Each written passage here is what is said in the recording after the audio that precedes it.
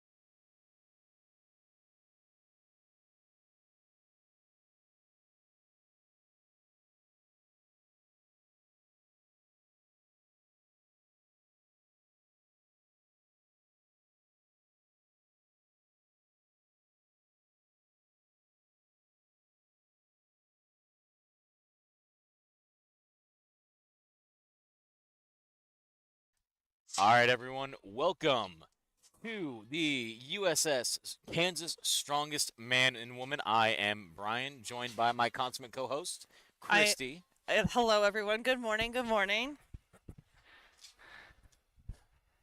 First event of the day, we're going to start with a frame carry and an arm over arm sled drag. We'll have it looks like about 3 lanes going for this event Correct. at the Start, same time. Starting on the left-hand side of your screen, we will have what I believe is the women and teen. Yes. Then over here in the middle right-hand side of the screen, we will have the novice, and then we will have the pro men. We'll also be explaining the events as we go along today.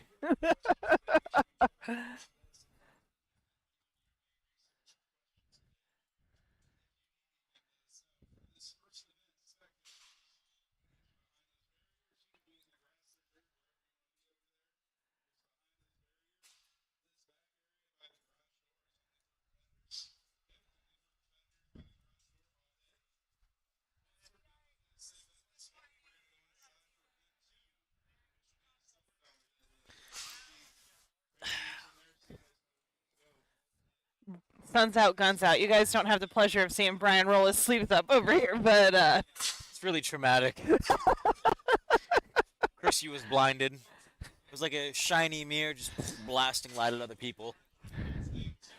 So one thing to note is that in between events today, we will be like moving our setups because we have events both inside and outside. So Correct. There are a total of 5 events today, Christy. I believe this first one is like you said, the arm over arm and the frame carry. Number 2 is silver dollar deadlifts, I believe. Number 3 is the Highland Games throw. Number 4, which will be back inside, is going to be the clean and press for the log. And then finally, we'll be back out here for the trifecta, the triangle of pain. the triangle of I have pain. no other names for it right now. It's a very confusing event. It's a load and It's carry. a loading carry. But the way that Joshua described it was triangle. He's like, this is the triangle out here. And I was like, oh, okay. So on the arm over arm, I believe they're going for time. Is that right, Christy? Yeah, this will be a timed event. Obviously, if you can't complete it, then they'll measure your distance. So then you don't necessarily. Um, Typically, there's a set amount of time that you can complete the event in. So if you can't complete it, they will measure your distance completed versus the time. I know that that is uh, something that is kind of different than what we're used to. In powerlifting, you have 1 minute to complete your lift, whereas in strongman, it's you have X amount of time or less. On some events, other events, it's distance. I believe how long did it take you to get to that distance? Total weight. One thing that I was actually told by one of our event organizers yesterday, Christy, is that when we move to events with attempts, it will actually be I can't remember the exact name of the rules, but if they fail once, they're done. It's like the Willie Wessels. No, Wessels. It's Yeah, Wessels rules. yeah, Is the Wessels way that rules. is the way that it was described. Thank you. Yeah, so this event is sanctioned by the USS, which is Willie Wessels' um, organization for strongman. And so Wessels rules means that even if you fail your first attempt, you get a big old goose egg the entire way Yeah, through so because you you did don't it. really get a second or third chance like you do in powerlifting. So in powerlifting, you do like if you miss your opening attempt, you do get to retry it a second and a third. Um, but if you miss the opener, then you're just out. Correct. And that's something that I didn't actually know until yesterday. Oh, really? Yeah. Yeah, I you'll didn't. see that a lot with deadlifts or like max attempts, anything max attempt, but also like grip events is another thing that And to me, that's where strategy kind of comes into play. You know, how light do you want to go to get on the board so you don't goose egg it without, there's a lot more strategy to that too because in strongman, your order gets changed based on how you placed in the event before. because it's a rising bar. No, no, no, no, not Well, be well. partially Yeah, because it's a but rising bar. but For the next whoever event wins this after. event will Yeah. go last in the next event. So it's very interesting because it's both a rising bar within, so you want to be cognizant of your attempt picks, but then afterwards, like you were saying, Christy, it's whoever wins this event goes last. So it's basically reverse order. The person who got last goes first, and first gets last, in some kind of biblical sense.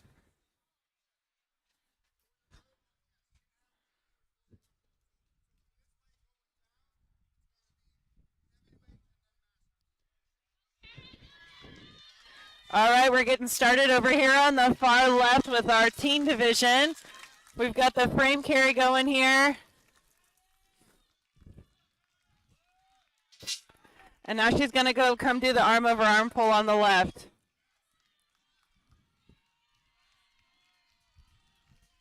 And so one thing, let's see if we can get a little bit better shot of that. Oops. There we go. There we go. Now we got everything in. So one thing that we're kind of seeing on the arm over arm is on the rope, you're allowed to have somebody help adjust the rope behind you as long as they're not removing weight from the rope itself. Basically making it so that you have a clear room to run. Yeah, it gives you a nice and tidy workspace. Yeah. Something that I wouldn't know anything about. I'm chaos. Chaos embodied. Chaos embodied. The reason why I like the minimalist lifestyle, the fewer things that I have, the more chaotic I can be without it looking chaotic. All right. And both the left and the far right lanes have completed their run. Absolutely incredible. They are resetting the events for everybody. So on the left lane, they're carrying everything back, resetting it that way. On this right lane, what they're actually doing is they're just flip-flopping. They're pulling the rope all the way back to the far side and leaving the frame over here, which makes it so much easier to clean up. 100%. One of the toughest things I think about running a strongman competition can be how efficient you run the said competition. And we've got a lot of people here today, so we got to run things very efficiently. Incredibly efficient. I mean, there are, I believe, almost 80 competitors. Yeah. All right, getting started there over again on the left lane. She's moving pretty quick at that frame.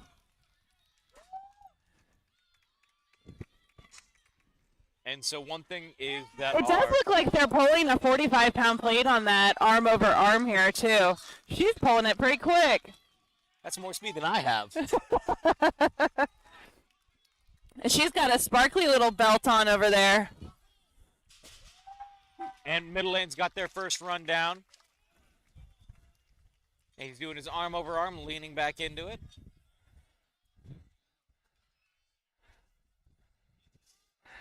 So one of the things you'll see a lot of people do with this arm over arm drag is actually use their body weight to get it started. You kind of do a heave and then you can start that arm over arm. It really depends on how heavy the weight is and what you're capable of doing, your technique too a little bit. And just getting that friction, breaking that friction is actually incredibly difficult. After you get that, I don't want to say that it's easy because that's a very wrong statement, but that initial break of the friction is super hard. That's why if you do something similar to this event and you stop, then you're actually having to exert more energy to get it going again. We're getting that first lane going again over here.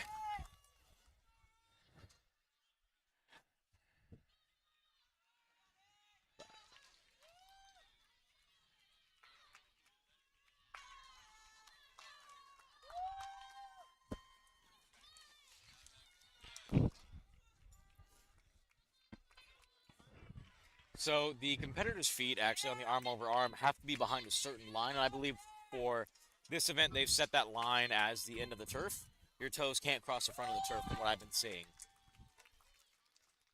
And that's just so everyone kind of plays from the same field, make sure that everything is consistent all the way through. The length pulled is the same. Yeah, exactly. Now, the starting order for this event is based on when competitors register for the event. So if you were the first one to register, then you're the last one to go today. So you have the advantage to see how fast you actually have to compete this event, essentially. It's really interesting that I don't know. Strongman's a different beast. I know. It's very interesting. Again, it makes you want to sign up as quickly as possible. Well, and so, yeah, there's that. But also, if you win the event, like I said earlier, you get to go last in the next event. So you always want to be the last one to go, especially in an event with reps or a max attempt. So that way you can decide if you need to save more energy for something else, and so on and so forth. And these are actually really quick burst events. This is a very fast event. You're training, getting warmed up. It's taking you, 15, 20 minutes potentially to warm up to last maybe a minute. Right now, you're seeing more of almost like a cardiovascular type event for some of these individuals versus it's like static. A strength. Yeah. There's static and motion events, and this is definitely a strength motion event. When we go inside, it'll definitely be more of a static. on that silver dollar deadlift.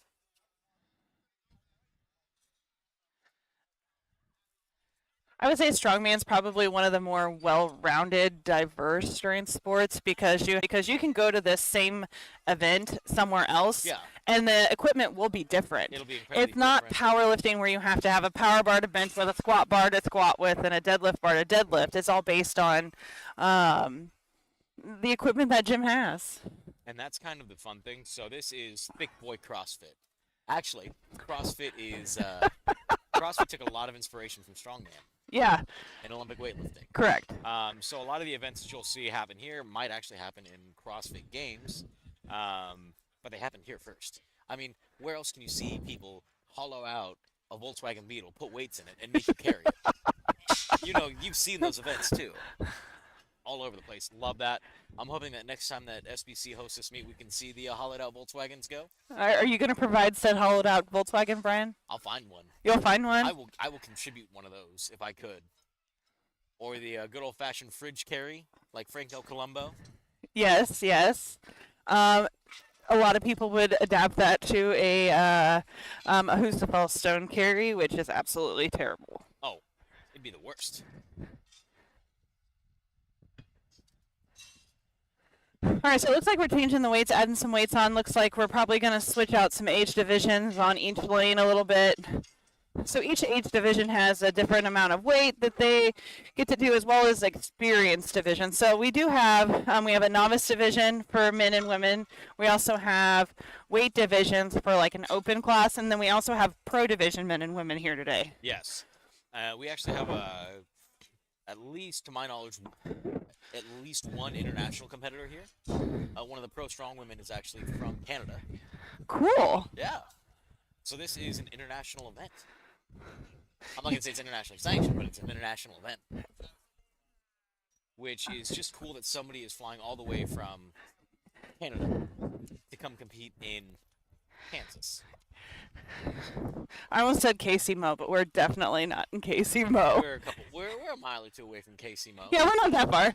Like, it wouldn't be completely wrong to say it. I wouldn't say it's walkable. It's not walkable, but Depends on your strongman cardiovascular training. It's just a few Husafel carries away.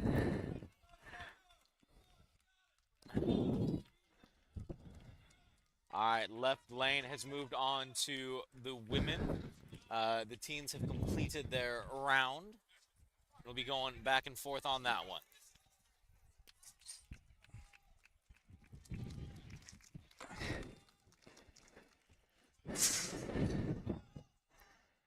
Take a look at the very middle between these two lanes. We have Mr. Scott Tully, the man who has helped run some Kansas strongman meets out in Wichita for the last 20 years, he told me yesterday. 20 years? I know he's been doing it for a very long time.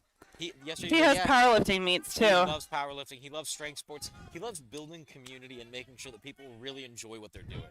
I actually met him for the first time out at the Strong Barbell Strongman meet show way out at OGKC back in the day.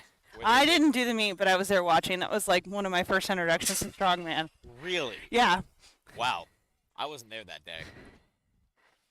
I was part of the community, but I didn't help with that strongman meet. That was, I believe it was either a stone or a keg load on top of the dock. There was, It was a sandbag and a keg. That's what it was. Yeah. I remember the kegs because they had to pop them. Oh. We'll be probably using those same kegs today that would have been used that day. All kegs all the time.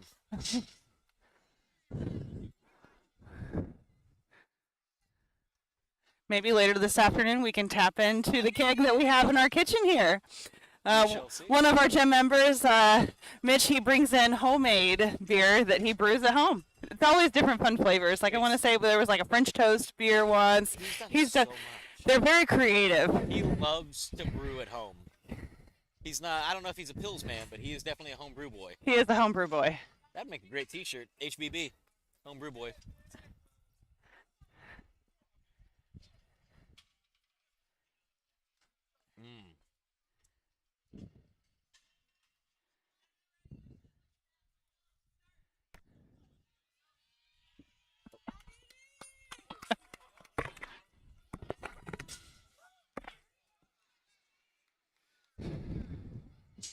our assistants today are going to be getting their workouts in too.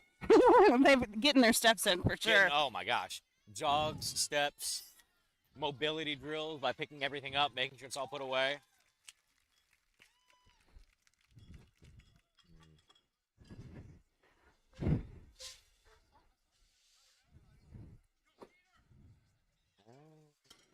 The gal that just went in the first lane has done our powerlifting meets before. I want to say we competed in the USA PO meet we did several years ago. Very long time ago. Built strong. I want to say it was 2020. Oh, yeah, I remember that one. We streamed that one. Ooh. That was the introduction to streaming. The reason Brian and I are here is because of 2020. Because, and then Tyler knocked over my computer, and we've evolved to the point where he will have a harder time doing that now. Still achievable, though. Oh, it's achievable. Don't let your dreams be dreams, or actually do in this case.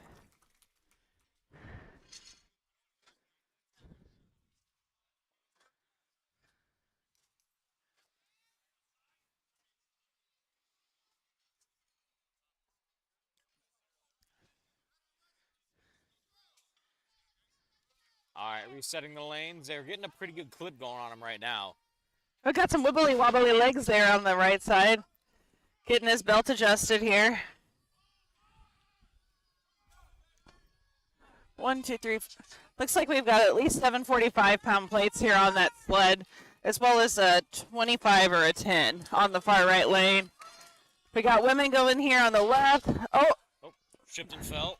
Getting back up, grabbing it. Coming back up, recovering. Sometimes you just get going a little bit too fast. That can definitely happen. You know, that's one of the things, especially when you're not used to training on a specific piece of equipment. Sometimes some of these novice lifters, this is their first time being introduced to some of this equipment just in general, because they might just train out of their garage or at a commercial gym that they don't have access to some of this stuff. So they'll have to do creative ways to get their events in. Like, I know that you could recreate a style of frame carry in a commercial gym, but it would just be farmer's walks. Like, you wouldn't be able to with like a hex bar. With a hex bar, or if they don't have a hex bar, you'd have to use dumbbells and just get used to the weight and trying to walk. 100%. So, or if you have like farmer's handles, sometimes that would be another way that you could do it. There's just so many different interesting ways that you can try to train for events if you don't have access to the full equipment. Like, if you're one thing that you could do to practice for the arm over arm, and again, this isn't perfect, but at least let you practice and try a little bit, is you could get a thick, band, anchor it to a wall, and pull back and forth. It's not going to be perfect, but at least gives you an idea. It's something that simulates the motion. Correct. It's So for strongman, you don't have to train on the equipment to be competitive, but to be the best, you want to be able to try to compete on the similar equipment for what you're going to be using. one thing that's really cool about strongman too, I think that a lot of people will travel to other people's gyms to try the equipment before they go to, or like sometimes there'll be like a training Saturday, like a strongman Saturday, so that way if there are new competitors or there's an implement that people aren't used to using, then they'll go ahead and use it then. You take a look in the right-hand lane.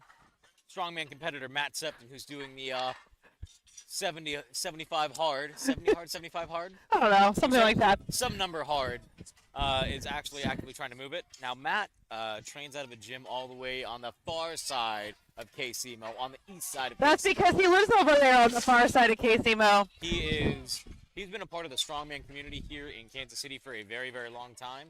He's made his way into the powerlifting community. Matt is genuinely just a really chill, nice guy.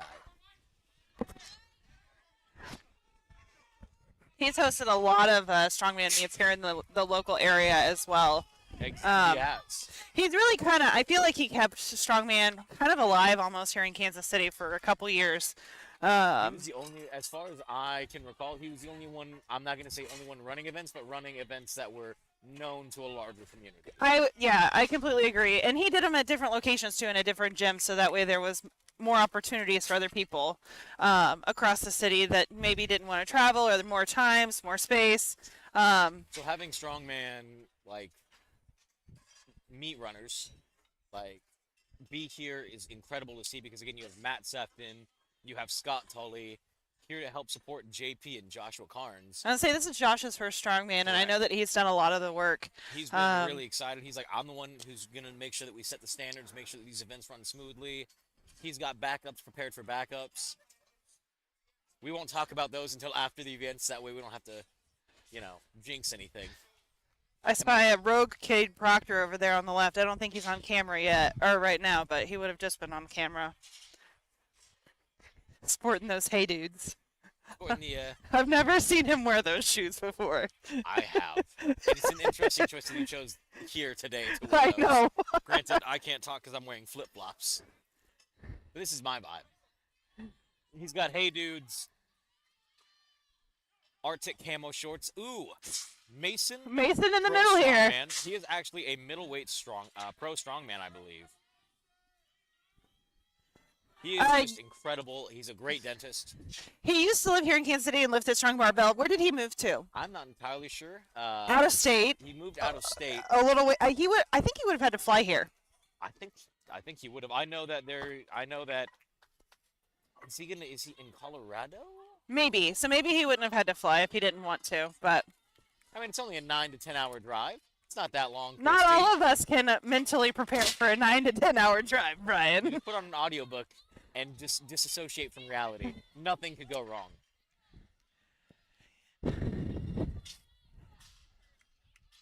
All right, looks like we're pulling at least 100 pounds over here on the left side. We've got 2 45-pound plates loaded as well as a 25 and a 5 potentially. Seems right. Lots of different weights going on here. Lots of kudos to our our team getting everything switched out quickly, efficiently. If you take a look in the red hat on the right-hand platform, maroon hat actually, is Tyler. we are wearing, we're both wearing maroon hats today, and I do believe his is also a Ghost Strong hat, as mine is too. Different variations of maroon Ghost Strong. I will say that's one good thing to bring up. We do have a lot of sponsors for today's event. We've got S2 supplements, we've got Kind of Fit, Kind of Fat, Distinguished Roots Massage, we have Spud Inc., Pioneer Belts, and there's several others, but I can't read the t-shirts over here. And everyone who's doing, supporting this meet has contributed in some way, shape, or form to make sure that these athletes have a great day. I know that Kind of Fit, Kind of Fat. Kind of Fit, Kind of Fat. I don't know. Used to be. Contributed athlete bags. Pioneer Fit contributing to best overall.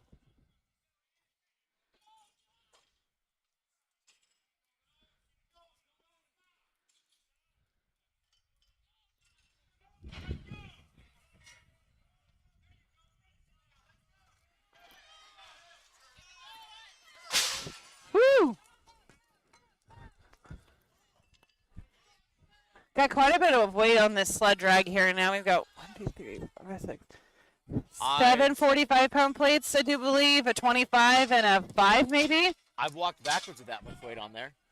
I don't know if I could do arm over arm. I will admit, so I don't necessarily compete in strongman because I'm not a big fan of moving events. But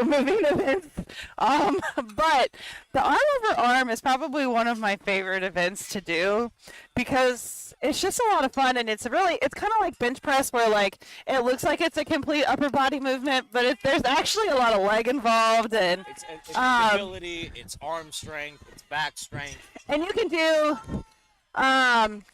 similar to like this, you can do it to where it's more of a fast pull and it's for speed, or you can do a strength.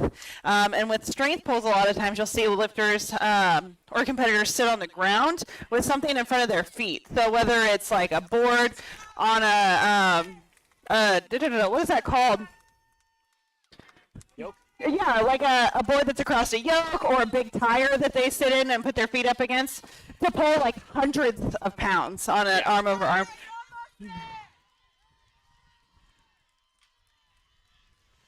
Everyone here is already getting into it, having a great time, encouraging the competitors. Having 3 different lanes active at the same point in time is actually really fun because it gives the spectators something to watch more consistently.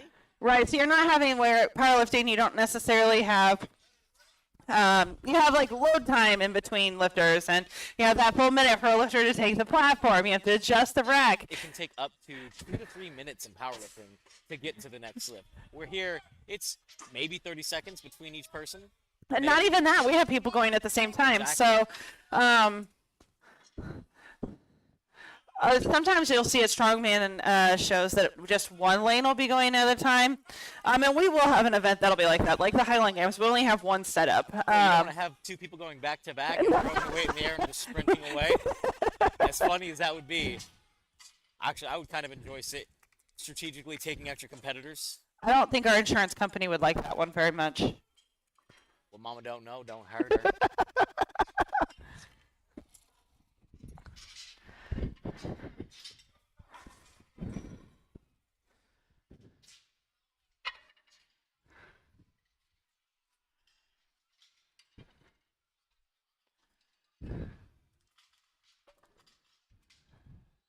An event to this magnitude also takes a lot of folks to help as well. So not only do we have our refs, are like that are running each of their lanes, or the people that are running the stopwatch, but we also have loaders that are like taking the weights on and off of each implement too, between each thing.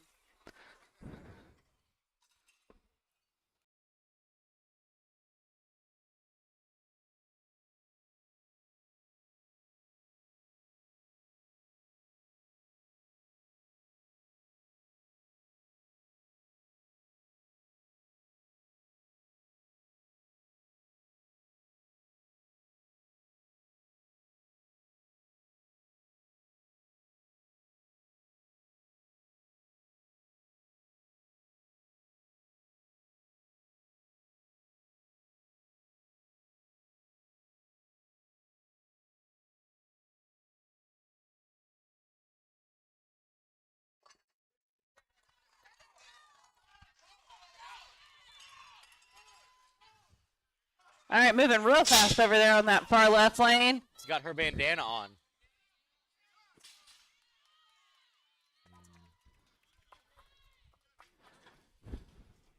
I will say that if I was competing today, I'd want to be in that left-hand lane because there's a lot of shade. There is a lot of shade. And you know, I'll be honest, I thought it was going to be a little cooler out here today than what it is. It's toasty, that's for sure. But this is like perfect. You don't want it to be like super hot, and it's not going to be super hot today. A high of like 83, I think. That's super hot to me. It's going to be the hottest day so far this year, but it's also not going to be really cold either.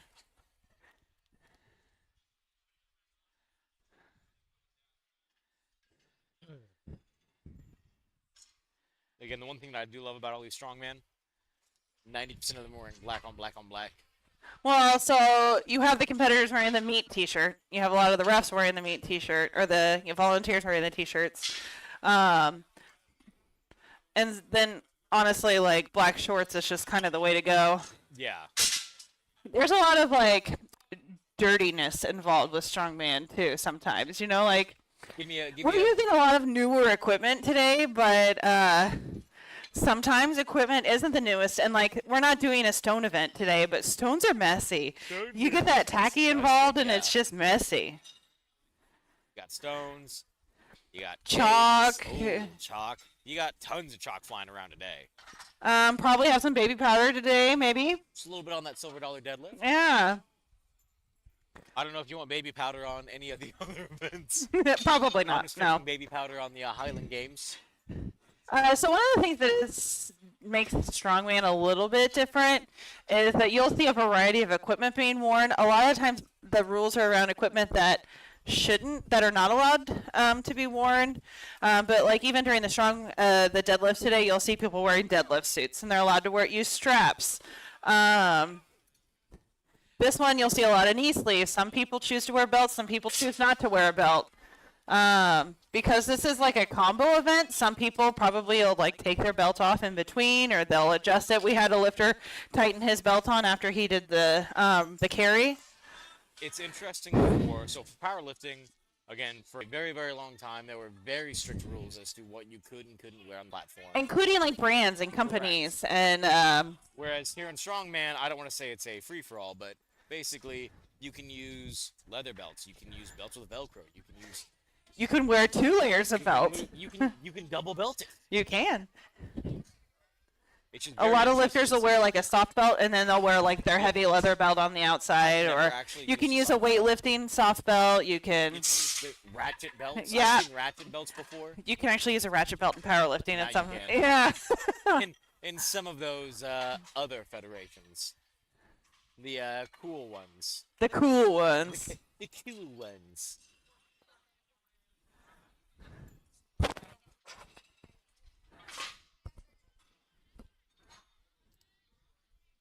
And there's not necessarily like a shoe requirement either. There's just a choose what shoe is going to work best for you and the implement sort of setup. You'll see. Saying is slip-ons on every event. Got it. Oh yeah, if you're Brian, definitely slip-ons. I've done some weird things in slip-ons. Frame carries.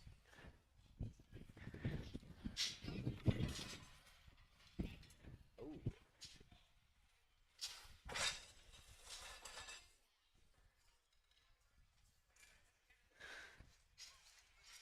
And one thing that I do enjoy seeing is it looks like there are a few people who are actively competing today who are doing their best to help out with some of these events to make sure that they run smoothly.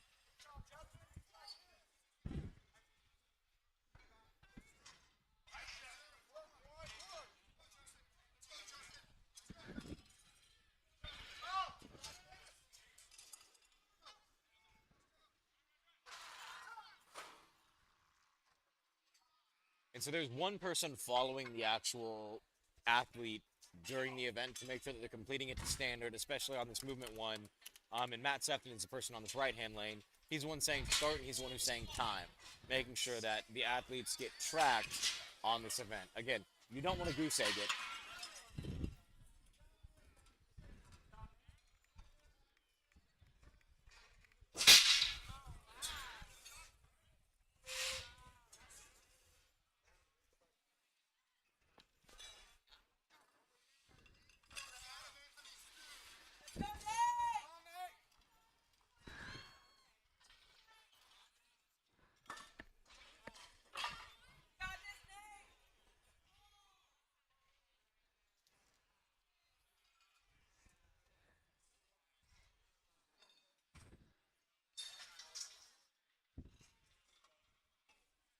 The one thing that I just like we were talking about a little bit earlier was the one thing that I really love about strongman is they're like, they're plates. It counts as weight. Who cares? In They're like- powerlifting, if it's not specifically weighed out to the exact milligram, I can't even practice on it. It has to be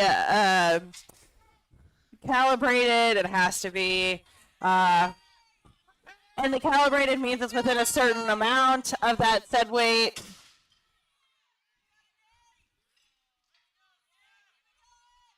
I will say it's really enjoyable watching the strongman just drop everything and step over. If I had to guess, there's a lot of Wichita folks here today because we've got not only Scott Tully, but we have the Mi Harris. She's helping out a lot of her athletes over there.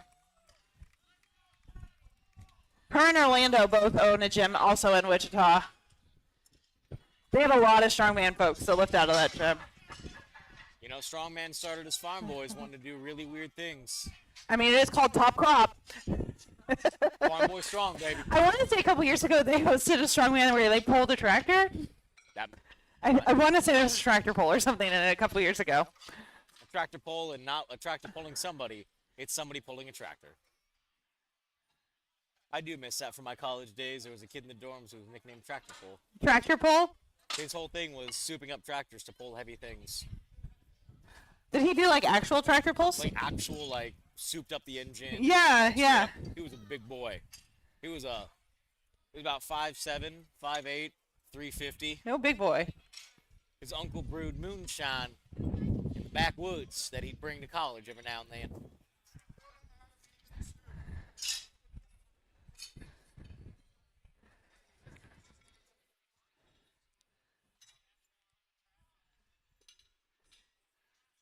Oh.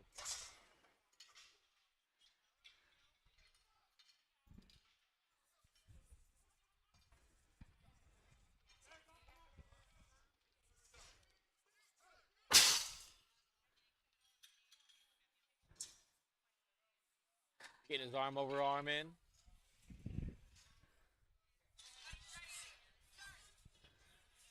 Now, the one thing that I really enjoy that SBC is doing is they're showcasing the different events in kind of unique ways. Again, we have a nice wide platform for these motion events. We'll have a really So- nice. We're doing a little bit of it different because it is heavier. So she's using more of her total body to pull it versus just arms on the left leg there. She's leaning back into it, pushing with her legs, pulling with her arms. Right.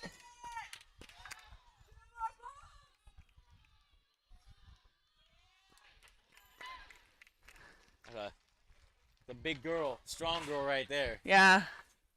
Strong woman. Strong woman. You can't see, but I tried to move my head back and forth in a side-to-side motion. Did not work.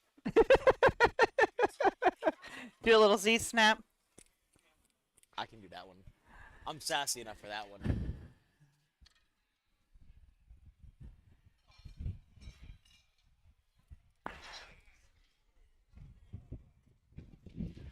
It's interesting to see all the different shoes that people are wearing since the advent of, like we talked earlier, CrossFit adapting a lot of strongman style events into their training. Footwear has actually evolved tremendously for strongman. So they have shoes that are both easy enough to be mobile in, but sturdy enough to do heavy competitive things in without wearing a frickin' seat cushion on the bottom of your feet. I remember that for a little while I thought about doing strongman, and I had a pair of Adidas Sambas, the creme de la creme, indoor soccer shoes. I wore Reebok CrossFit shoes for a very long time. My go-to work shoe is the Reebok Nano 11s. Yeah, I guess they're Nanos now. They're not CrossFits. That changed a couple years ago. But yeah, the Reebok Nanos is what I wore for many, many years. They're still comfortable and durable. But now I'm a wide toe box person. Thankfully, I just go up a size and it works out. Oh no. I also don't tighten. I don't tighten the toes. But normally I'll wear Vans, or that's why I wear flip-flops. Woo! Getting some sunshine today. Our athletes are moving and grooving through it. It looks like we've got less than half the people. Here you can see the amount of people is slowly dwindling because athletes are going back inside to fuel up for the next event. And to start warming up, because I believe there won't be that long of a transition between event 1 and event 2. Yeah. It'll be pretty swift. In fact, some lifters may already be warming up a little bit, like just keeping moving. This is a pretty good warm-up, really, for deadlift when you think about it, because you're using some lat on the pole as well as your legs to move and lift, and it gets that blood pumping. But So conversely, if you blow your load on this, deadlifts is going to be not quite as fun. So it's that good, like, strategy. I was talking with Joshua yesterday, and he kind of gave me an idea. You know, somebody could absolutely blow deadlifts out of the water, pull 1,200 pounds today, and still not place on the podium if they don't do well in any of the events. 100%. So strongman isn't necessarily about the total weight lifted. It's about how many points you get from each event. It's like the exact opposite of golf. You want a lower score in golf and a higher score in strongman. Yep.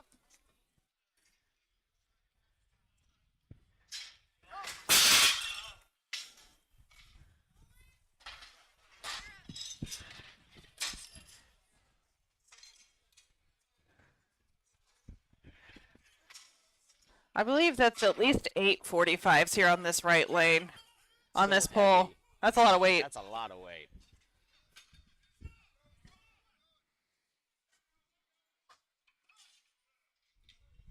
Matt is so precise with his time. He's very good. You can tell he's got a lot of years of experience. All right, moving on to the really big boys now. The Burleys.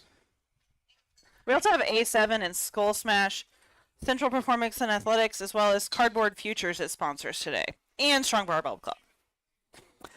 So if you guys want to know more specific weights, you can actually go out to ironpodium.net, and at the very bottom of that screen, it goes through the different events we have today and how much weight is on each one. If it says that it's a max, that's just lifter choice, essentially, and what they can lift that day. um, lift today. So So, going for max is like what they'll be doing on the silver dollar deadlift. Is going to be an ascending bar, meaning that the weight will never go down. it'll only keep It'll going only up. keep going up. And I believe, if I remember correctly, talking with Joshua, while they hadn't quite decided, they'll be adding about 40 to 50 pounds per side on the men's. Ooh, so interesting technique over here on the right side. She's actually like wrapping her arm around the rope and pulling it mostly probably with that right arm to really hold on and grab. So maybe she's learned that she has some issues holding onto the rope, and so that's how she pulls. She's actually our competitor from Canada. Oh, really? If again, I've been wrong before. I've been wrong a lot. My whole life is about being wrong, but I think I might be right about this.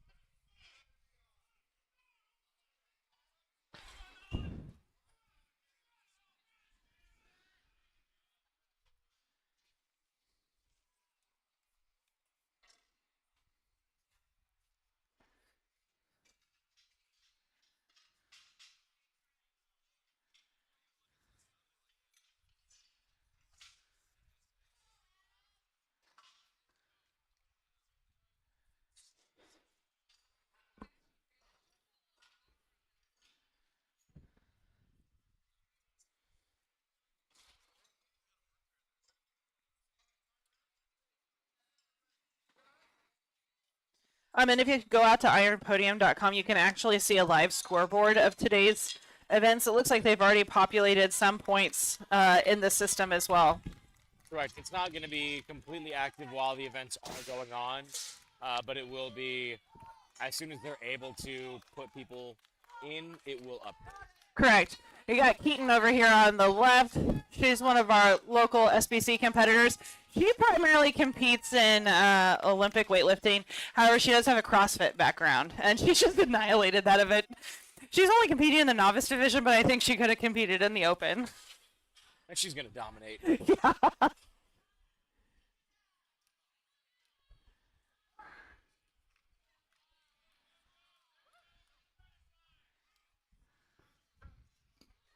Joshua. Shit.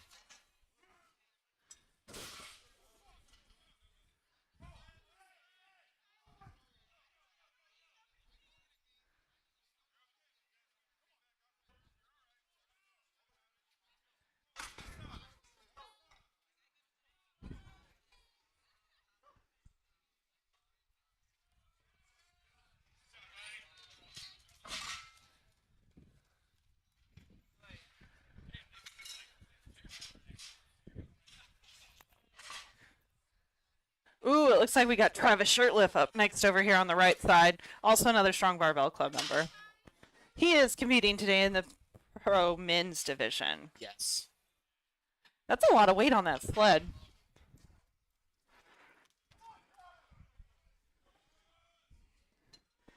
It looks like 650 pounds for the carry here. And then the sled is 400 pounds. Let's go, Travis. Nice. Oh, All right, nice fast pull here.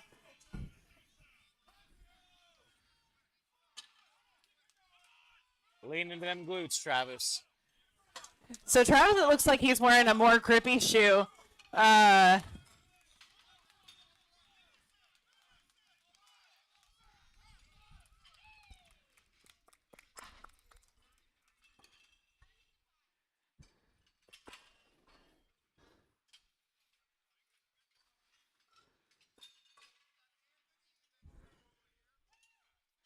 Anthony and then Stu coming up next on this far right-hand lane.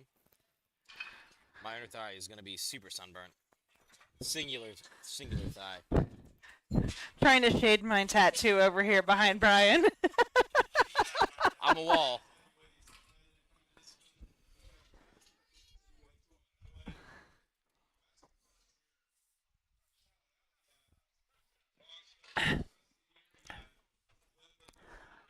I do believe we might be completely finished on the first lane. I believe so. We still got some of the bigger boys left. We will be doing a quick intermission between events where we'll be going from back and forth. There will be 3 platforms running. We're going to try to get 2 cameras up on inside for the silver dollar deadlift. We've got Jordan here. Also a strong Barbell Club member.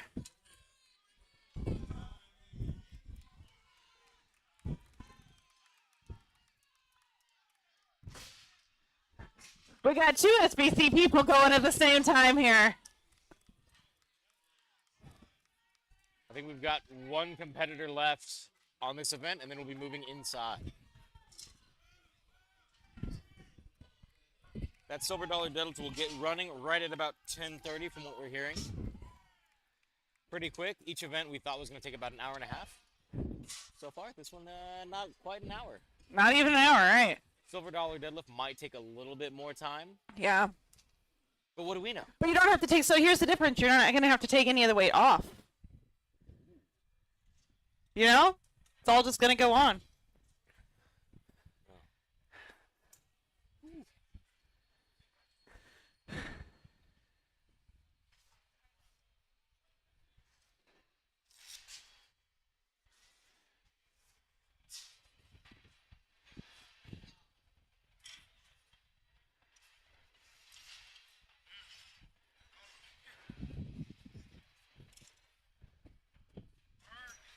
Man, it is a beautiful day for this out today. There's a nice breeze blowing, the sun's out. You know, we're trying to shade tattoos. I got you, Christy. Shading tattoos. Who needs sunscreen when you have a human body I know, to right? protect your tattoo? I know. You know, I'm thinking my left leg needs a tattoo. I've only got 1. You, Right leg's got more. yeah. I got 3 on my right and 1 on my left. I'm feeling unbalanced right now. I mean, technically I have 2 on my left and 1 on my right, but I have big pieces, so. Yeah, they count. It works out. Mine's just piecemeal. I've got Calvin and Hobbes on 1 leg, and then I've got basically a whole arm sleeve on my left leg. I'm so jealous.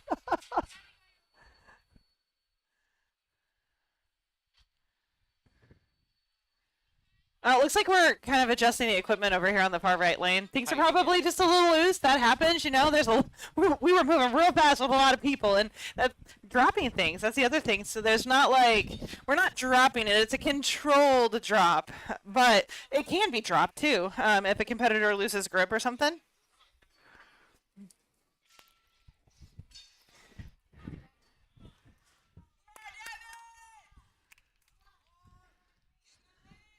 We got quick feet going on here in the middle lane. Another good shoe choice. He's got some like high ankle nobles. Ooh. There's no bull about that. Give him some ankle support as well as a more flat, thin profile shoe.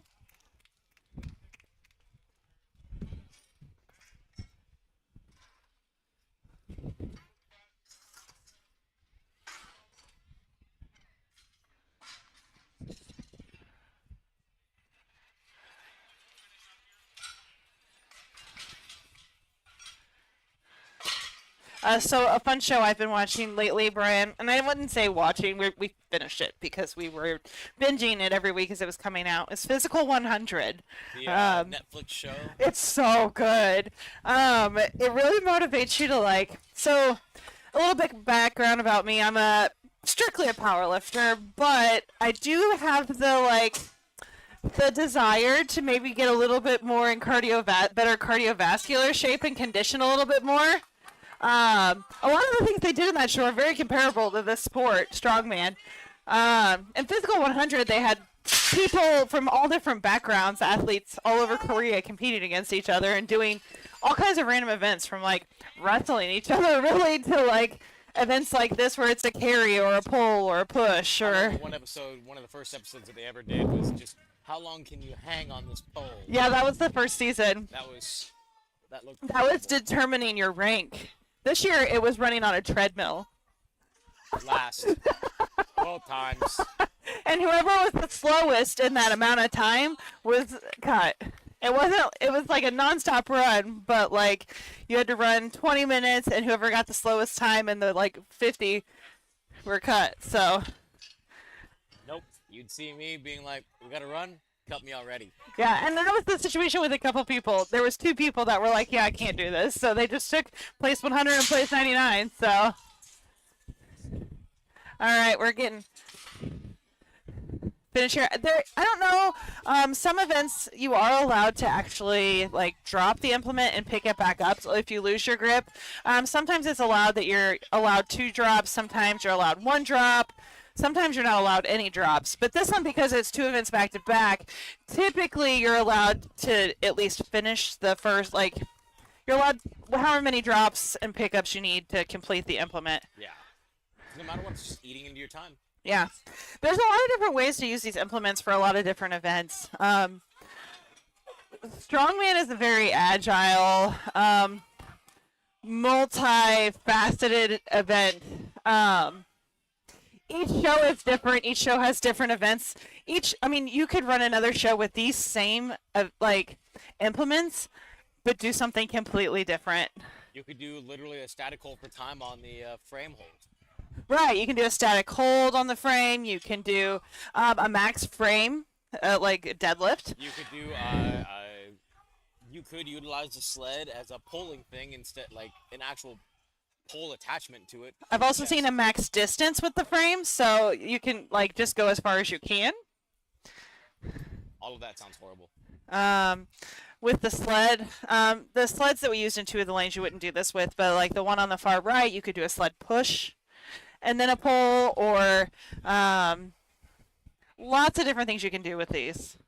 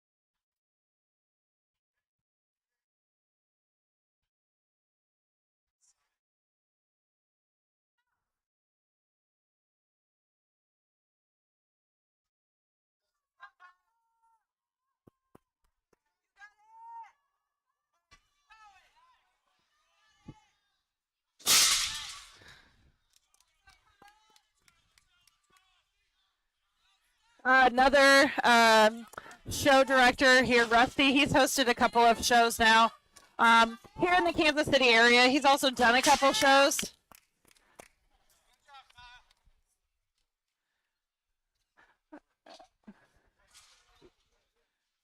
It looks like Rusty is. That's where he's decided to complete the event because I don't think he could hold on to it. He was struggling with his grip just now. His hand up. Yeah. We're going to be going on intermission here shortly while we transition to maybe.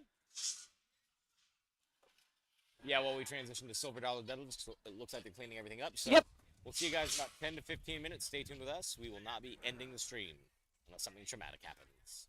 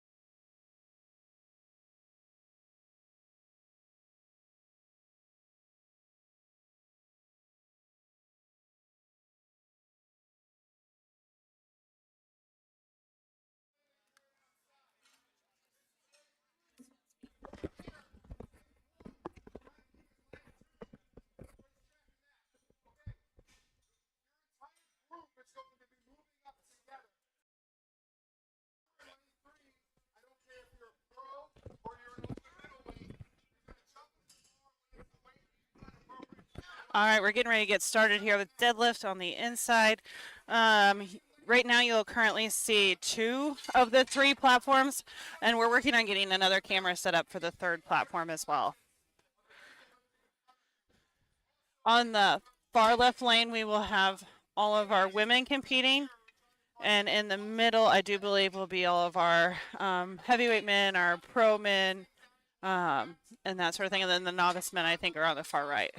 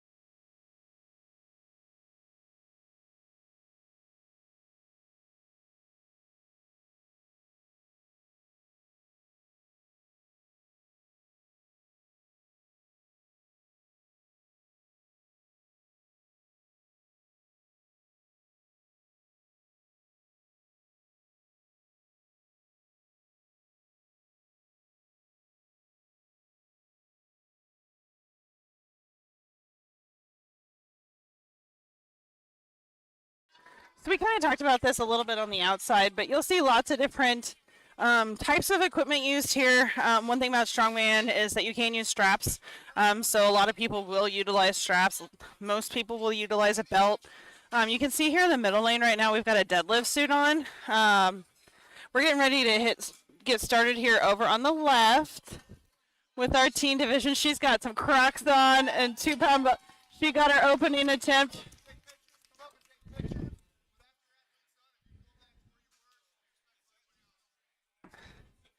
We've got our next teen over here on the left.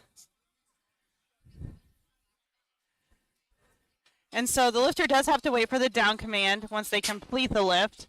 To have the lift complete, they have to have the deadlift locked out, which means hips have to be locked all the way through, shoulders behind the hips. One thing that does make strongman a little bit different from powerlifting is that you can do several things that would earn you a red light in powerlifting, like hitching. So as the weights do climb today, you guys will see people using almost like their leverages to help them heave the weight up to get it locked out.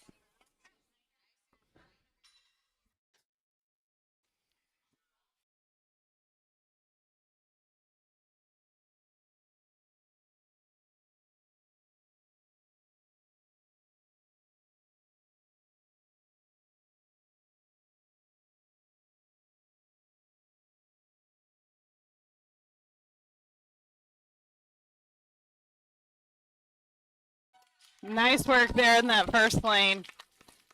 So each lifter does have 3 attempts to get a max deadlift here.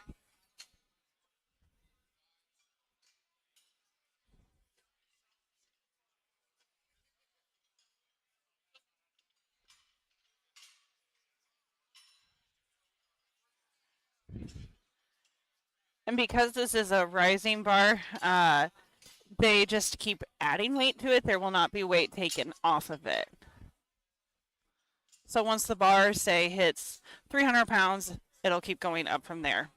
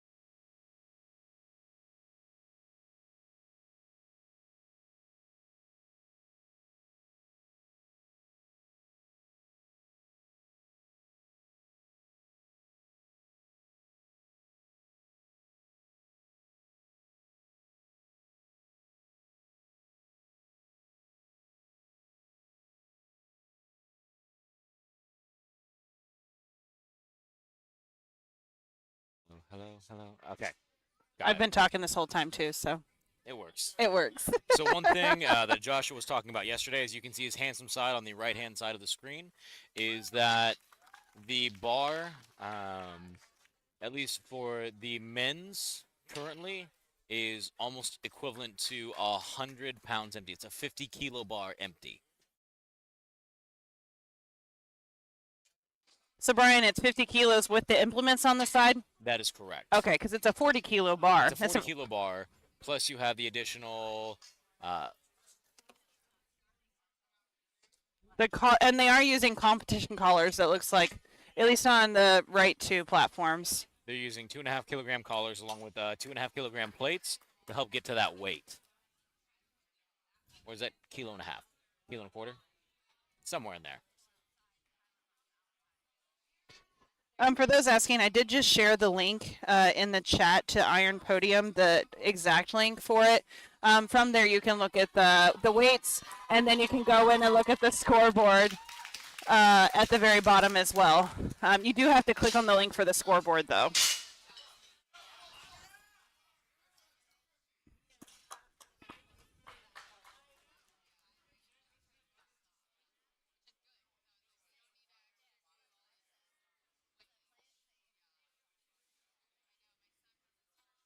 So different strongmen like different straps in their hands. Some people are using more traditional straps.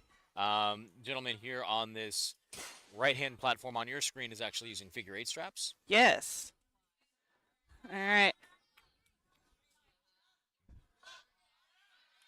Nice. In the teen division, the women in the teen division are actually going strapless from what I've seen so far. Well, and that's actually a lot of weight, too. So I don't know how much weight that bar is specifically, but they do have at least 90 kilos loaded. Well, they have, Oh, or that's a no, smart wait, belt. 40, I love that belt. 50. They have at least 50 just in plates alone. Oh. So another thing that you'll see is lifters have a whole minute to complete this lift, and so you'll see her. She's taking her time. She's got time to do it. So, let's go. Come on.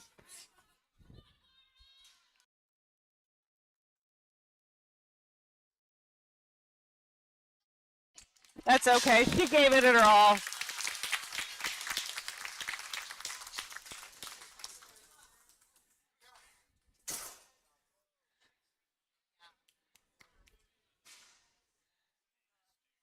I can tell you, I've actually been using almost Versa style grips recently in my training, and they're incredibly nice, incredibly convenient. Sounds like you're cheating. I'm not a power lifter anymore. I can do what I want.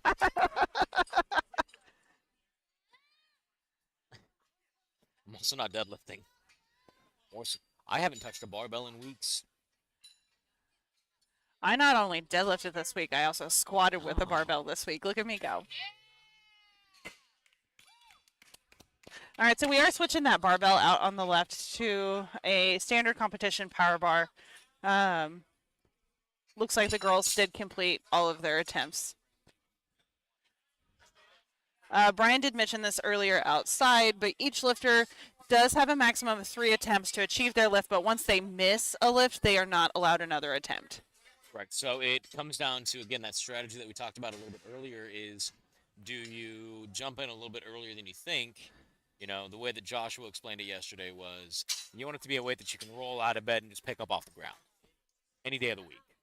Very similar to the powerlifting mentality of you want to get your first attempt in so you can secure a score.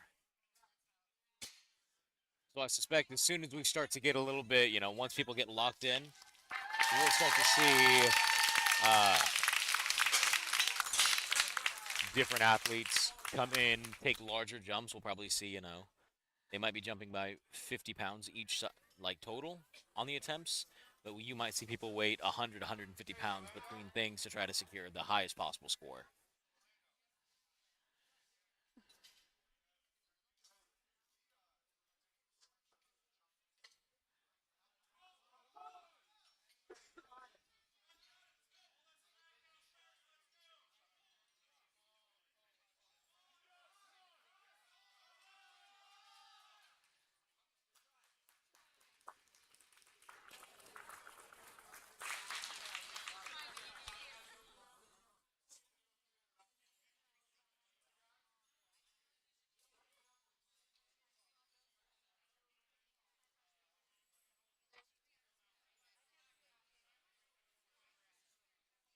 So one thing you'll see over here on the right platform is they were really paying attention to those collars.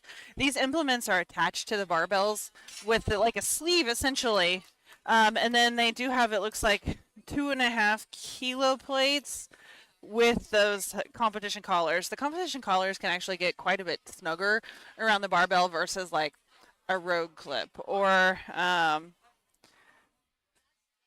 so The that way it spring prevent, clips. yeah, the spring clips. It prevents lifters. It keeps lifters safe, first of all, safer, but it also prevents the implement from sliding off of the barbell too, because the weight is so far out from the like the middle of the bar.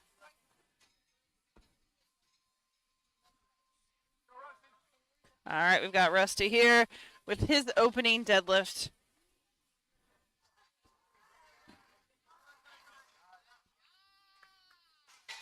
Very nice, Rusty. Little yes victory Yes. chant in there.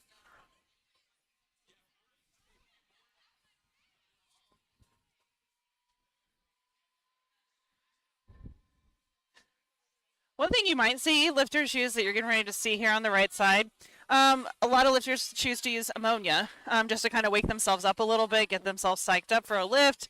And a lot of Really our, opens all those blood vessels and the nasal passageways in your head. it does, and actually a lot of our lifters are going to be using Skull Smash Ammonia, one of our sponsors today. Whoop, whoop. Ooh, product placement, I believe Oh so. man, Brian. It's almost like we do this a lot.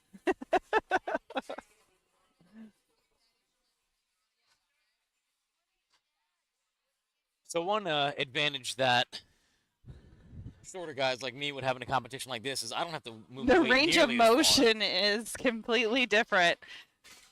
You know, So that is something to point out. So this does start a lot higher than a standard deadlift does start. A lot of times it's like right below the lifter's knee. So for some people, that gives them a really good advantage if they're starting above their sticking point. But other lifters, it might be really hard because they're starting at their sticking point. For me, this would be a beautiful deadlift. this would be, you know what, load up 1,000 pounds. We'll do it live. And we'll do it live. Guest lifter here. Walk in, no warm up. All right, let's go here on the left. Got to get this one in. Oh, man. Like that started right at her sticking. That was Yeah. her sticking point. Second that it broke the ground, she was fine. Right.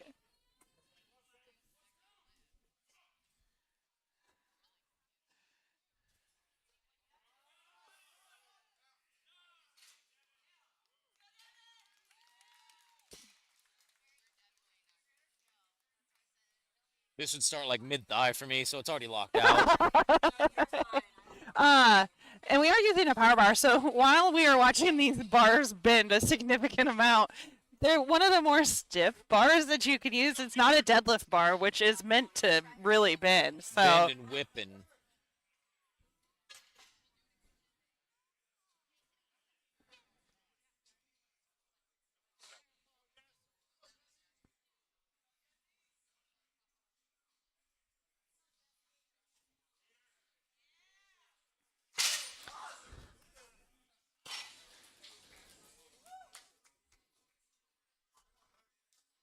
I mean 660 pounds on the bar.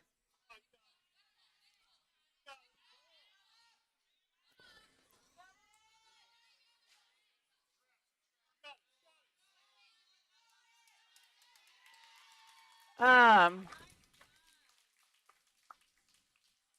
so one thing you'll also notice is that we will have a narrow stance only, really, quote unquote narrow. It's going to be a conventional deadlift, so our hands do have to be on the outside of their legs. That is a very well-known rule within strongman, is that you are not allowed to pull sumo. Yeah.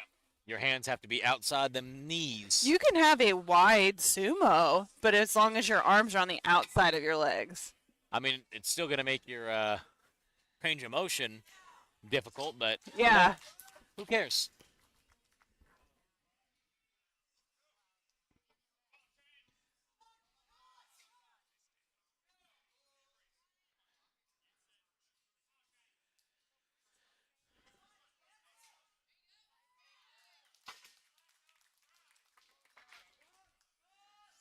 So these lifters that you are seeing miss their attempt um, are done. They're done deadlifting for now, and they'll go and rest to get ready for the next lift.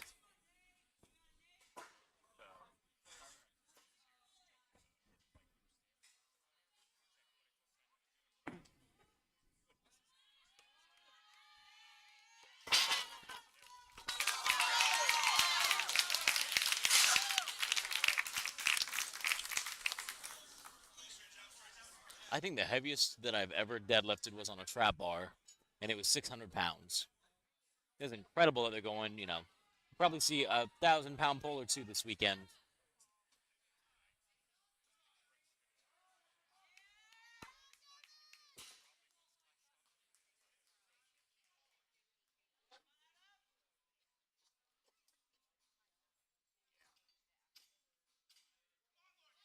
Come on, stick with it. Come on, stick with it. Come on.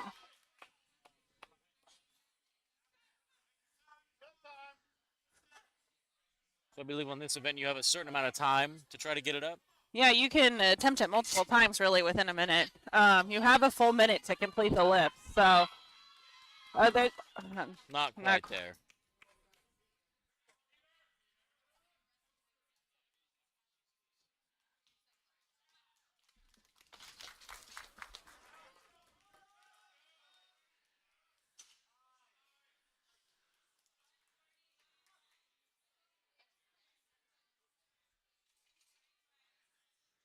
I wonder where this actually starts on me, like where the pull would actually initiate. you could go stand next to it if you want to, Brian.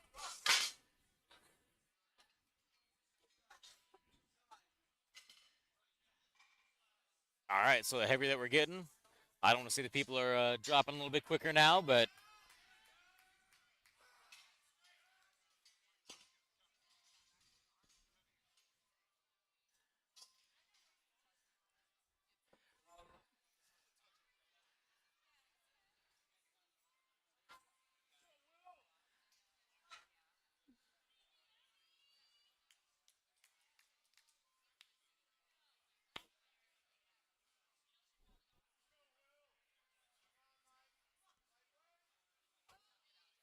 Very easy attempt there over on that the was left. That was fast. fast.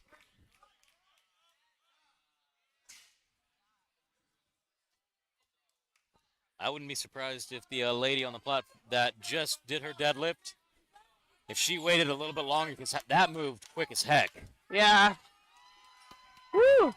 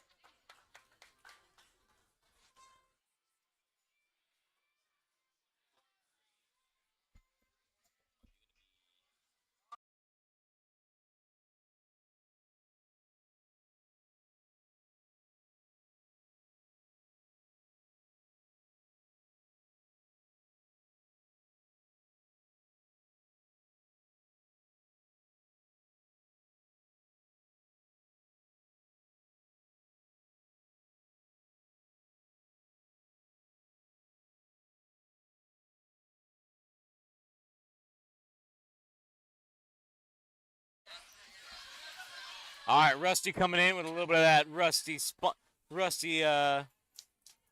dance going on. He's got a glorious beard, by the way.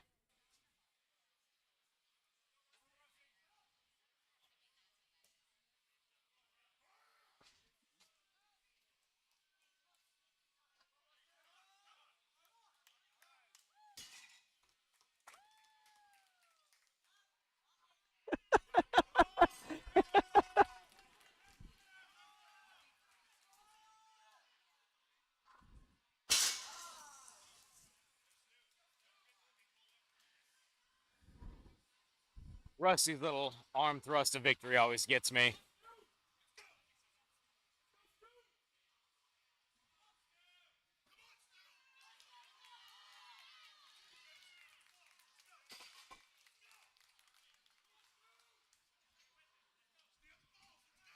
It does look like got a lot of people here cheering.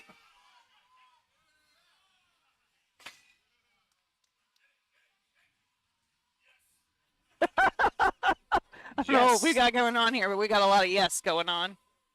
A whole lot of yes, not Oh. a lot of no.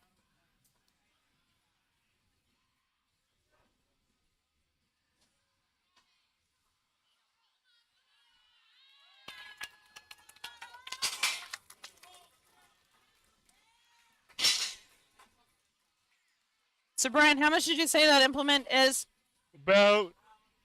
About 50 kilos. So, okay.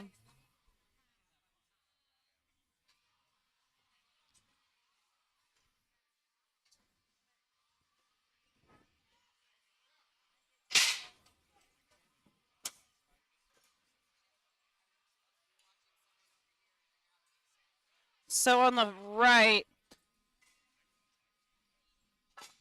we have probably around 320 kilos.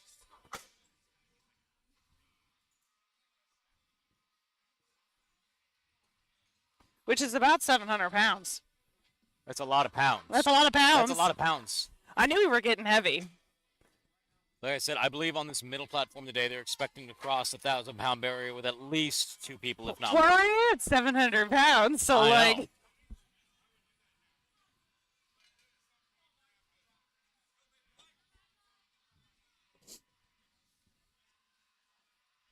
All right, we got Michael Billy here.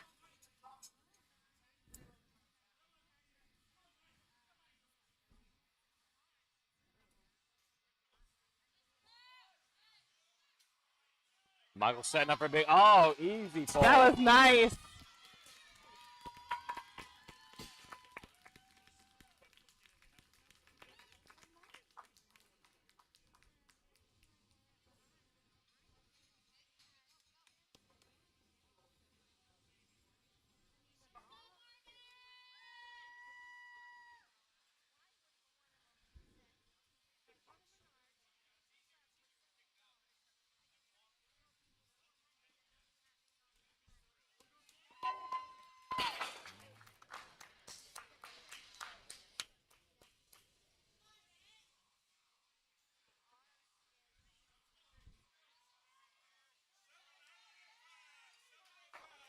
Hey, my math is right. We're at 705 over. 705. The big 705.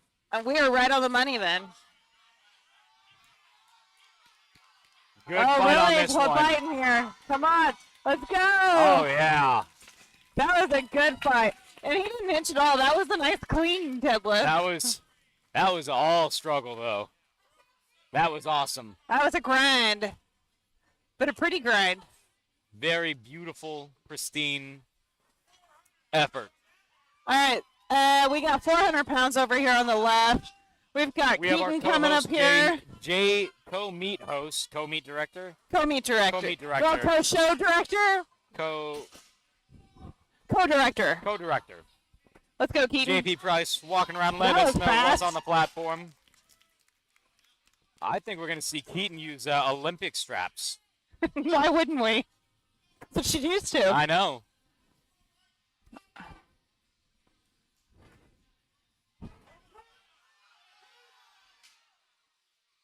Not quite there. Calling it on that one.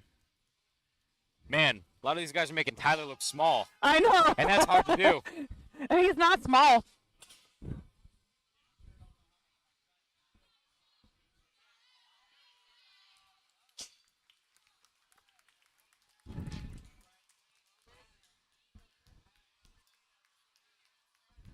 I think I could do 600 with this implement. I think. I could potentially, I don't know. All right, looks like we're adding 10 kilos here. Looks like we're going to be taking a little bit smaller jumps as we go up now. 727 pounds. The human calculator.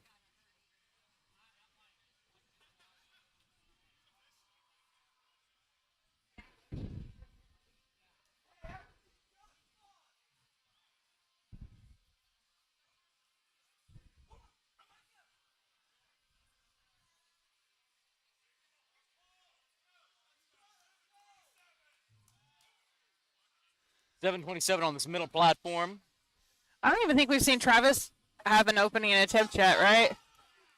I think Travis will start opening up around here. Ah, Maybe 8. I know I that think it depends on the person he's competing against, too. So, like, if the person he's competing against doesn't open up until, like, 800 or 900, he might wait to take his opening attempt till later. maybe I don't. That's again. This It's is where the real a strategy gamble. comes Yeah, in. yeah. You know, do you jump in a little bit early and guarantee that you're on the board? You got 3 attempts. Do you want to use all 3? 440 on the ladies bar on the left.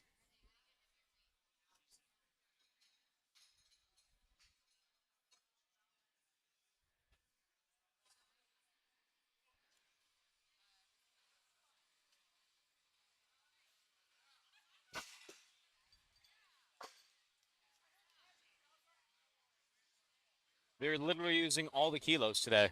All the kilos. Every ounce of kilos.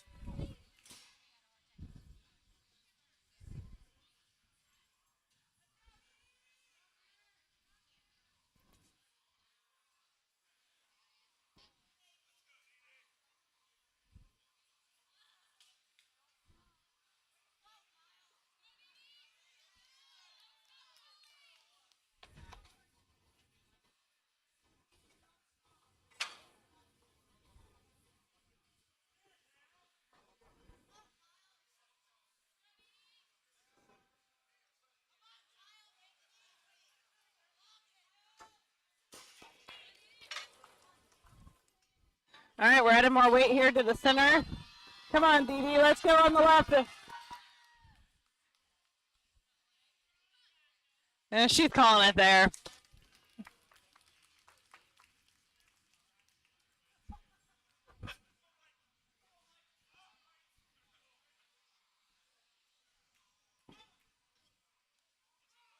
Chrissy's over here grabbing 2 phones. I know, I'm trying to find my calculator here.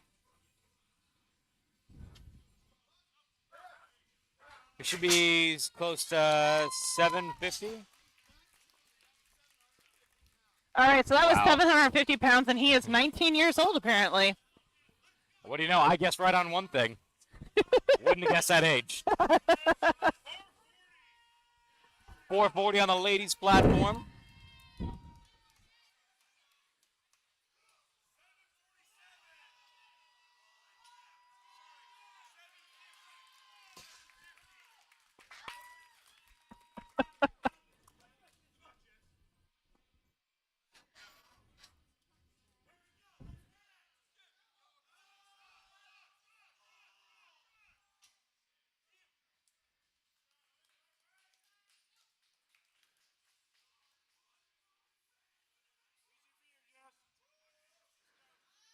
All right, let's go here. Good lift on the left. Easy deadlift there on the right.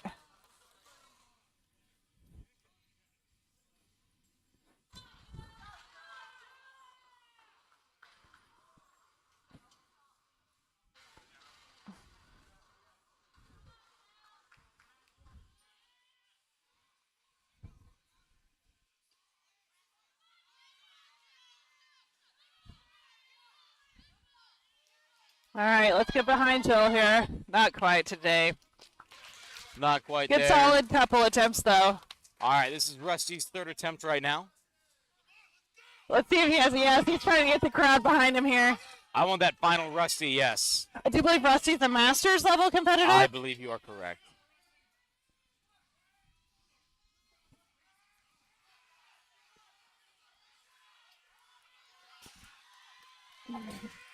We got one. Yeah.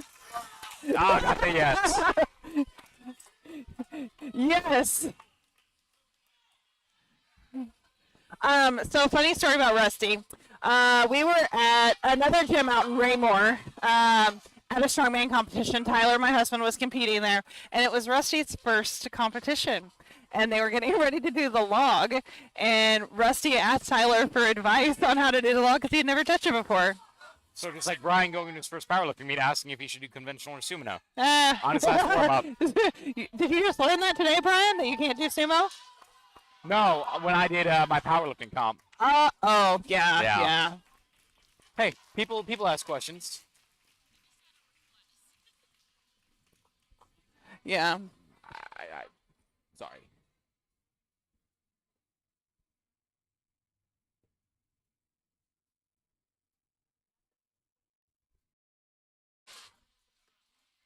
That's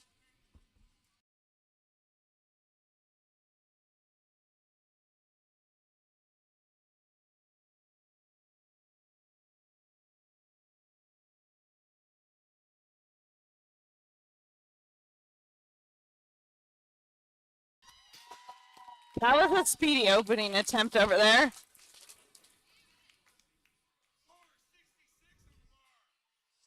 That was 466 pounds. Dang.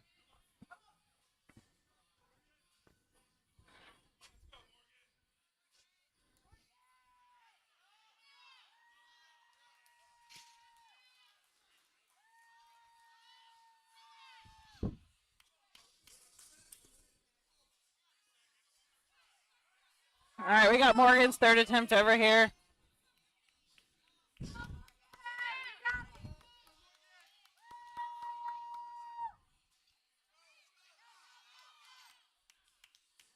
Not quite there. She's given up. Good attempt, though.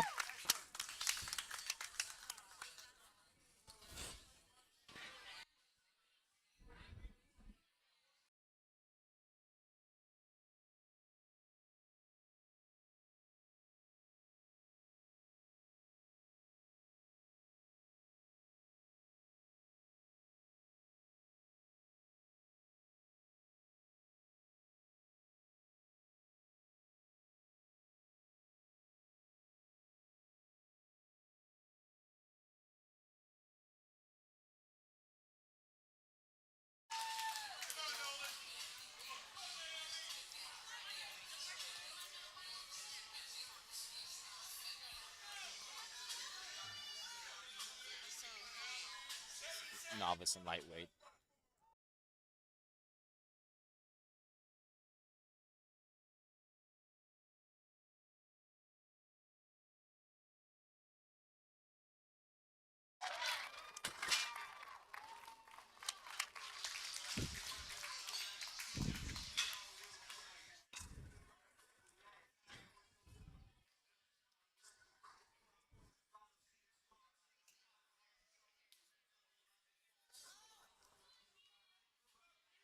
All right.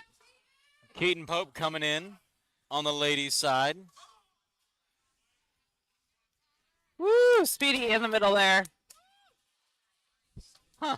I did not know that you could wear headphones. There aren't any rules in the jungle. That's pretty close to the jungle, right? Deadlifting and strongman is pretty close to the jungle. I will say we do apologize for not being able to have the third platform on. We're kind of just doing what we can with the best equipment that we have here. So let's get behind Keaton over here on the first platform.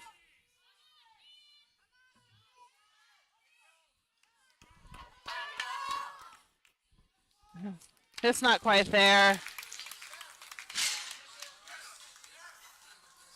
Another yes.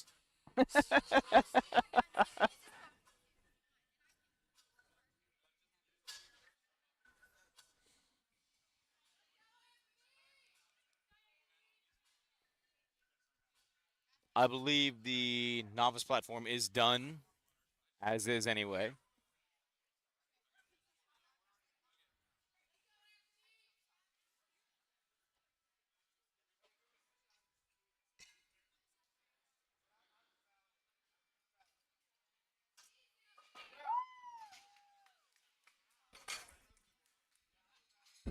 I like his. It's a good warm up. That's a solid warm up, guys.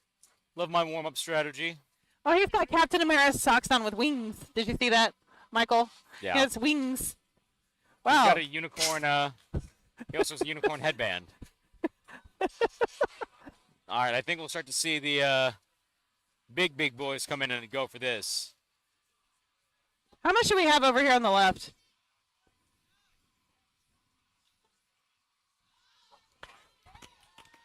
Speedy opening there.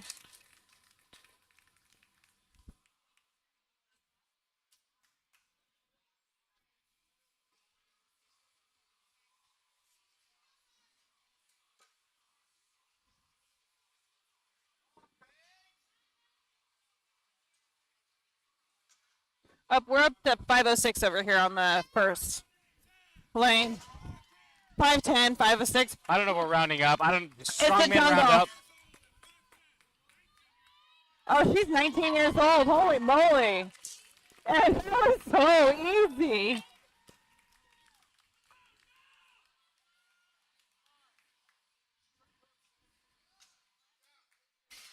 And see, even more so we're in the jungle because you can wear socks.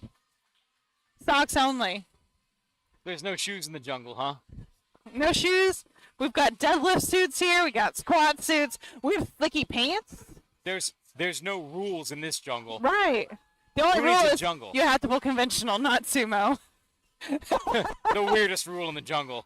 Eh, Pull however you want, except for like that. Don't pull like that. great looking attempt there.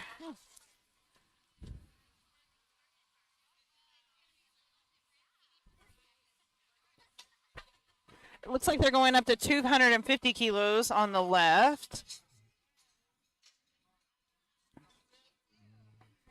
So around 550.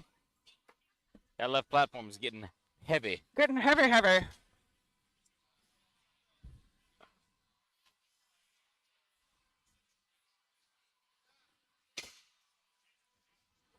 Stealing a few plates from each side to kind of try to equally distribute it. Yeah, we are completely finished, it looks like, on our third lane with the novice men and middleweight men.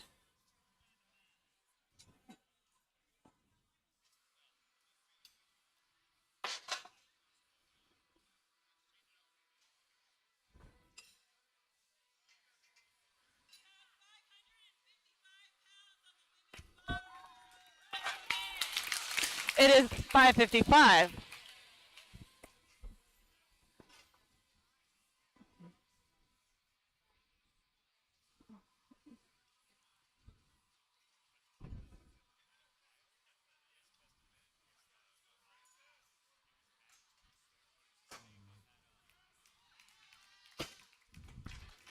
Still moving really fast over there.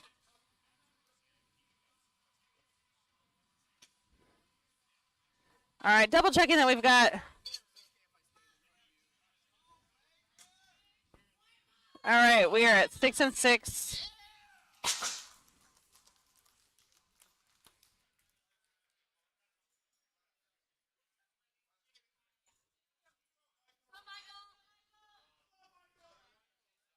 All right, we've got 350 here loaded in the middle for Michaels. Little over 770 pounds. Come on, stick with it. Nice. A little bit of a thumbs up on that one. We still haven't even seen Travis out here, right? No, I have not seen. There he is. I see his face. Oh, I saw his there's face there's poking around. Travis. I see it.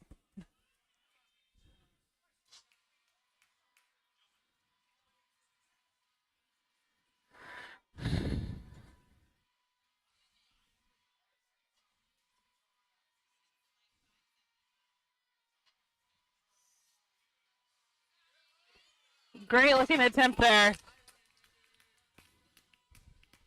There's no stick in that point. No.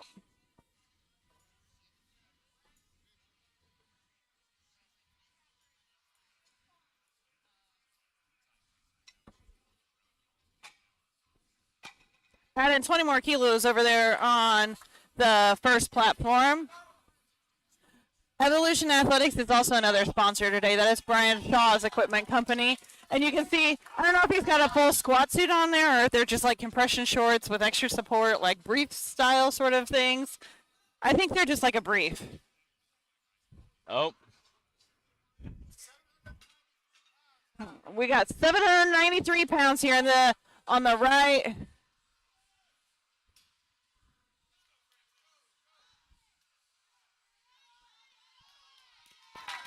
Nice.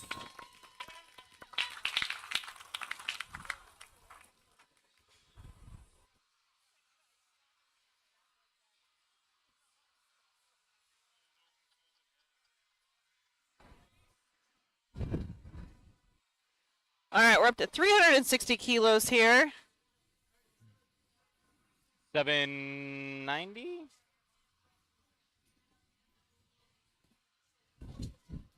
We're probably gonna end up calling it 795. Yeah, we're gonna call it 795. I think once we cross the 800 is when Travis will jump in. That sounds about right. I've seen him pull at least 1,000 a couple times. We're up to 618 here on the left.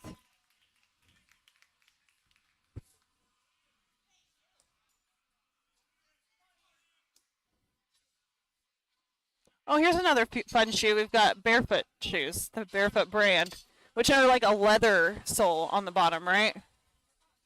Like super minimal, wide toe box. They almost look like a dance shoe.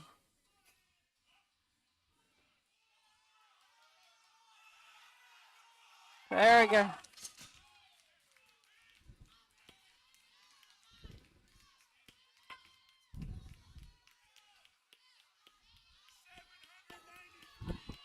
Right. All right. She's going to keep trying over here on the left. Let's go.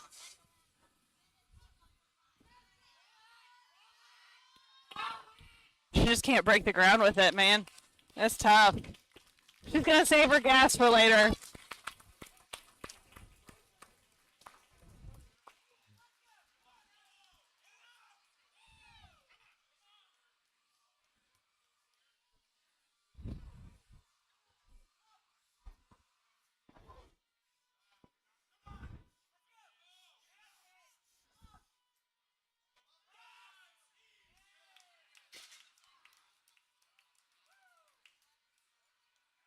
Interesting belt. It's like a weightlifting. Classic weightlifting belt.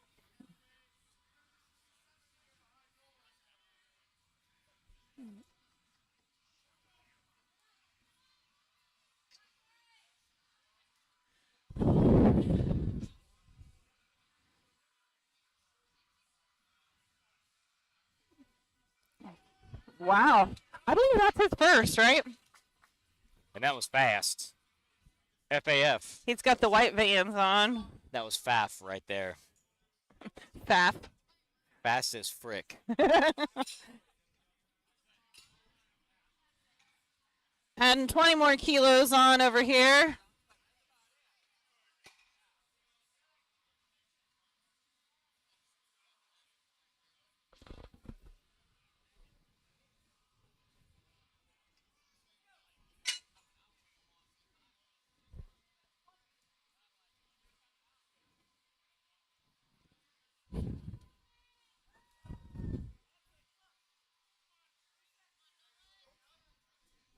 £815. 815 pounds. And I believe these are those Sabo deadlift shoes. I believe so. Those are like the original low profile deadlift shoe that have been around for like. They're basically just wrestling shoes rebranded.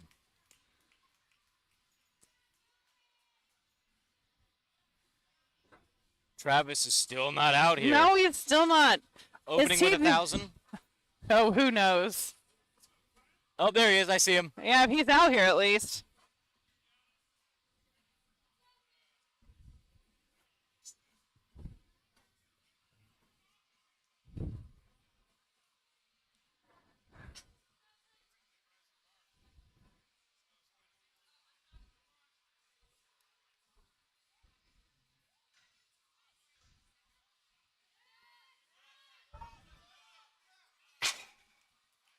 Ooh.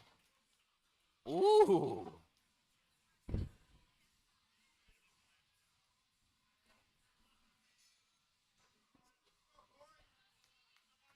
Corey coming in.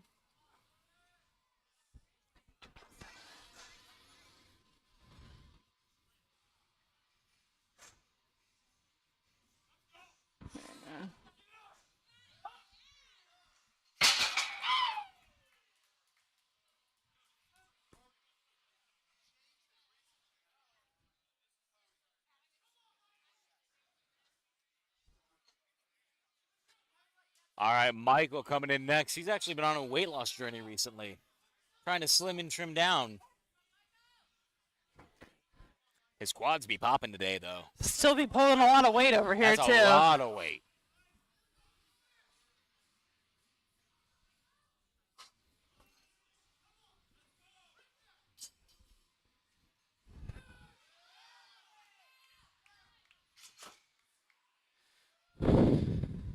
Solid attempt, too. Great attempt. I think that was number 3 for him. We'll find out. Oh, I think Travis might finally be out here for his first one. Travis is like, do I have to be out here? Can you guys just let me pull 1,000?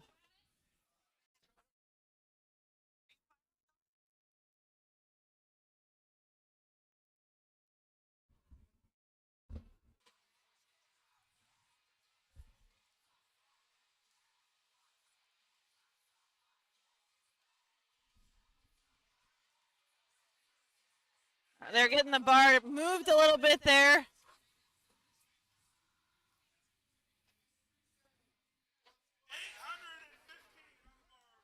We're opening at 815 pounds here.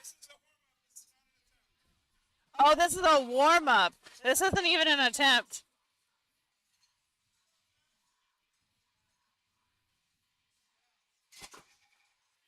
Yeah, I get why that wasn't a...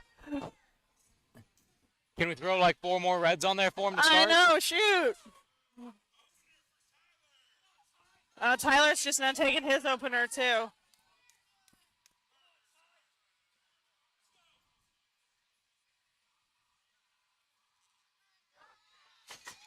Speedy. It also looks like he's wearing a brief.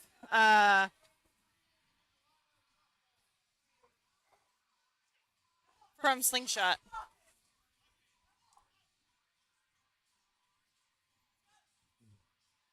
He does have a very interesting way to get, he's doing very much a interesting stance to get into position. Well, he's wearing a deadlift suit. He's just getting in there. He's going for it.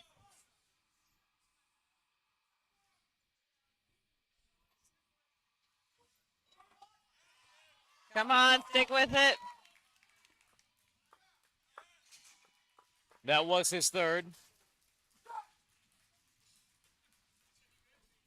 We got another yes.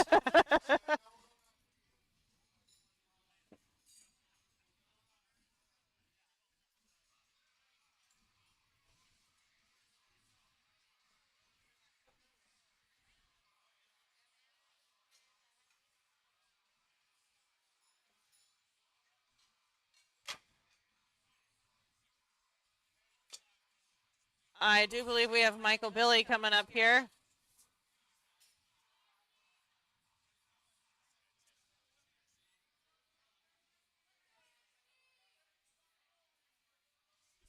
His Captain America socks are adorable. Captain America socks here, like I said earlier. Yep. Did you say that? I was like, his Captain America socks are adorable. Yeah.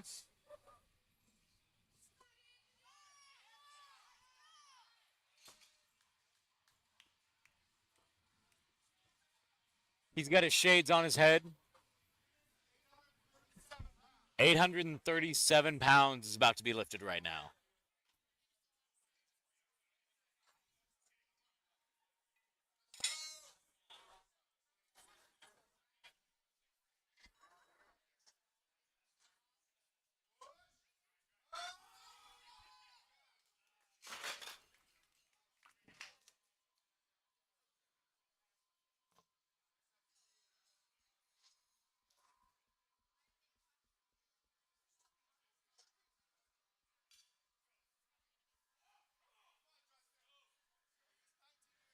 All right. This lifter coming out here is 19 years old per Matt Sefton. Got a lot of young people here today. A lot of strong athletes, just in general.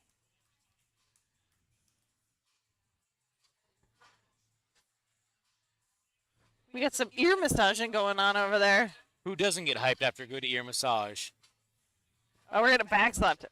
Oh. Could have been a little more aggressive with the back slap here. Well, the ear massage took care of it. But when you compare every back slap to a JP Price back slap, I mean, Wow. We're getting to the blink and you'll miss it speeds right now, and 800 plus pounds, we're seeing blink and you'll miss it speeds. That feels illegal to say.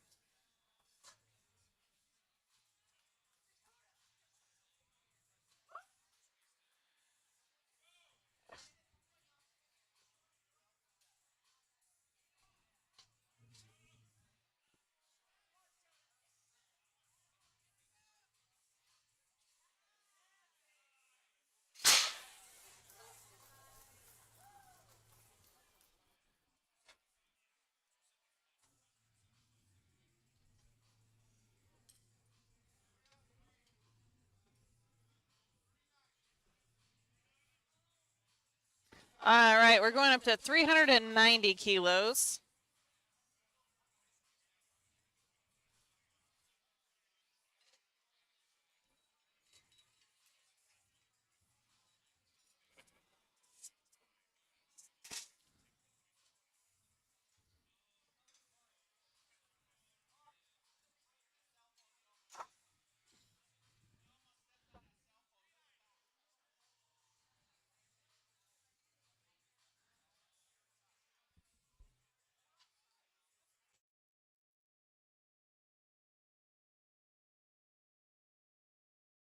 Yeah.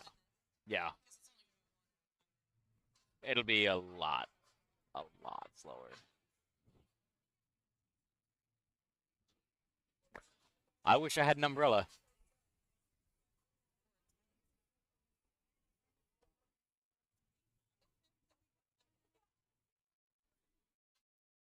No, I think they're using it for, yeah.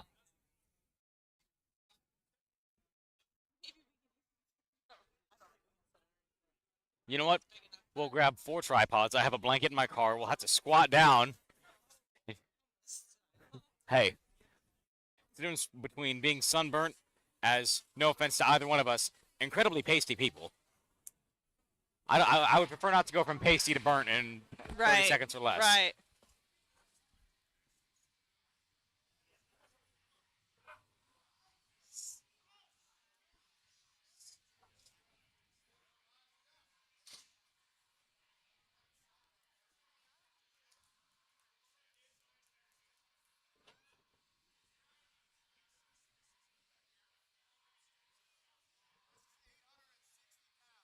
All right, we're up to 860 pounds here. We just have one platform going now.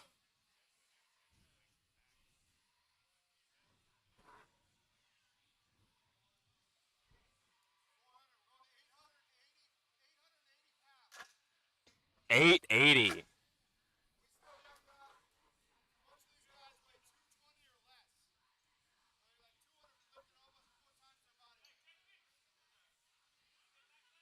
Oh, we're requesting a JP Price back flap over here. A big ol' price paw over here. A Price paw.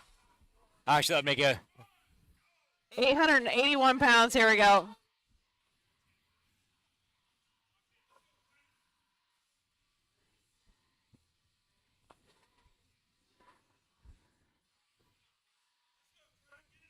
We got Clint here, 881 pounds. Oh, come broke on. the ground with it. That was nice. Slipped it right after he got the down command. Still good. I know. Up to taking the stanchion out.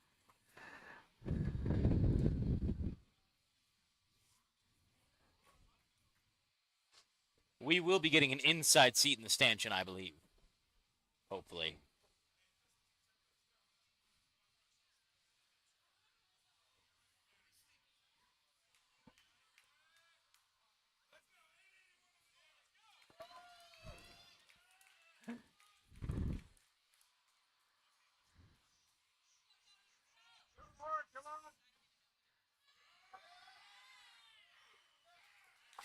Really? a ton of hitching yet. It's been mostly just a regular old deadlift. Mostly just pick it up off the ground and set it back down. Yeah.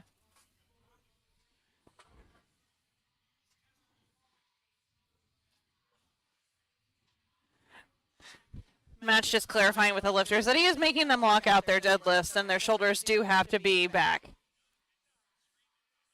Matt's just like, hey guys, just so you know,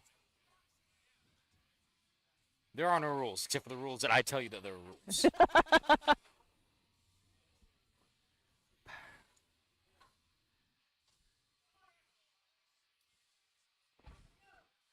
All right, we got Michael Billy coming out here again.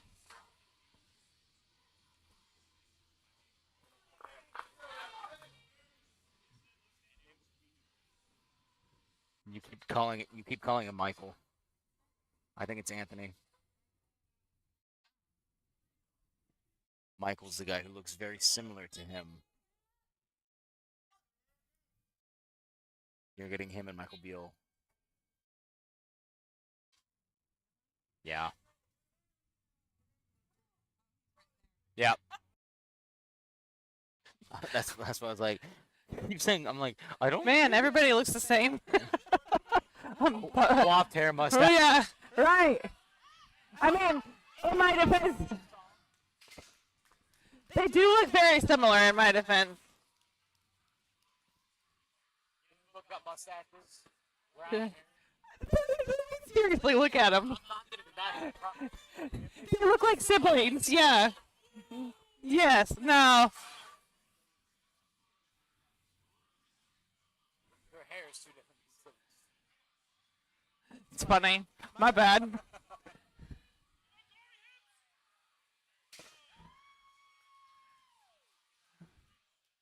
I'm terrible at names, too. I'll be honest. Most people that I know get a new name. First letter name. What's up, Big D?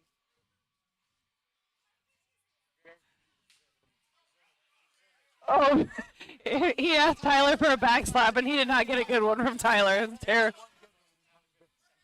Oh, apparently it was good enough it hurt his hand. Karate chop somebody's spine.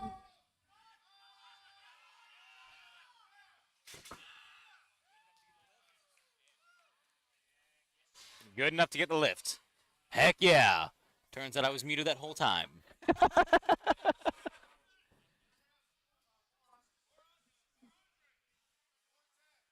All right, we're at 410 kilos here. Hey, bye, hey, bye.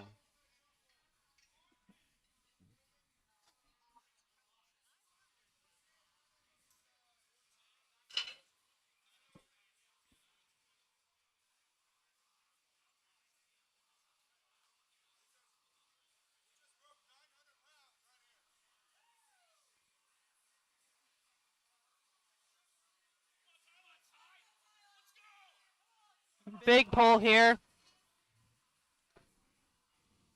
903.895 pounds. We don't round up. Nice round looking deadlift there. Because I don't know how math works. It's a very confusing subject for me.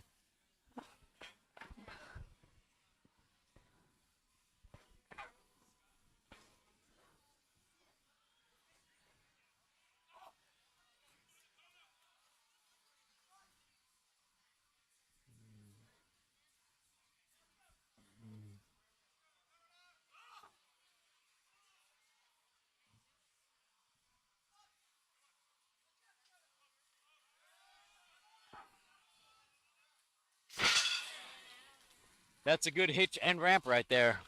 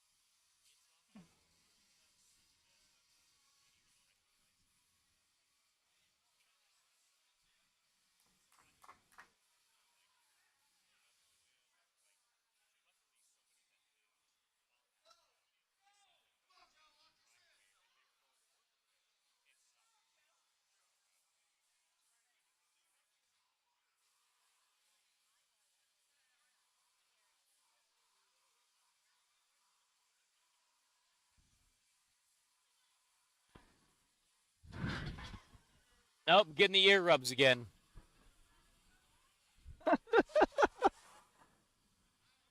Hi, Sam.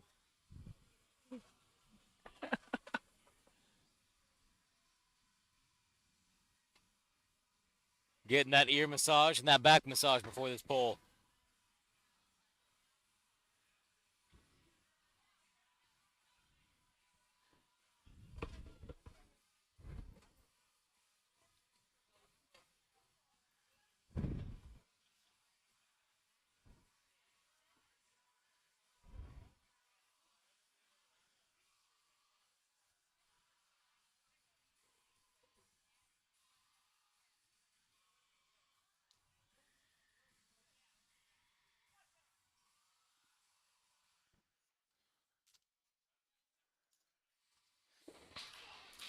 Woo, that was a nice sounding back slap there. He's double belting it.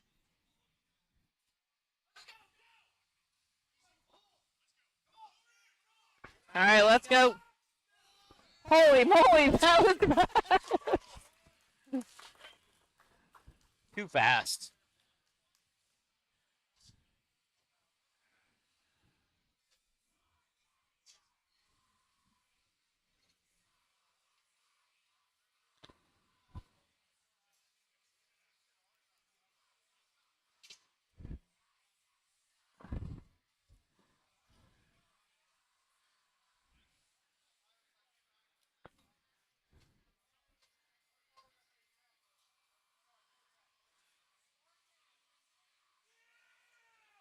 Finally.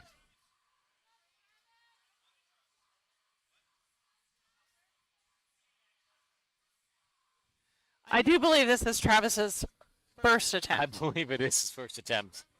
Because that 700 plus pounds was What the heck?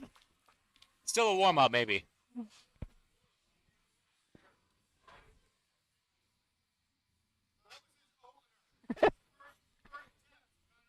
Are you sure, Matt? That seemed like a Another warm up.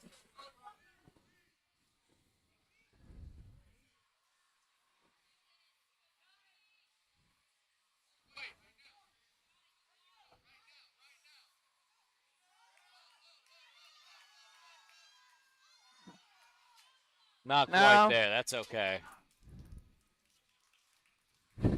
The one thing you'll notice as we have gotten very heavy here on the bar is that it'll break the ground towards the center and still be on the ground on the outside quite a bit. Perfect for me. All I have to do is break the ground in the center. Easy. I'll be at lockout in 10 seconds or less. 10 Because seconds. the weight's not coming off the ground. All right, we have Anthony here now. No, Anthony did use the hitch and ramp method pretty effectively. He shot his knees underneath.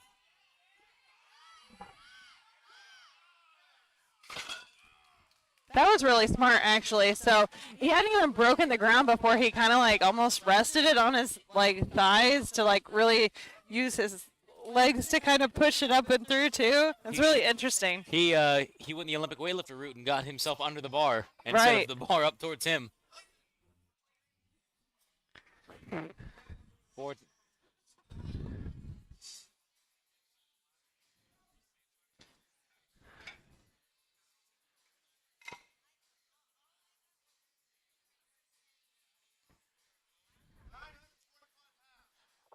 Nice, easy, light, casual 925.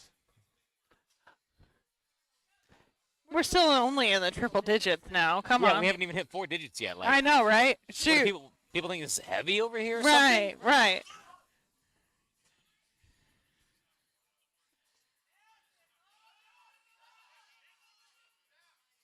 Nice. something? Very nice.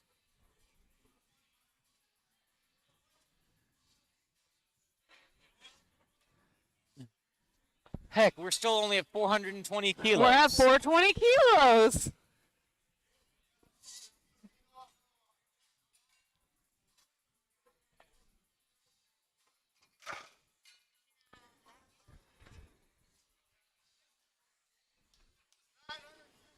All right, we're up to 950 pounds.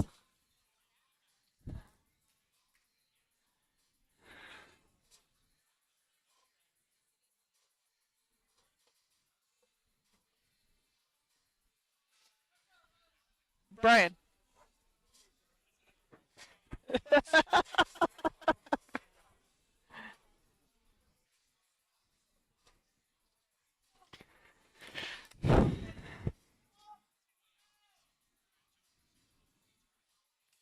Ooh, we're taking the slides off over there. I mean, I was hoping that he'd use the chanclas and get what he needed to get going. Power chanclas, as I like to call them.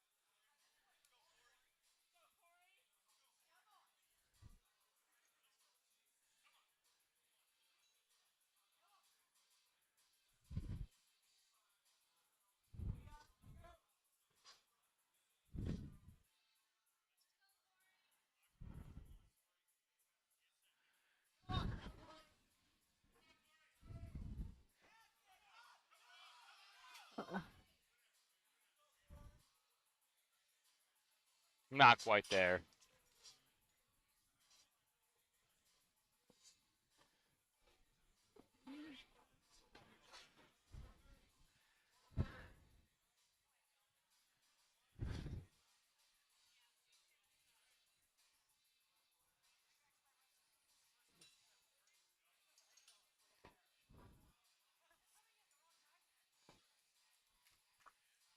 I do believe we're going up to 440 now. We're just cruising along.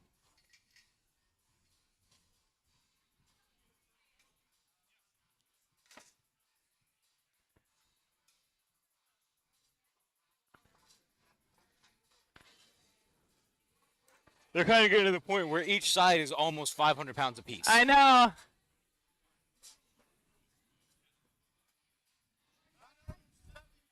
And we're at 970 pounds.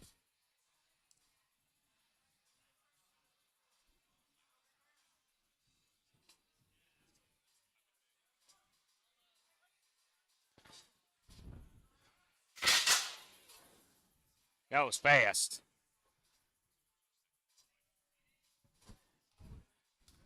$970, I think, was his opener. Yeah, I believe he just got told that he needs to make sure that he holds a little bit longer motion from Matt, the judge, just now. Let's go, Tyler. Tyler helps out at a lot of our powerlifting meets.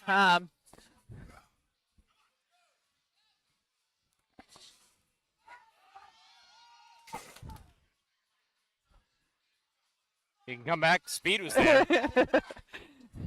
Our normal back spotter got caught by his back spotter.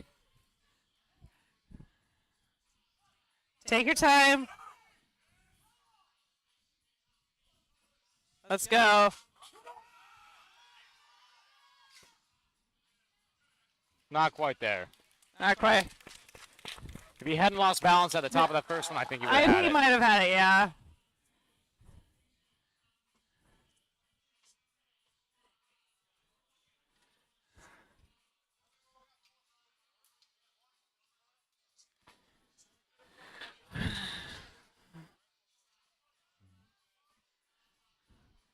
I think we just have a few lifters left now at this point.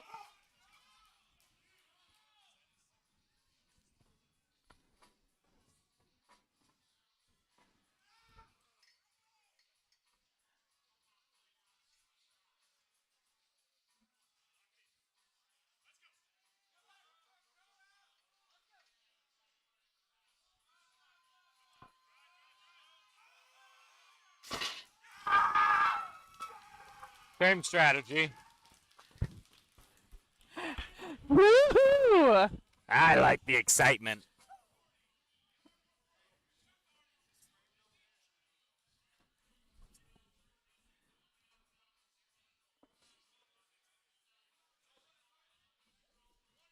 Oh, God.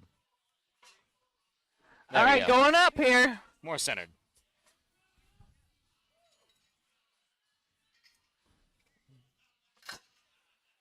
Throwing another red on.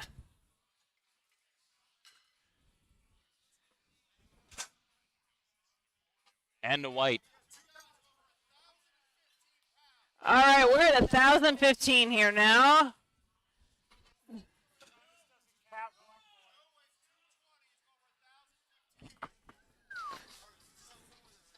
He's got me. It's a guy who's wearing like 220 going for like 1,000 plus. He's It's sub 220, so sub 220. yeah. 220 or less.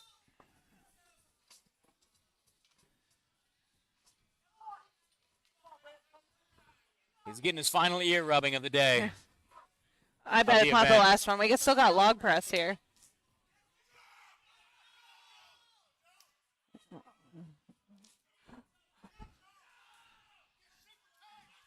Let's go.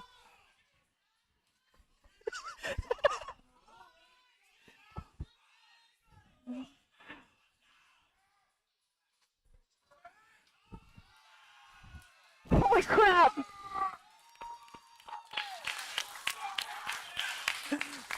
Apparently, That face was- punches get you a That 1,000-pound was pull. easy.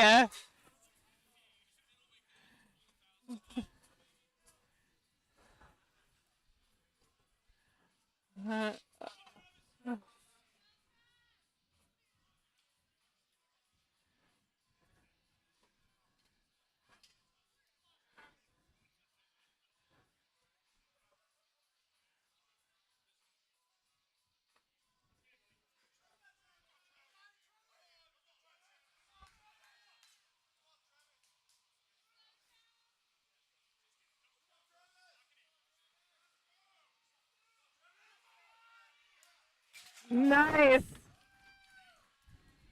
I hope Travis stops warming up and actually starts I know, lifting. right? All right. Looks like we have another one attempting this as well.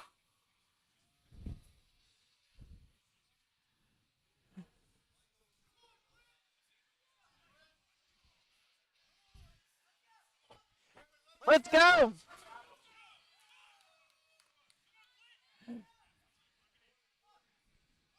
Not every day you get to see 1,000+ pounds pulled more than once.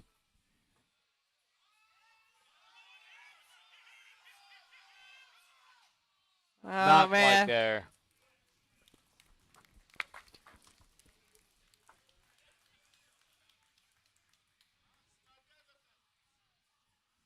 Oh, I believe we got one more here. We got Travis. I believe Travis is taking a third.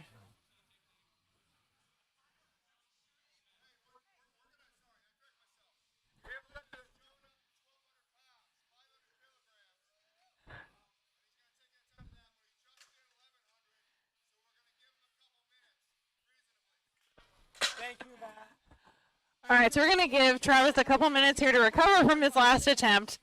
They just loaded 1,200 pounds.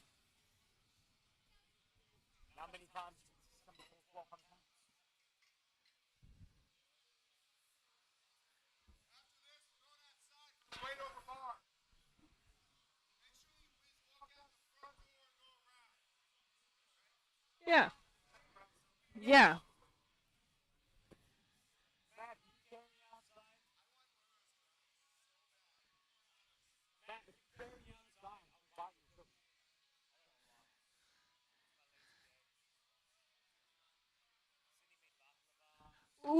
Ooh. Uh,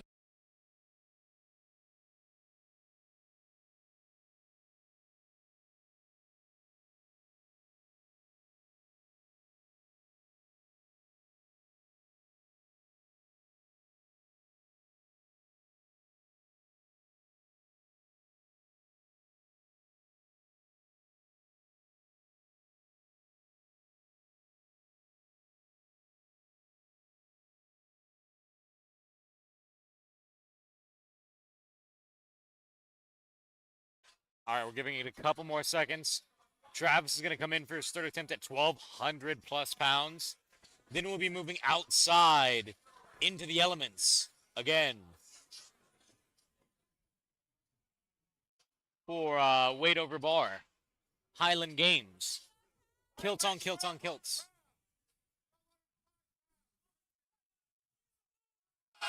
All right, we're at 500 kilos here, 1,200 pounds for Travis Shirtliff. Let's get after him. Let's lock and load. Come on.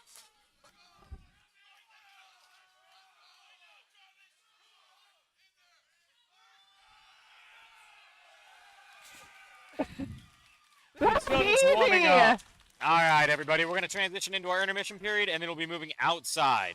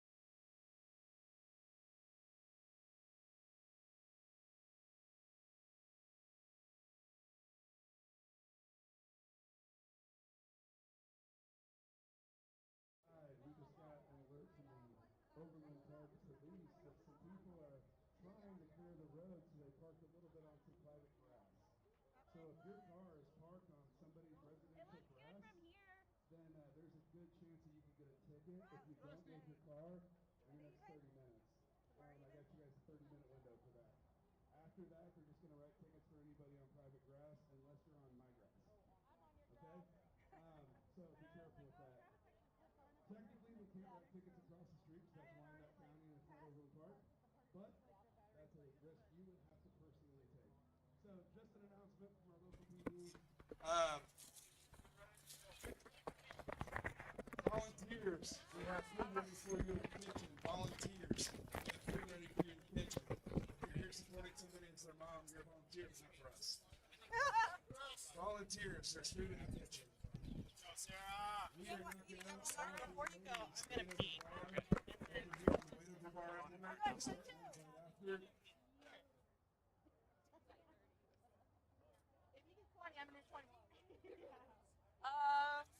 One, one more time.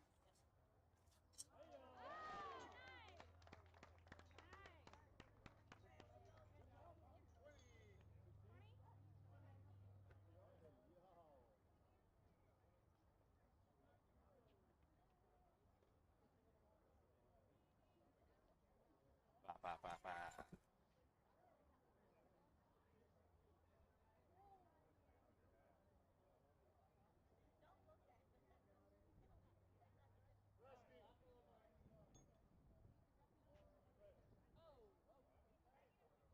Remember that I say the ground is shifted, so don't use the welded pieces up there.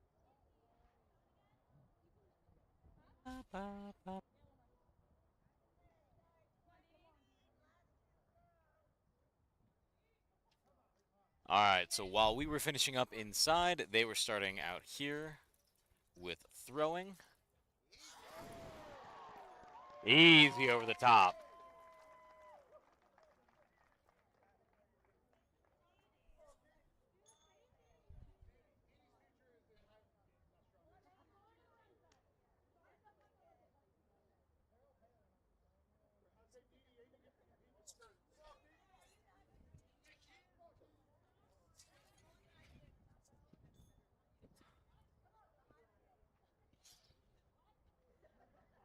I was asking if you competing in the Highland thing. It was your idea.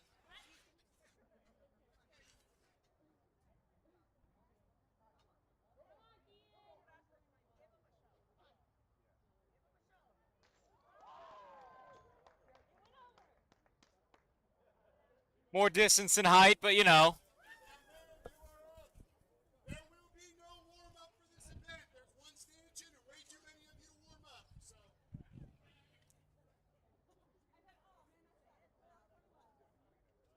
All right, moving on to the men's.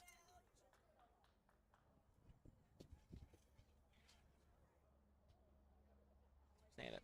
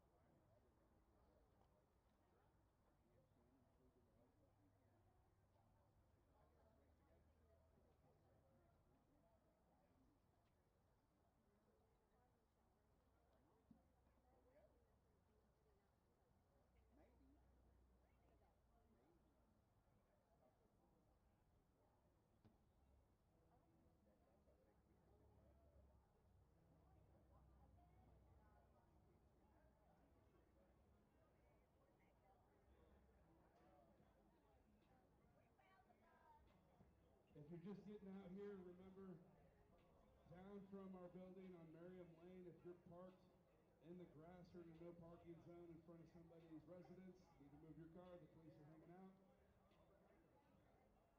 Mayor, no more competitors. Don't be shy. Come up here. Let's go. I found your nut. Stop that side down. Hey, guys, come over here real quick. Listen up. In this event, this is inspired by the Highland Games, the Scottish Highland Games. Scottish Highland Games uses a weight over bar. We're using weights from 18 to 56 pounds. That bar is going to start at 10 feet in the air, and it's going to go up 1 foot at a time. Everybody's got 3 chances to jump in at a height, and they get 2 chances on that attempt to get the weight successfully over the bar. What JP just said is what I was about to say. You got 2 shots when you step up there. You miss the first one. Be quick. Get your implement. Go back. Throw it again. If you sit there and dilly-dally and walk and take forever, we're going to call it on you. Okay? Be quick. We have a lot of competitors to get through. We got 1 implement, 1 machine, 1 deal. Right? You have 3 weights to jump in at. Make sure you tell them who you are, what weight class you are, because we only got 1 judge with everybody's scorecards. Okay? So we have 3 weights. But You have 3 shots.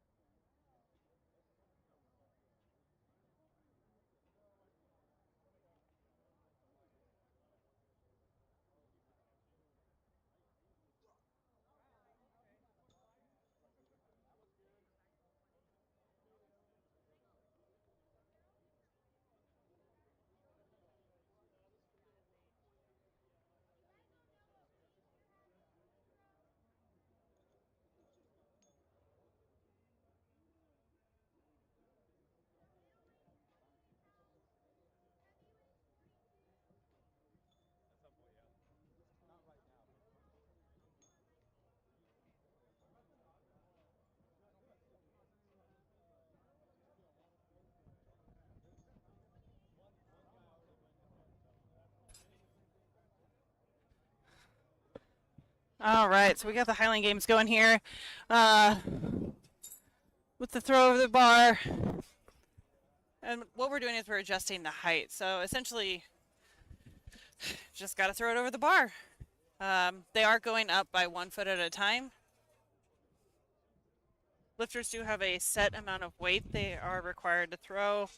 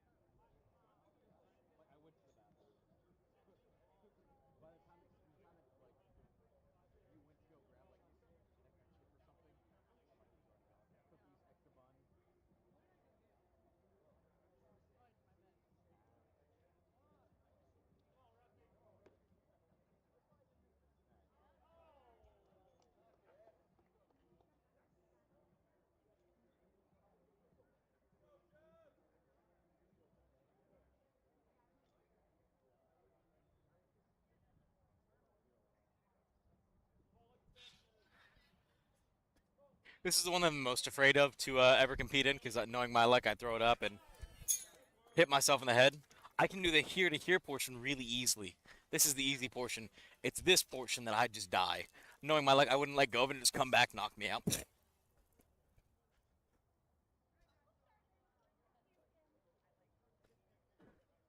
I do enjoy the fact that, this is where kilts and shirtlessness comes into play. A little bit more on my neck. My neck's gonna get toasty.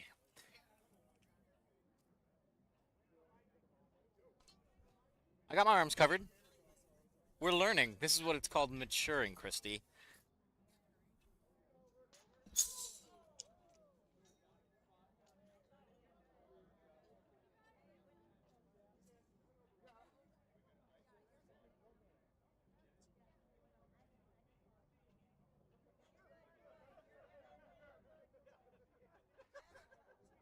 Yeah, I'll do it again. I'll break your bar again. So they actually have the weights color-coded so the athletes can easily pick out the weight that they want at the height that they want.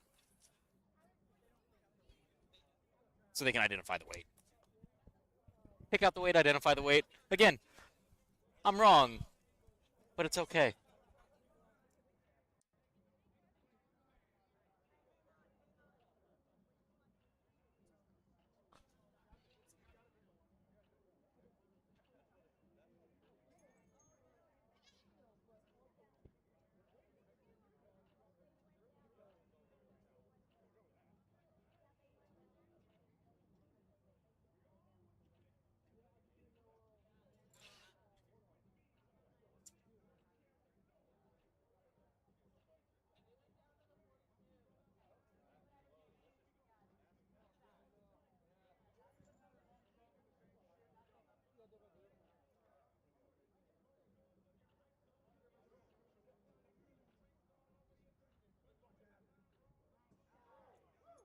I don't know why Travis opened up with that. There was no point. He doubled the height. It's okay.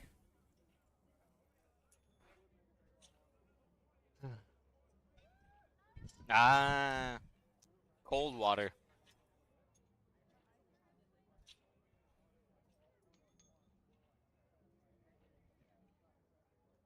Travis basically doubled the height of the, I'm surprised. It's interesting that they don't have this be like you get one attempt, two tries. Pick your height, pick your poison. Or two. Make it a little scary. I know, but it'd be fun. See, I'd overtack my hands on this and just this is where I'd break an elbow, knock myself out.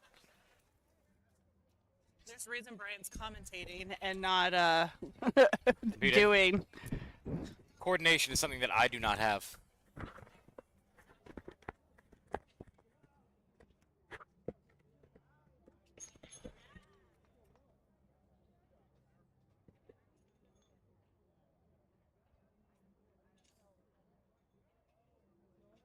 I mean, would I be against trying this? No. Would you see me running away after it leaves my hands? Yes.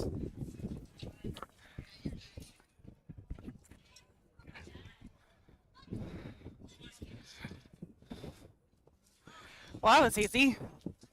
All right. Pick up right there. Pick up right there. Ball inside at 12. Pick up predator. Ball inside 1240.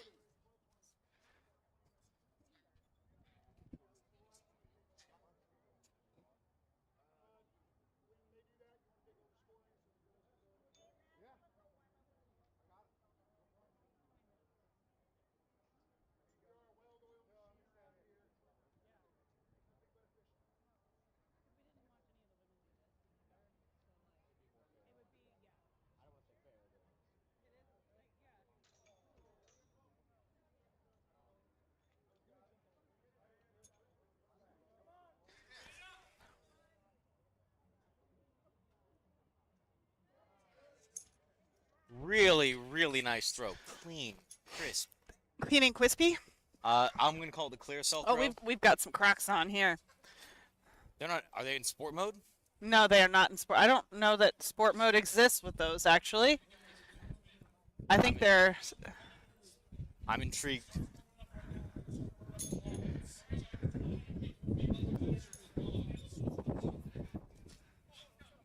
So one thing that you got to kind of learn on this one is where's your bar and Where you stand and like how you do it. Oh, not quite.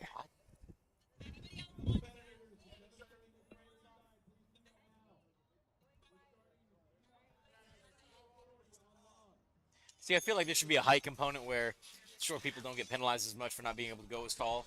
You know, So 6'5" guy you versus know 5'5".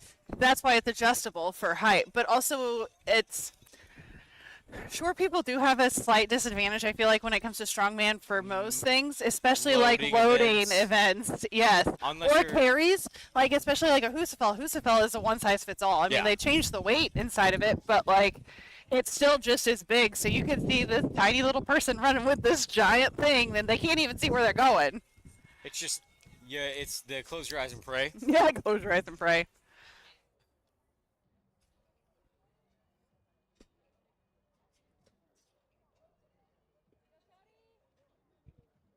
All right, Cody coming in.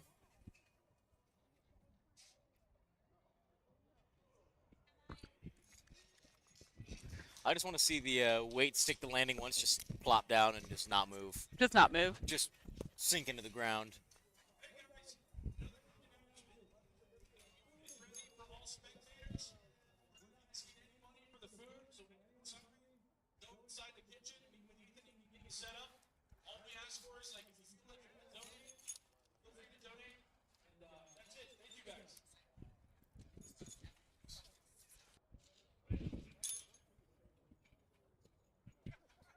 Yeah, 5.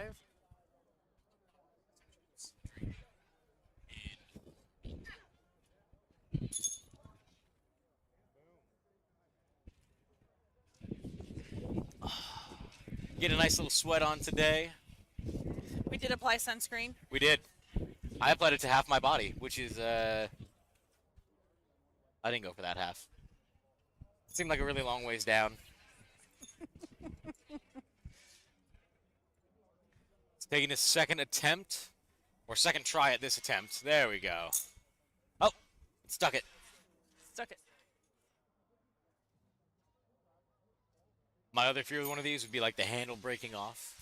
That actually happened. That's why so it's the a weights fear. did have to be adjusted for this because one of the weights broke.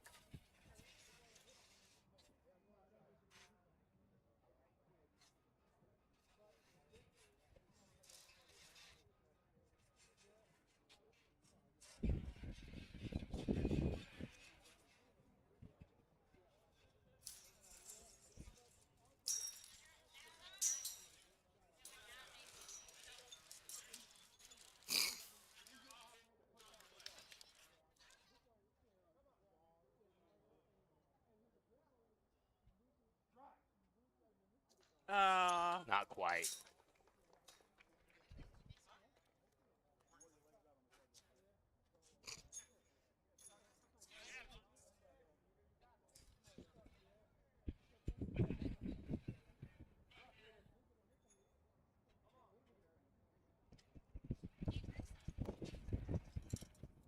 Using heeled shoes on this.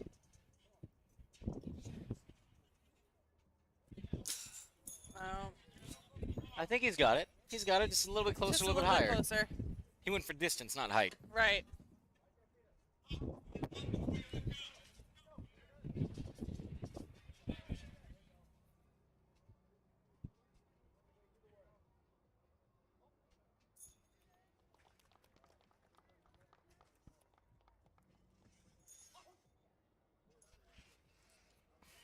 This is a curly mullet.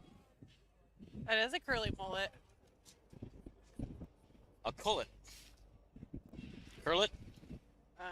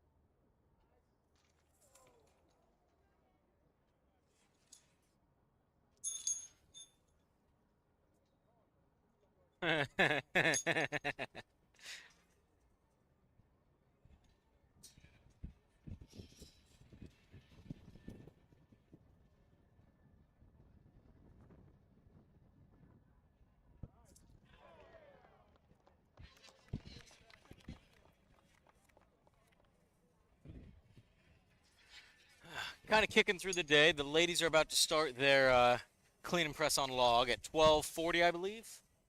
We might be bopping back in for that action here in 12 minutes. Chilling, cruising, vibing.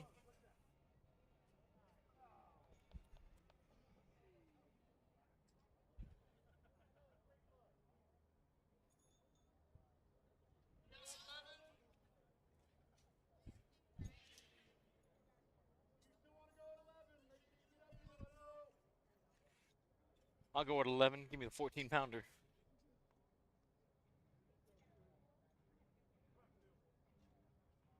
We've got a man in a kilt warming up, and I respect that. He knows what he's doing. He's giving himself some leg room, a little bit of extra bounce out of that hole. He's got a good head of hair, a great head wrap on, and a kilt. This is my guy for the day. Nice there. Yes. Yes.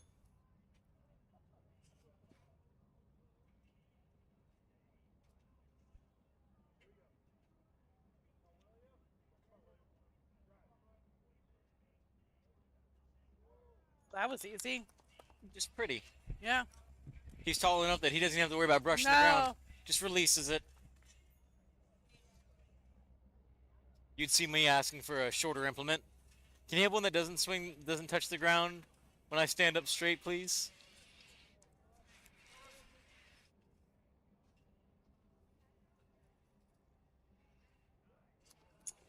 Clean throw for Rusty. Yes! I'm joining him on the yeses. You're joining him on the yeses. This is what today is about. It's about a yes. Not a lot of knowing, a lot of yesing.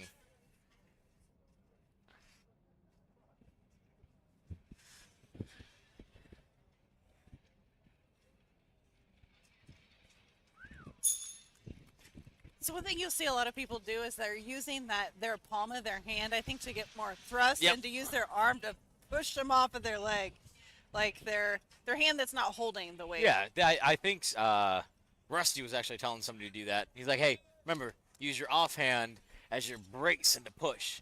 That way you can get a little bit more pop out of the upper body. Kind of makes sense. Now the real question is, when will Mason jump in? I had no idea.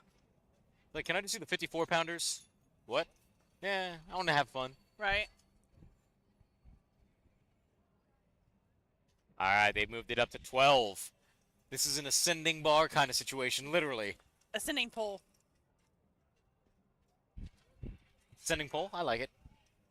I mean, it is a PVC pipe. Ascending cylindrical thing.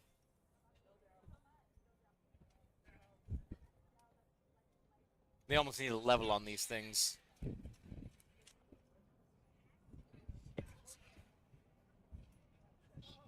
Dialing it in, making sure that they move it down a skosh.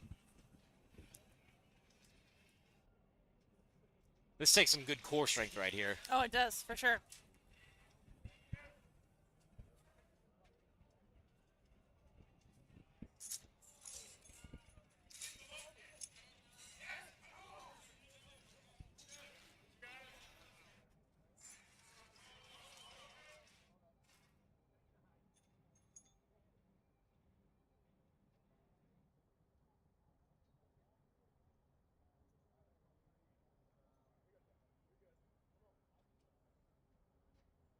Interesting.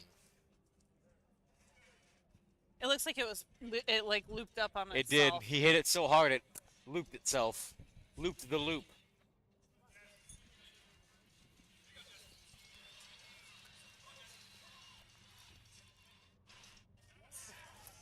It's so funny to see how you can go from like barely making it over to not making it over to like Just over the top. just clearing it. Technique, aggression, it all comes into Luck. play. Luck, sheer dumb luck. That's my specialty. It's the only reason why I'm still alive. Luck. Luck.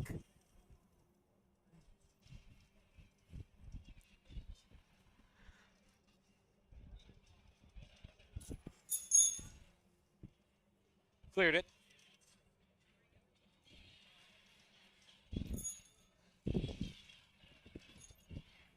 It's also interesting to see which people dominate at which events. Some people are really, really, really good at, deadlift, but they might not be nearly as good at a throwing event. Well, and I feel like this is one that, like, some people probably didn't put their hands on until today. And they didn't really I have heard a one warm-up guy session. say that he, like, practiced with his kettlebell. It works. It does, but are you throwing your kettlebell in the air? I mean, yeah, it's no different than throwing this in the air. It just doesn't have a chain. So, like, this is mobile, whereas a kettlebell is... I guess the only difference for me is I'm not breaking my own kettlebell throwing this. Oh. I think he made it.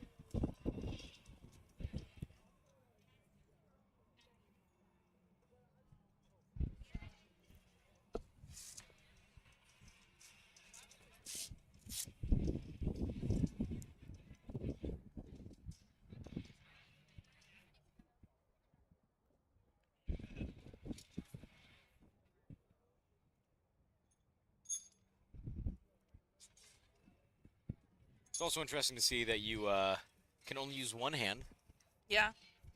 but people are choosing either if they're right or left dominant.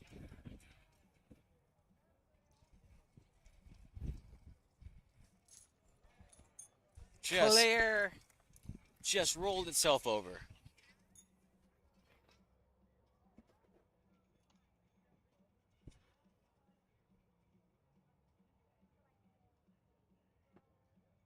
Wow.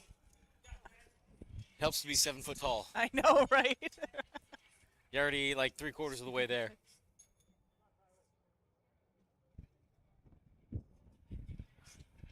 Yeah, see, somebody has an umbrella, Christy. They thought ahead. I know.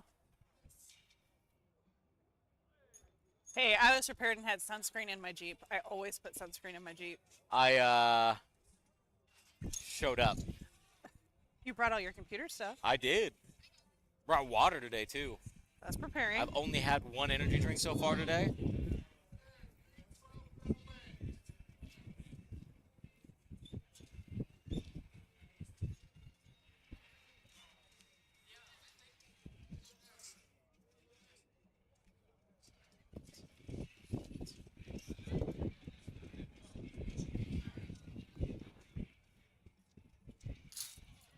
I think it made it. I think it did too. I mean, I'm not sure if it pulled the bar down with it, but Yeah, it made it. It made it. See, this man needs to be at 18 foot just starting off. Feels unfair. Casual. He didn't even try. He just Didn't- threw it. Just kind of one swing. Whoop. A little whoopsie poopsie. A little upsy daisy. We've only seen Travis do one so far. We have? He did 10 foot. Oh. Yeah. I think he was just trying to solidify himself a little bit of a...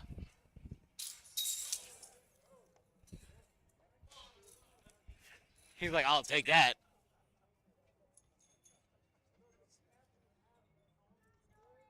See, knowing my cocky self, I'd be like, yeah, I got 14 foot. And biff it by 4. All right, we got Jordan here.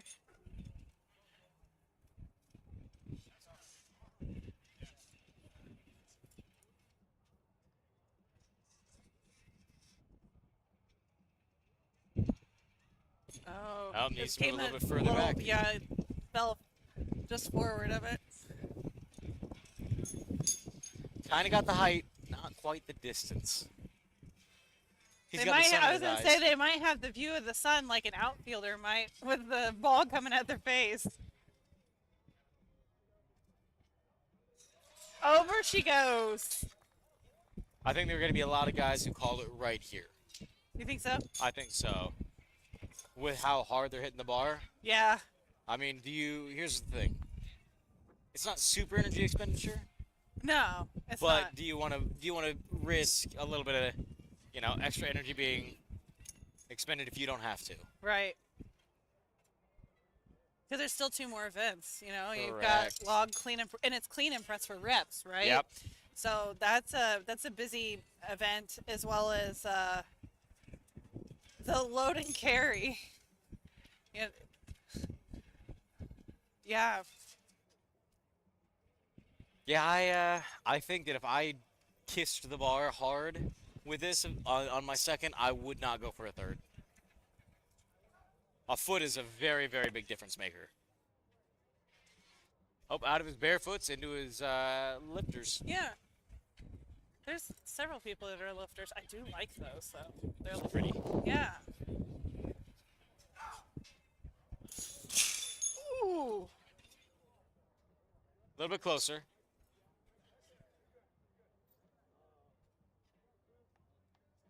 He got the height.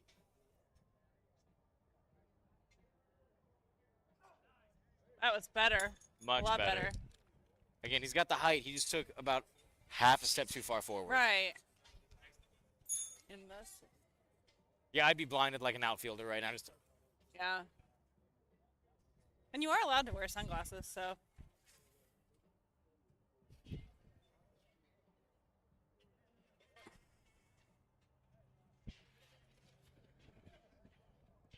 Wow.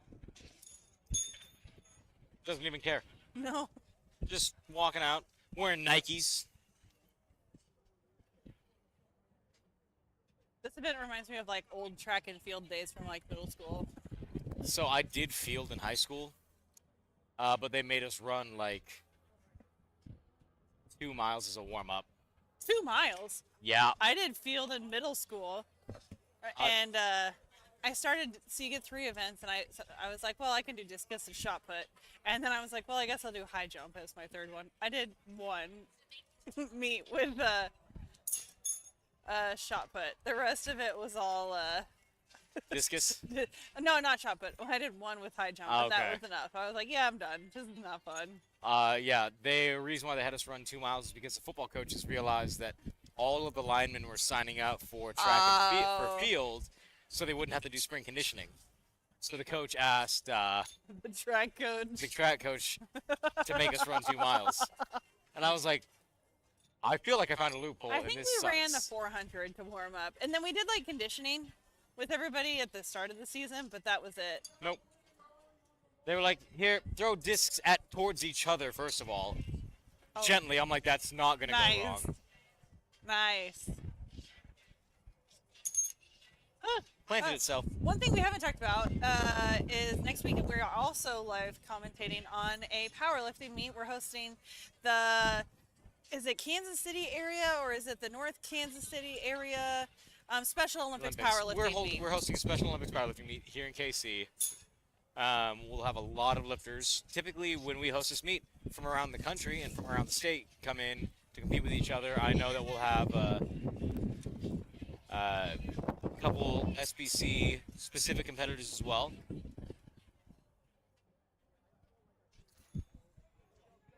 Flow slide. Do do do do.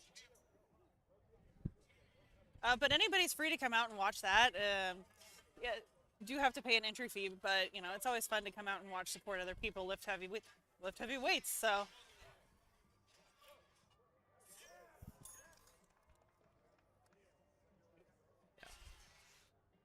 All right, we're gonna watch this lifter, and then we're gonna move inside to go watch some log press for the ladies.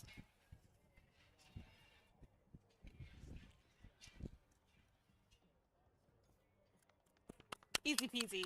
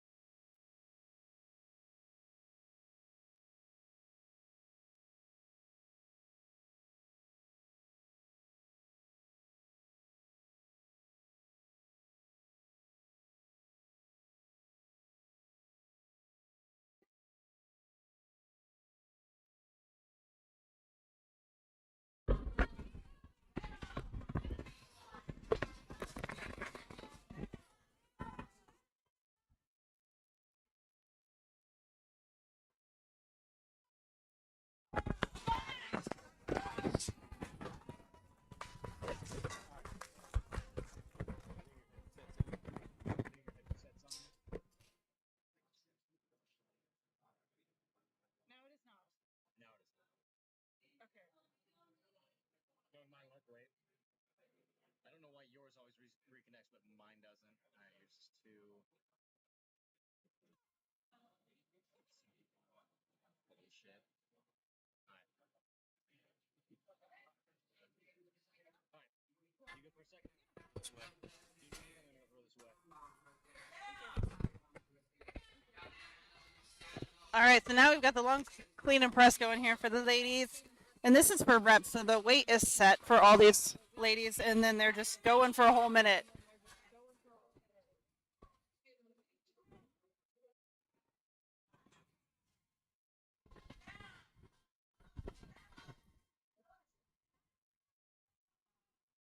I don't know how many she's done, but she's done a lot.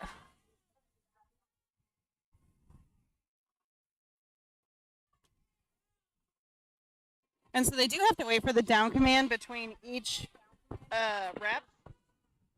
Otherwise, the lift does not count. And to get to down command, they do have to have their elbows locked with their arms fully extended over their head. Holy moly.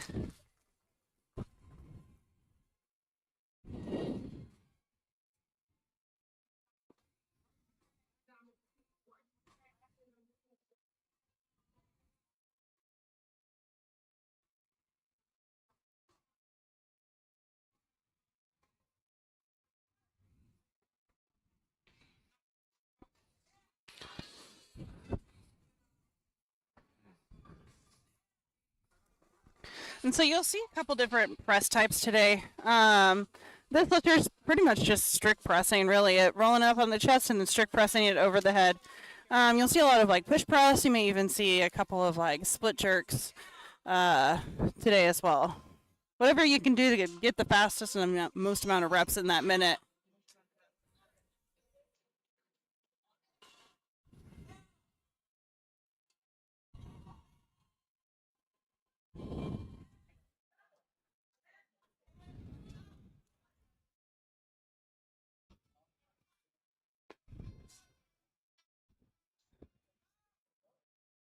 The cardiovascular component in this.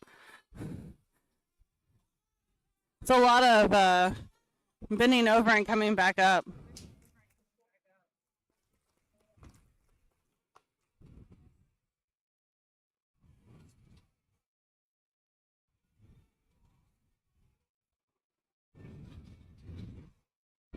Love enthusiasm. Love the enthusiasm. Love the enthusiasm.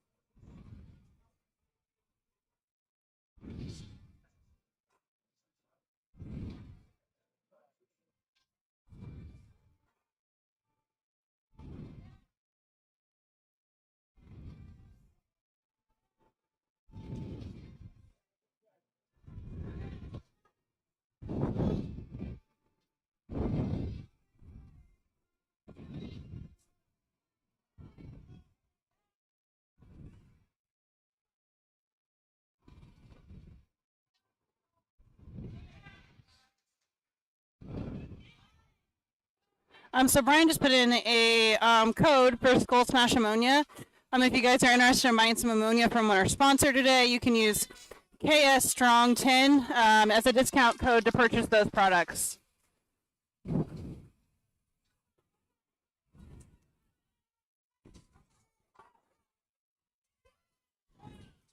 That's that push press we were talking about there.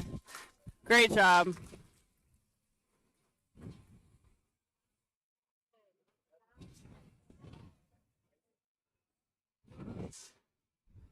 The guys are still, for the most part, doing the Highland Games toss weight over bar. However, there are some men in here starting to warm up on the log. They have not started their log competition yet. We've got Keaton up here with her max rep on log. Holy moly, she's fast.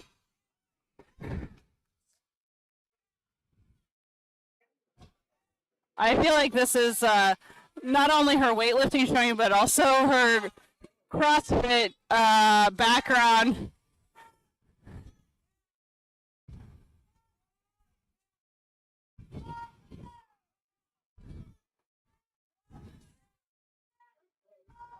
Holy moly, she's just going.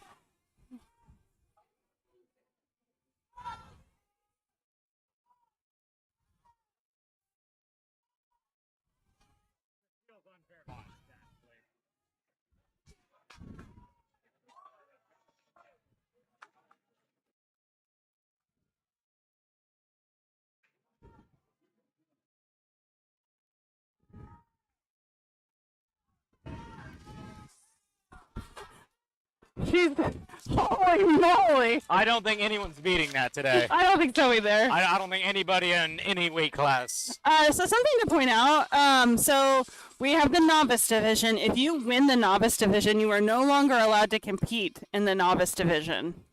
You have to compete in the open weight class. It feels like if you compete once in a novice division, you shouldn't ever get to compete in novice again. You have to win it. That's so weird.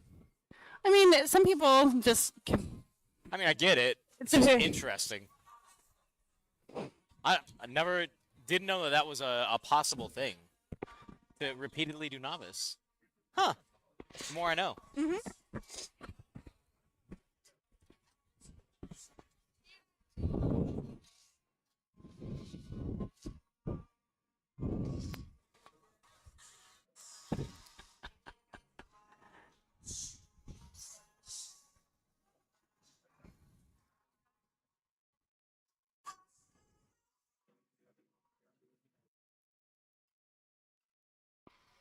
I think this will be another really quick event, I want to say. Because everyone's only got one attempt, right? It's only 1 minute per. Yeah. Yeah. It's not a max, so every lifter gets one chance, and it's 1 minute. Yeah. And the weight doesn't change between each lifter either. They have a set amount of weight for reps, depending on their age division and their weight class.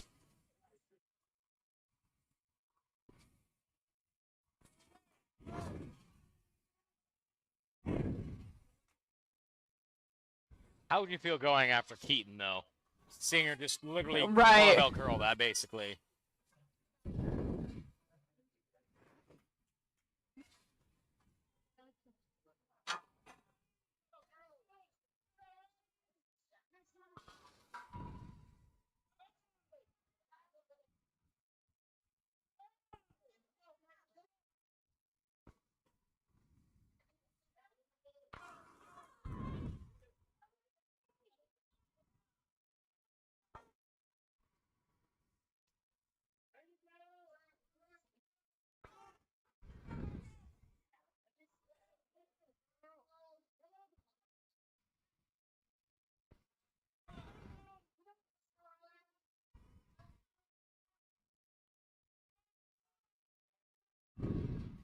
Really clean cleans. Right.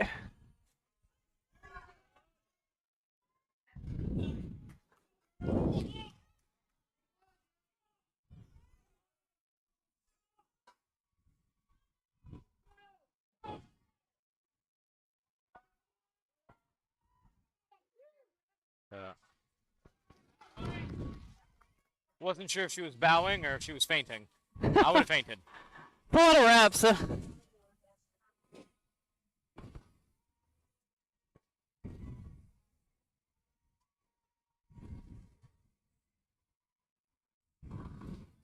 So, like you were saying earlier today, all of these events are based off of who is basically who got first in the last event goes last this Correct. time. Correct.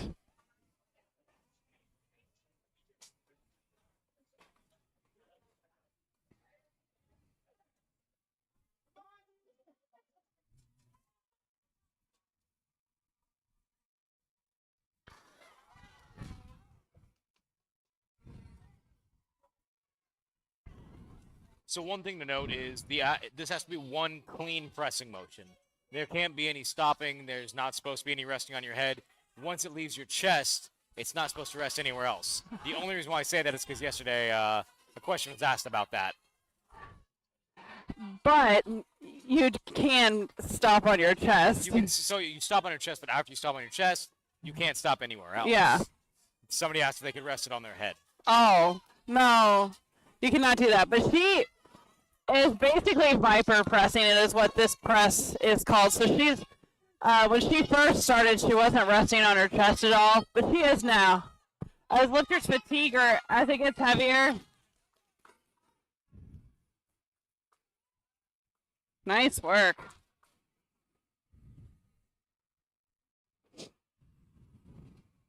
Using grip shirts on these. Yes. Super nice. Barely an inconvenience.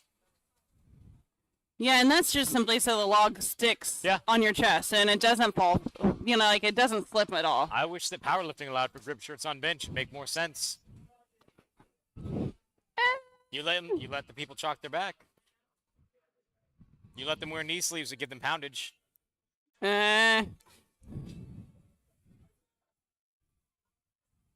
Powerlifting's changing. Grip shirts are the way of the future. I don't think so. Maybe, maybe in the unlimited division on their super slingshotted shirts, they can put grip on them. Their shirt with slingshot.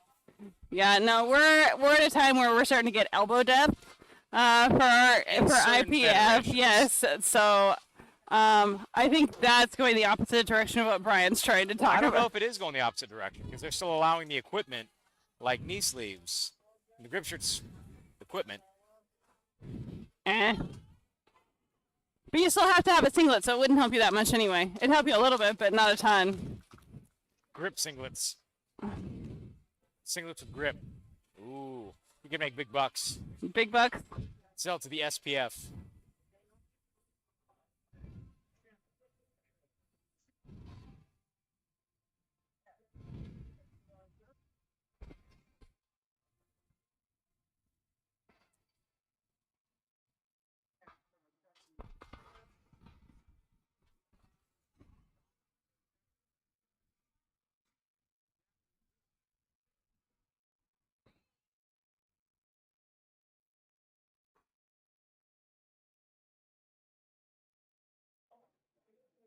Mm.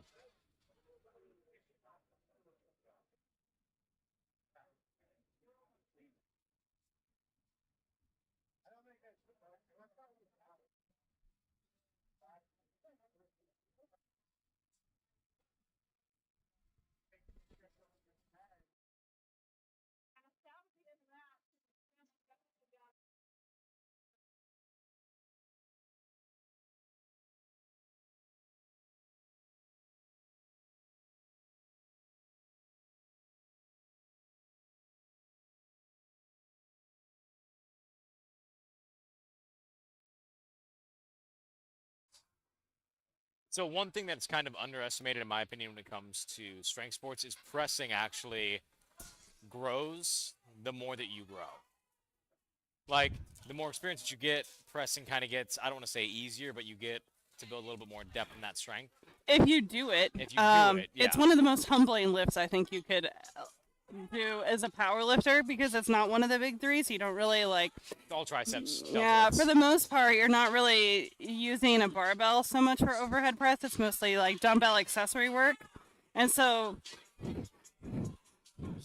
you'll see a lot of people that are like mainly power lifters struggle with a lift like this because they're used to, using their leverages. They're not used to having a push press to help them out there.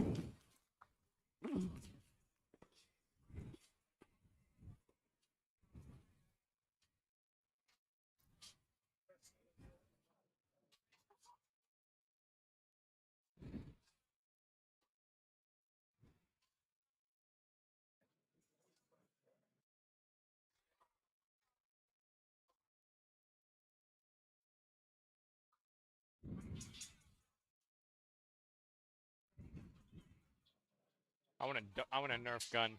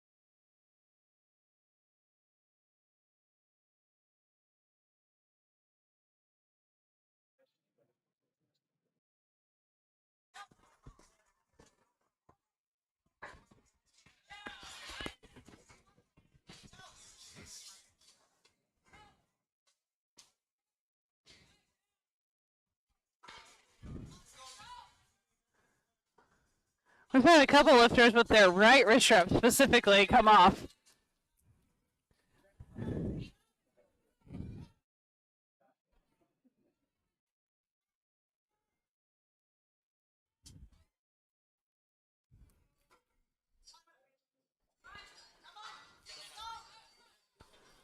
sometimes you got to battle through it.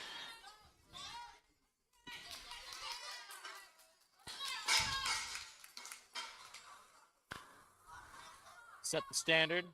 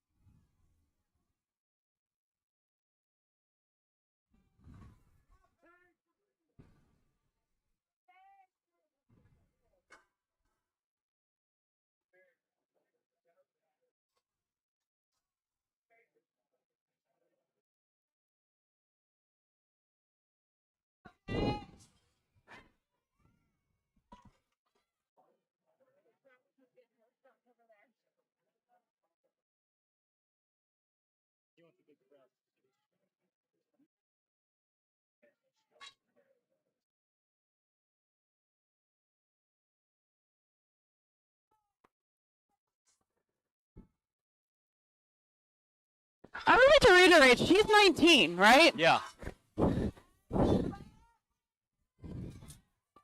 I believe Joshua said yesterday that she's been to OSG. Oh, wow. And she's got a lot of years to go. A lot of years to go.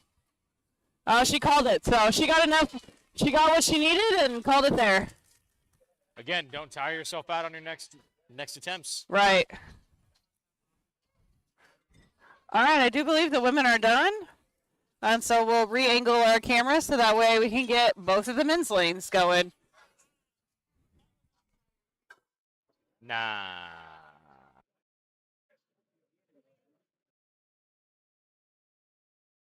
My only worry about putting it down there is somebody will absolutely trip over it. 100%. I have another crazy idea that I'm going to try really quick.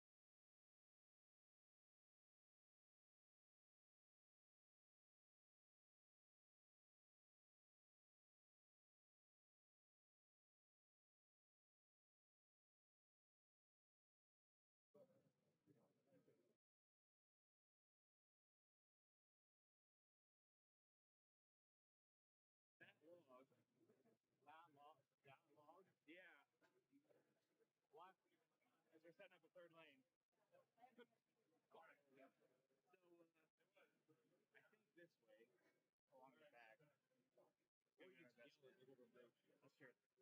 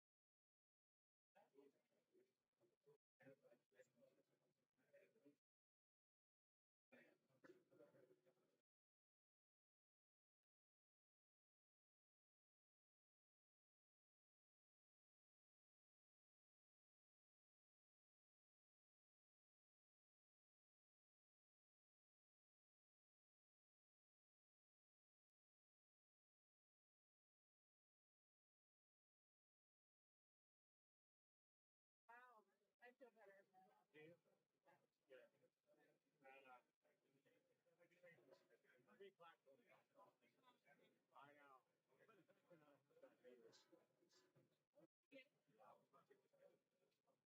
Well, we're doing three, and we're gonna have to choose between Corona and then out of the other two, which was going to be being a novice over there. Like,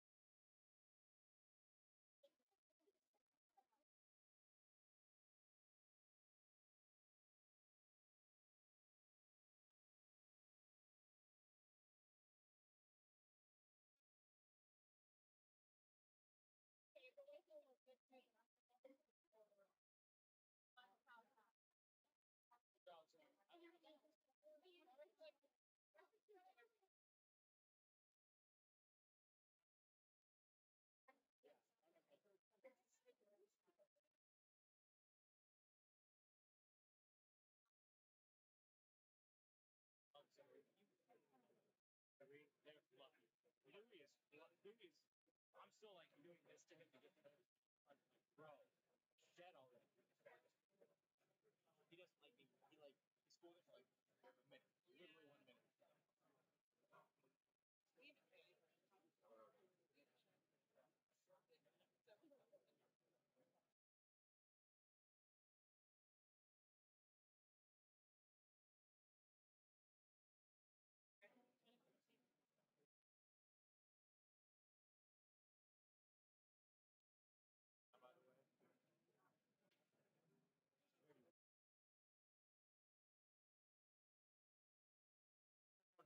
I get up at 8:30. Tired, not washing my hair. So go. One win to having short hair. There's not very many wins. It's been a very long time. I don't have very long. But I'm also cutting right now. Something up to 190.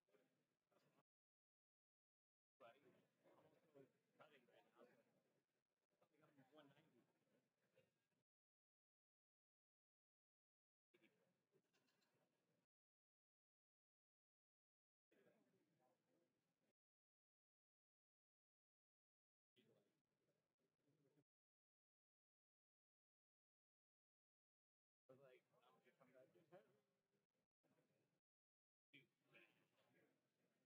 I was not, like, when I told David, 59 to try to go to San Diego for a week. I'm gonna go back to where I was. My buddy was the first one. And so we're just gonna stay with him for free. I'll look at it. And I'll take a look. But he was like, we need to get rental car. No one knows how to drive to do Uber. I'm not getting $70 rental car for it.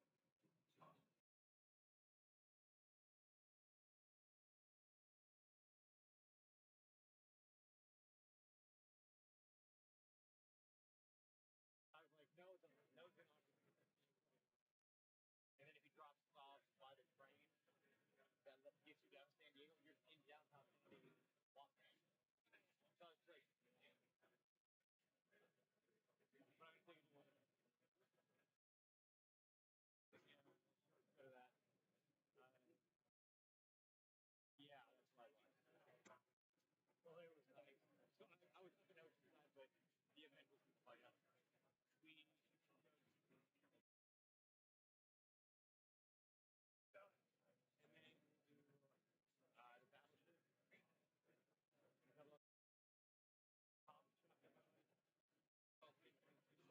the Battleship. Top shot, top shot, gelato shop. Helped me the third best top shot. That was something I'm going to take her back there. There's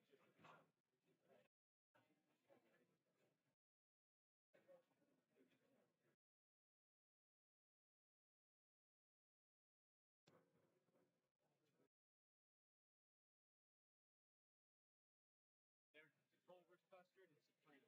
It's so creamy. The Culver's just right on the way.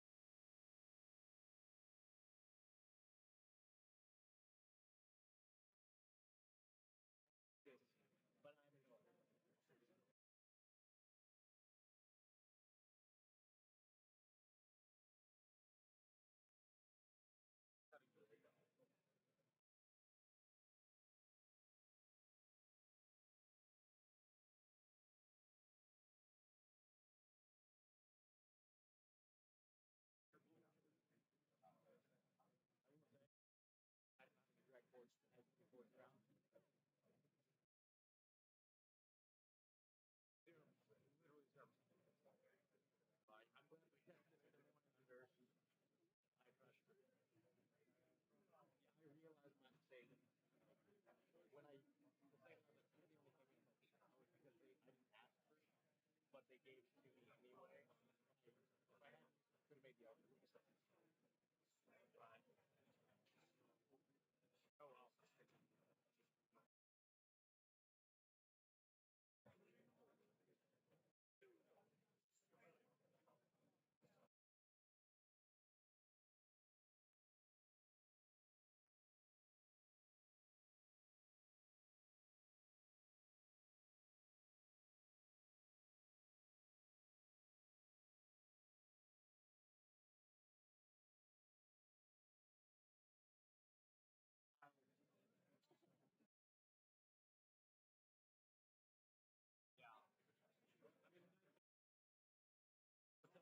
For Friday night, Saturday night.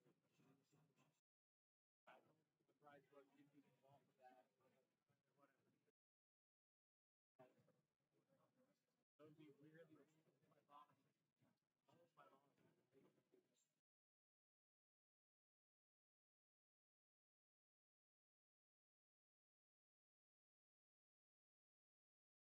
For 3 days.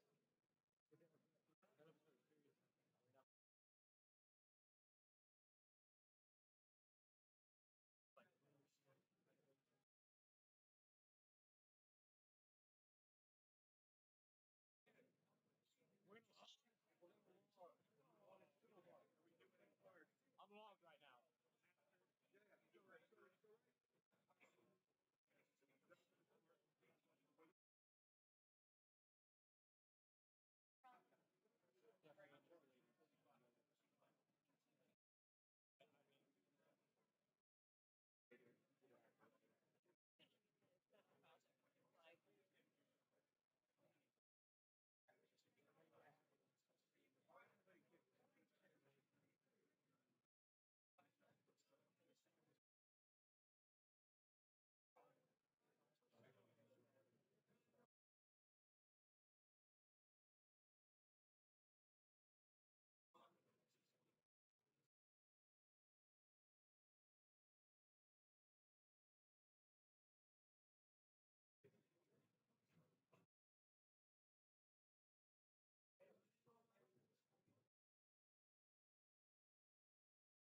Yeah, that was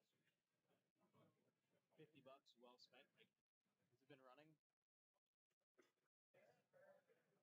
Reasonably full.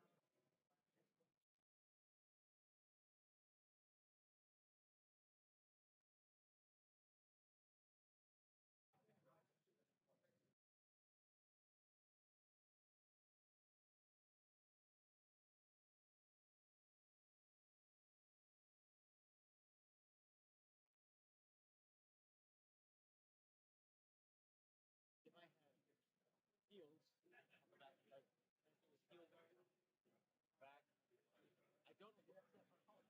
You got the tongue. Heel.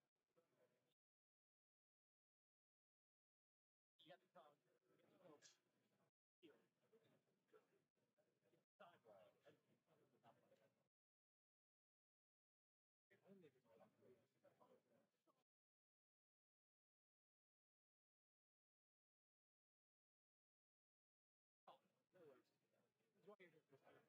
Great thing we can sit down and get commentary on.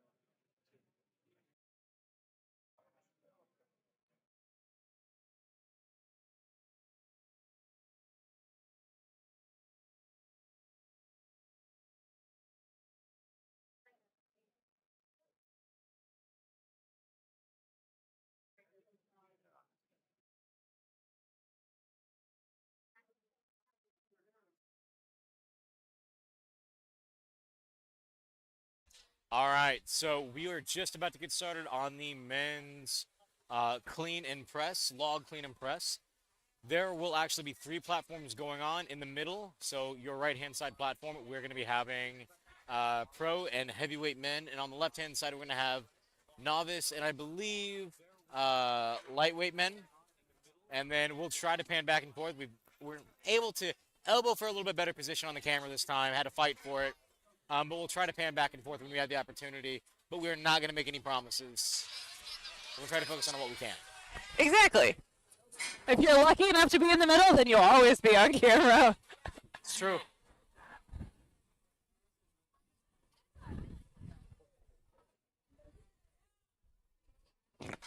This is a fairly quick moving event though, which is nice because it is just 1 minute every time. So, and it looks like we're already going here on this first lane on the left, and we've also got it going on the lane that you guys aren't able to see.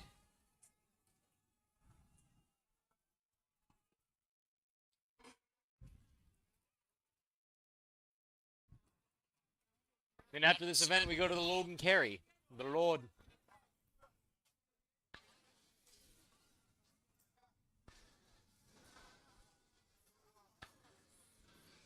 So one thing that you guys might notice a little bit different with the men versus the women is the log diameter is actually a little bit bigger for the men's, and that's just to adapt to the different lifter. Essentially, men versus women. The log is heavier, just empty, and it is the fact that it's bigger is it helps if you're a bigger individual. So, I smell hot dogs right now. do you?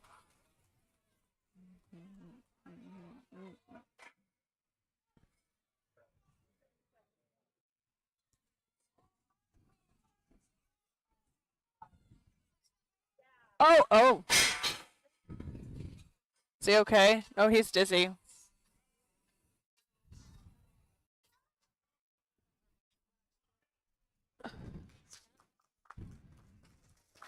Gave himself an old noggin bump. Yeah. That's why we have spotters in the back, too.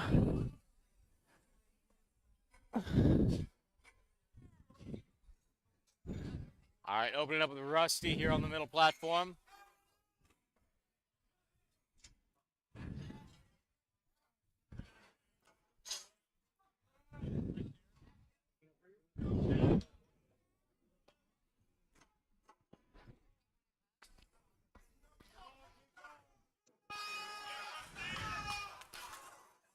They actually ended up breaking a plate on the left platform.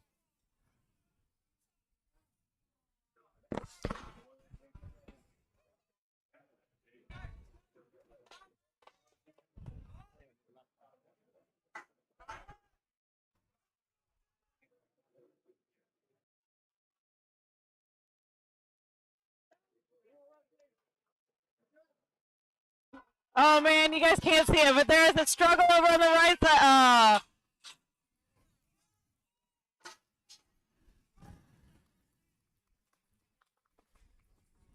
We got the yes.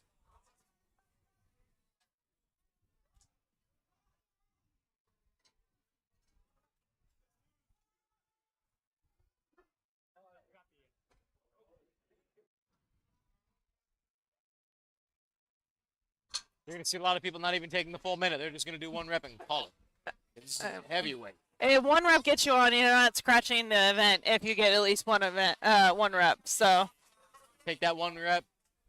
Don't burn yourself out. right.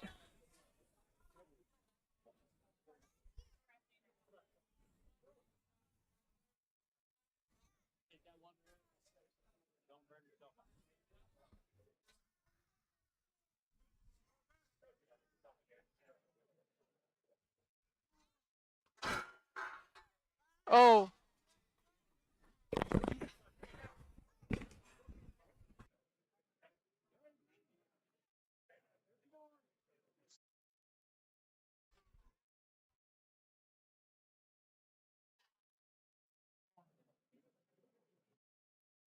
And that's a great example of why we have spotters here, because it's a long day. It's a lot to ask the lifters to do what they've done so far today. And people can get dizzy and lightheaded if, for any kind of reason here. So people pass out. It happens. You have 1,000-pound deadlifts followed by, Right. throwing events.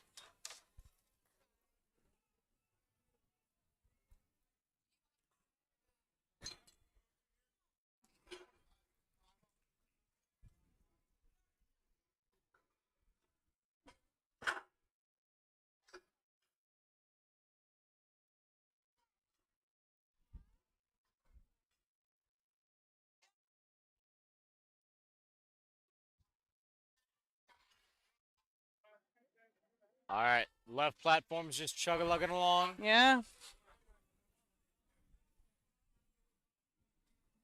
Not even remotely.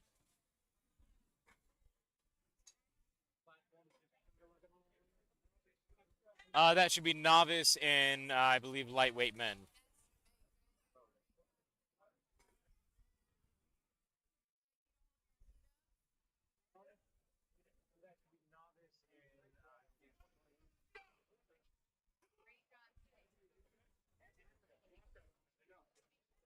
Probably about 165. I think is what it says. Yeah, 165.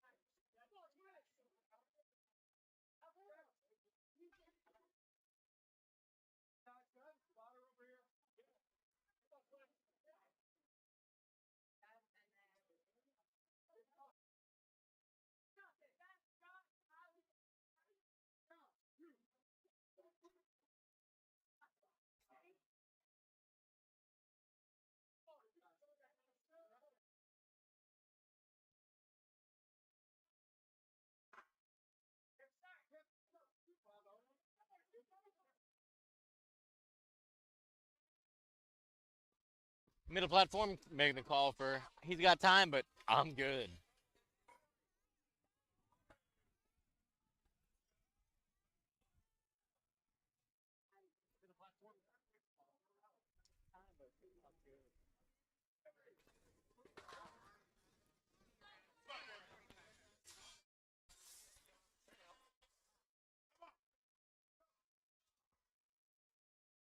And you said novice was 165?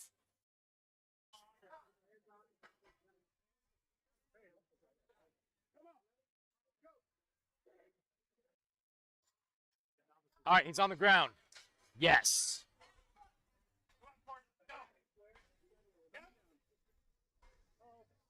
Stabilize.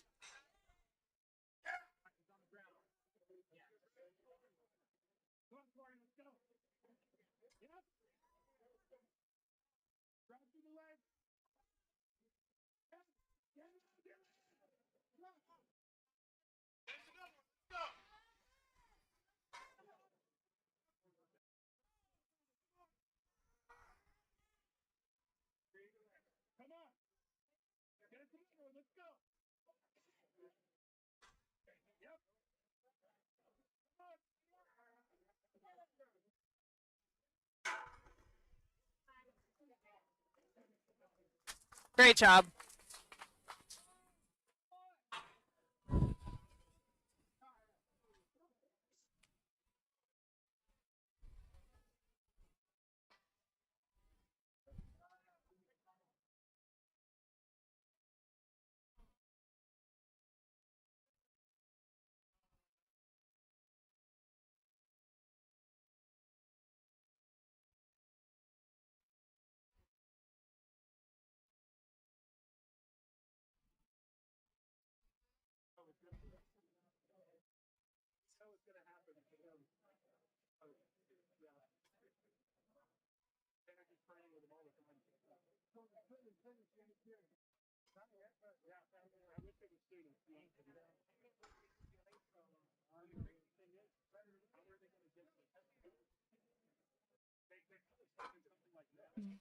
Both lifters are utilizing a push press type of overhead press.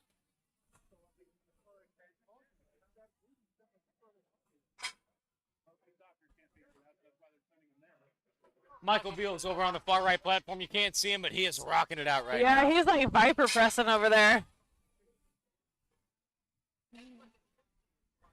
Striking like a snake. He is lapping it, but then he's just rolling up. Nope, now we're switching to a push press.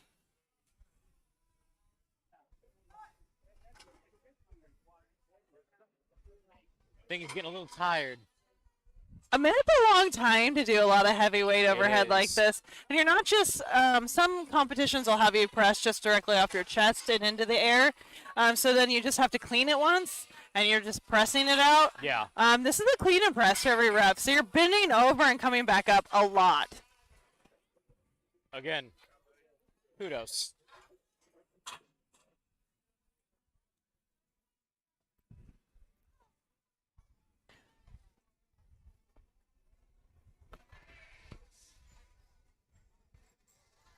These are true strength athletes right here, not like, you know, power lifters who are definitely not true strength athletes.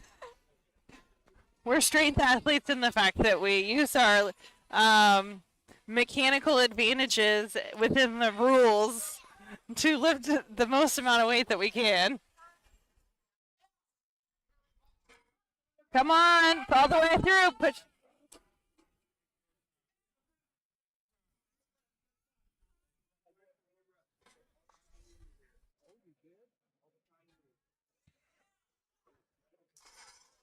All right, far left platform is just chug-a-lugging along.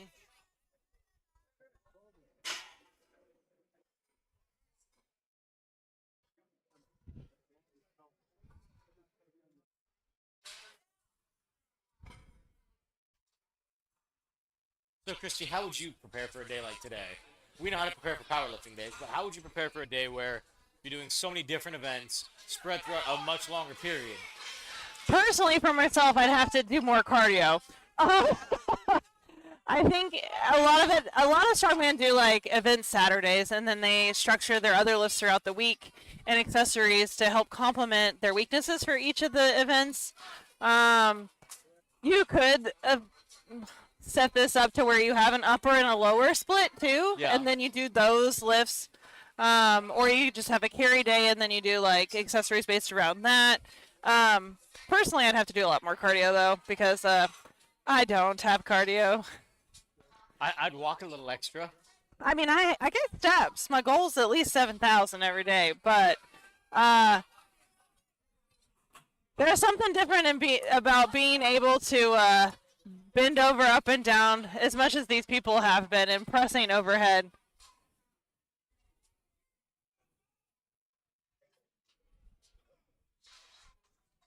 Oh, we've got a little split jerk here in the middle.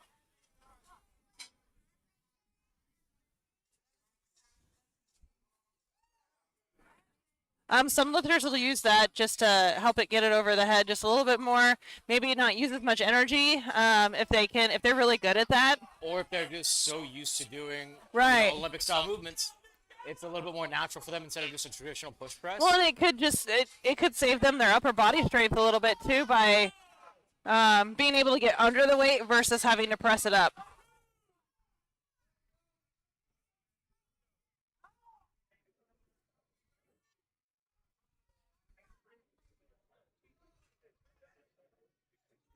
I will say, wow, whoa.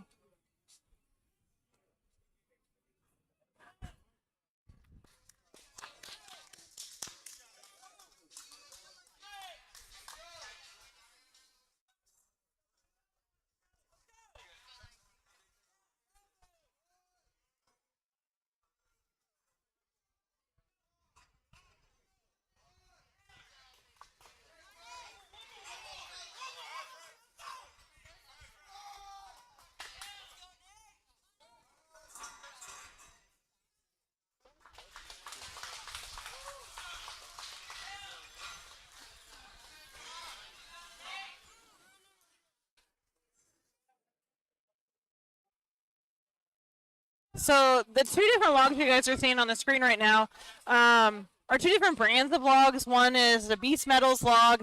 It's a little bit smaller of a diameter compared to the log on the right. You guys can't see it right now. We'll pan over to it in a minute. There is an even larger log over on the right. It's probably about the same diameter as the one that you guys are seeing on your right. And they do weigh differently. While the one on the left, I don't know the exact weights for these specific log itself, just the implement. But logs can vary in weight from like implement to implement. Some logs can even weigh like 90 pounds empty. So logs, again, the one that is on the far right platform that you guys can't see is actually a pretty old log. It's been around since before this gym was a thing. I've actually cleaned and prepped that log before. And I think I did it with a 25 on each side. It's a big log for a little person like And that you. was back when I was 165. Oh, man. Listen, I should have been a strongman if I was taller. Ooh, clean and crisp on that left platform.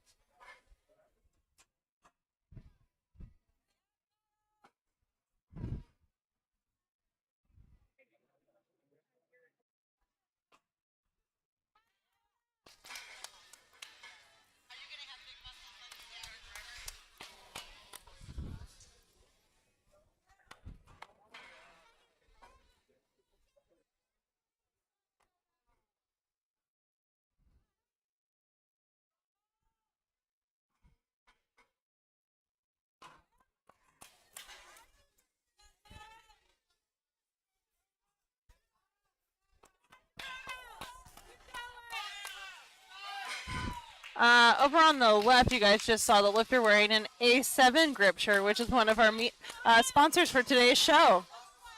So smooth. I know, I'm right? gonna call you Butter because you're so Product smooth. placement.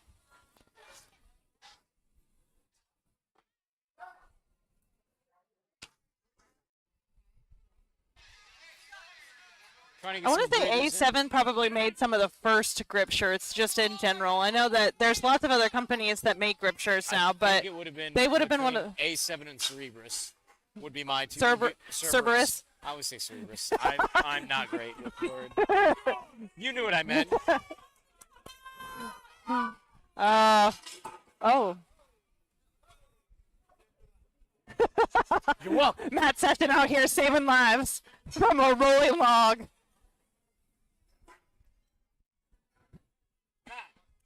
Stop.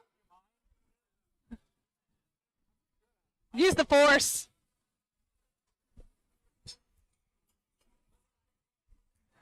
Like when a hungry dog charges me.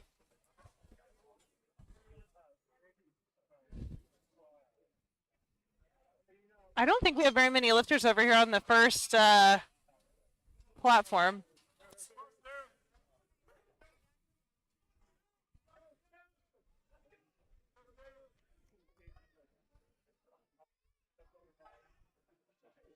One for Stu. Oh, we are done over on the right platform, actually. Yeah.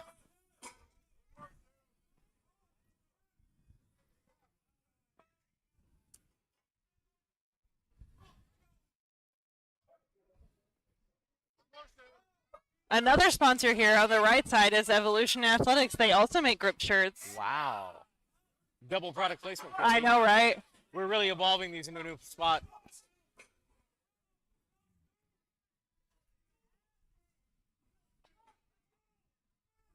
Come on, push that head through. There you go.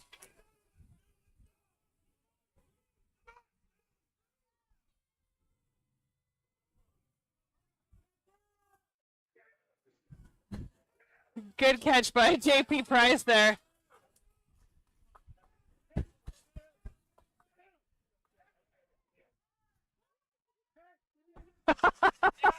Looks like he did get that last That was the most tired yes I've ever heard. Yes. Yes. Oh, we got Mason over here on the first platform.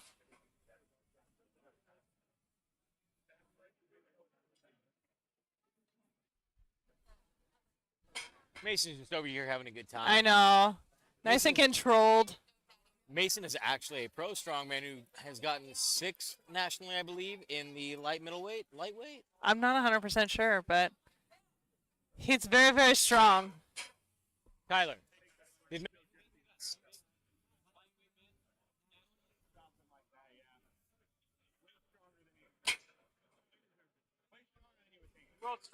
And we've got Tyler over here on the other platform, and he's competed in the World's Strongest Fireman. Is that what it's called, or the?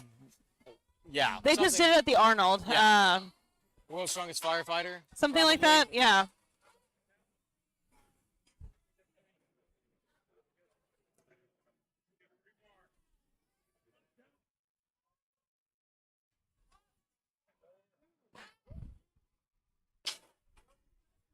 Got the down command right as he lost balance. Yeah, so what you guys aren't hearing is the judges do kind of let the lifter know where they're at in their amount of time. So he just gave him the 30-second warning, essentially, of like, hey, you're halfway through. You still have plenty of time to get in reps.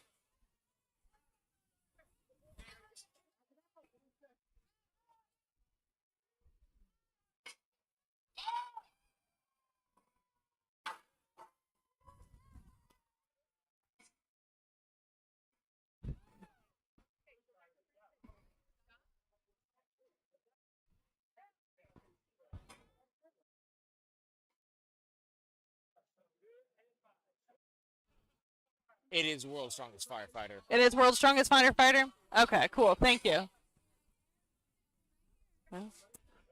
Product placement. Well thought on my part.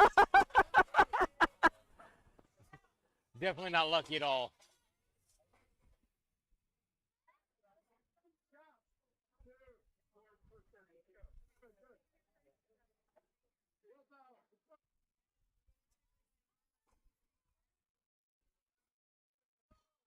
Both of the judges have done a really good job of staying consistent with their down commands and making sure elbows are locked out.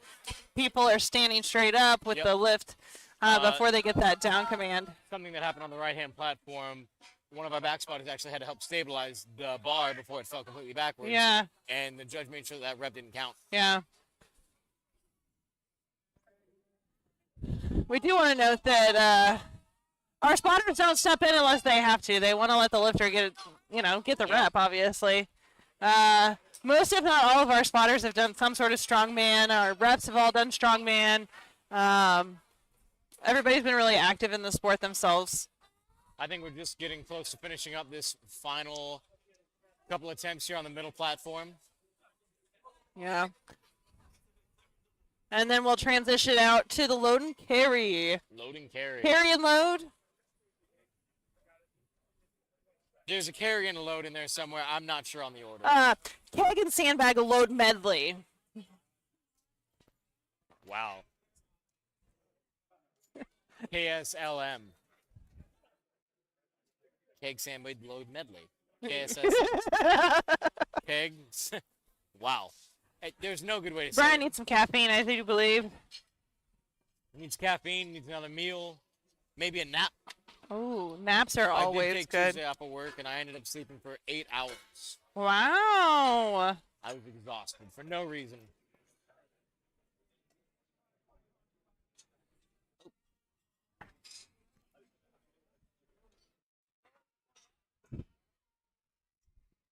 I believe they're moving on to a little bit more of a pro heavyweight over here.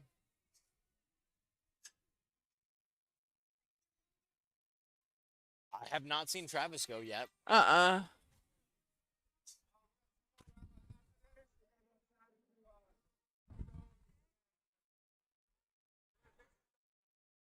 they going to put it back down, Matt, or are they just going to hold it?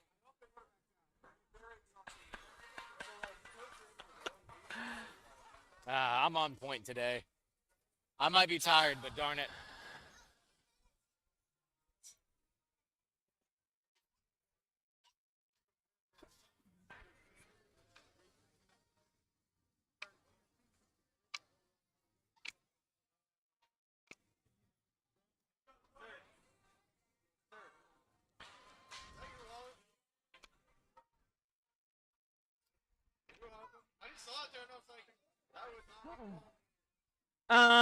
Just looking at the scoreboard prior to the keg sandbag load and medley, right now in the women novice single class, we've got Keaton with 7 points, we have Jillian Cumberland with 6 points, and we have Bailey Hoffman with 5. So pretty tight race still right there.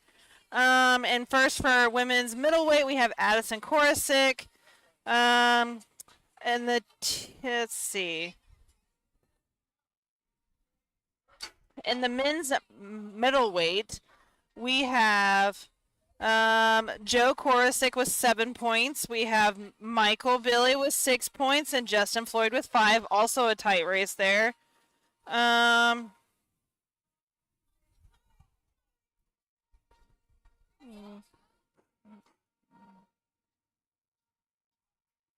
Oh, I'm sorry. I am reading this website very wrong. That's how many points they got for that individual lift. So if you swipe over, that's why that's it. So far, we actually have, let's start at the beginning here again.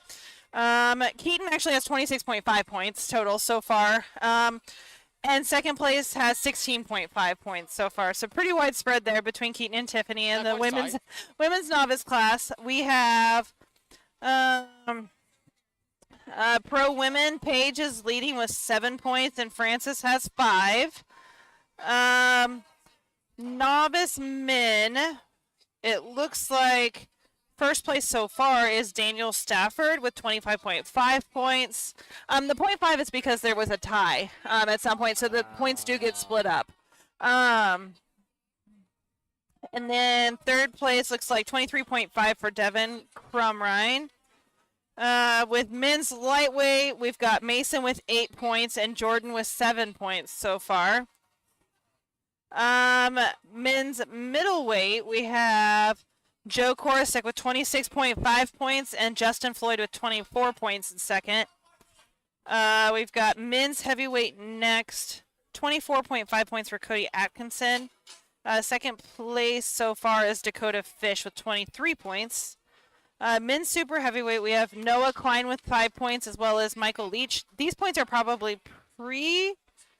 haven't been fully They're updated not full. Some of these are pre. Their log scores. So, but for pro men's division right now, Travis is at 5 points and Dominic is at 4. So this event is pretty important for both of them, where they hit their points. One of the other big differences that you guys are hearing with points, like, so Keaton had like 26 points and Travis only has 5 points, but he's leading his.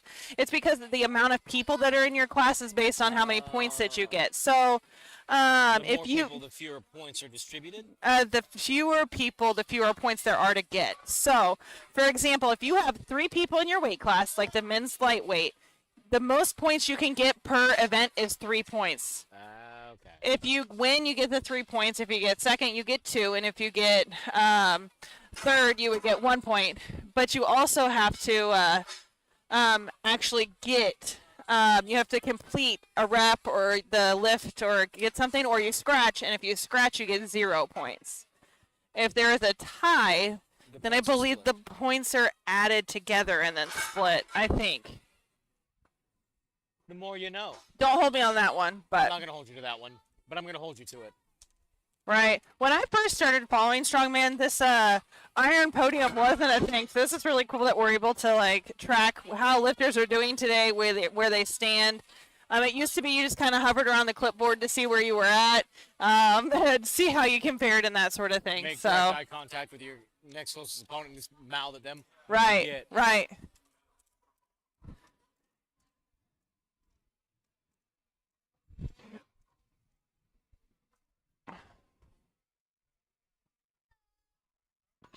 All right, so I believe we just have 2 more lifters here on the log, and then we'll transition back outside for our final event of the day, the keg and sandbag carry medley, load medley.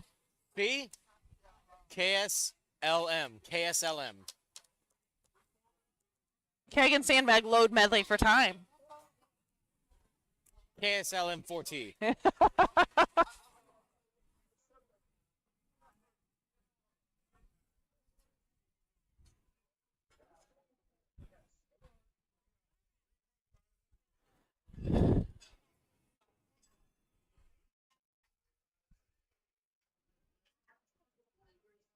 All right, so this log for the pro men is being loaded to 305. That's a lot heavy of weight. log. That's heavy. That would be difficult to pick up off the ground. Yeah. 300 pounds is nothing to scoff at, let alone pressing it above your head. For reps. I would fall unconscious. I'd knock myself out for sure. It's out. Could you clean it, you think? 305? No. Really? No. Even with the roll, like lapping it and rolling it? No. Couldn't. You could lap it. I could lap it. I think I could lap it. I don't think I could get it to my chest.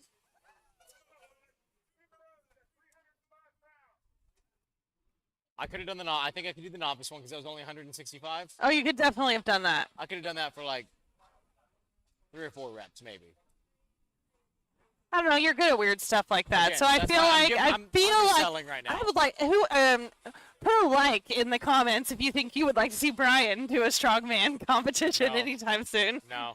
I think it'd be interesting. I don't give in to peer pressure, losers. Oh well, maybe you should.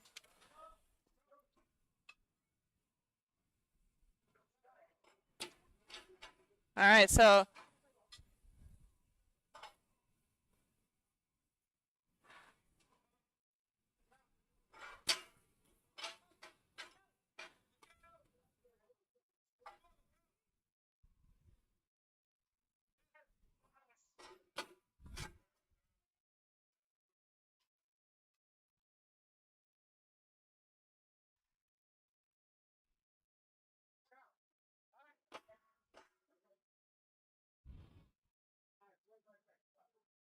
He's debating whether or not he wants to go for He's one checking more. his time here to see if he's got time, if he wants to attempt. You know, this race is close between him and Travis. So, if Travis can get more reps than him, then Travis is getting more points.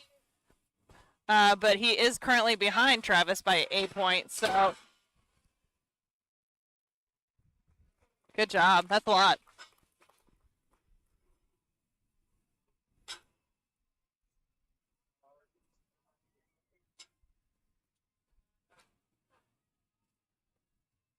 Oh my gosh, Travis's baby looks just like Travis. Just his little beard. Just Little your baby beard. little baby beard.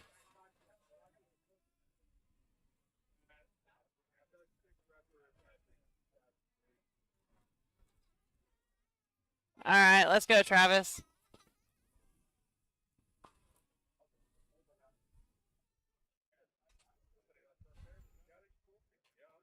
Taking the paint shift off the bar. Yeah.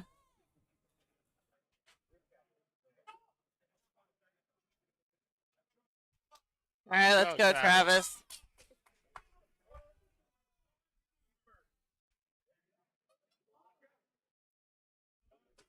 So he has to get 4. 4 is the number to either tie. Tie. Okay. 5 is the number to beat. I think. Okay. Let's go, Travis. Come on. There's 2. Got to get a couple more. If he ties, then he gets to split the points at least. Yes, and so and then he still stays in the maintains his lead.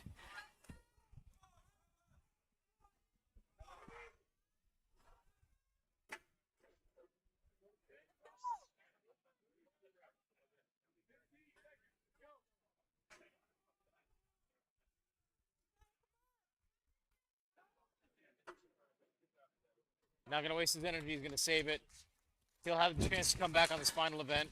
And So the perks of going second is he knew that he wasn't going to get enough, but the other guy had to like keep going because he wasn't sure how many Travis could get. So all right, we're going to transition outside, and we'll see you guys here in a jiffy. we'll join you back here in a sec.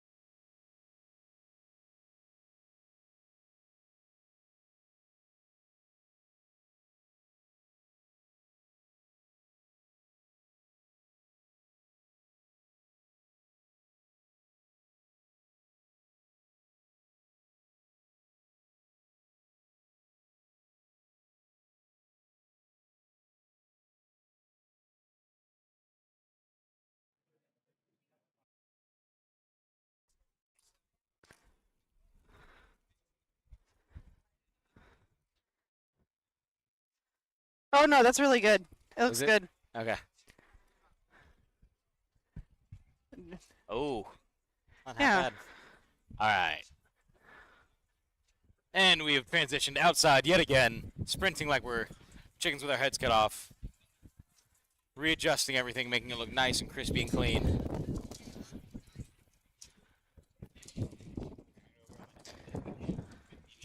No.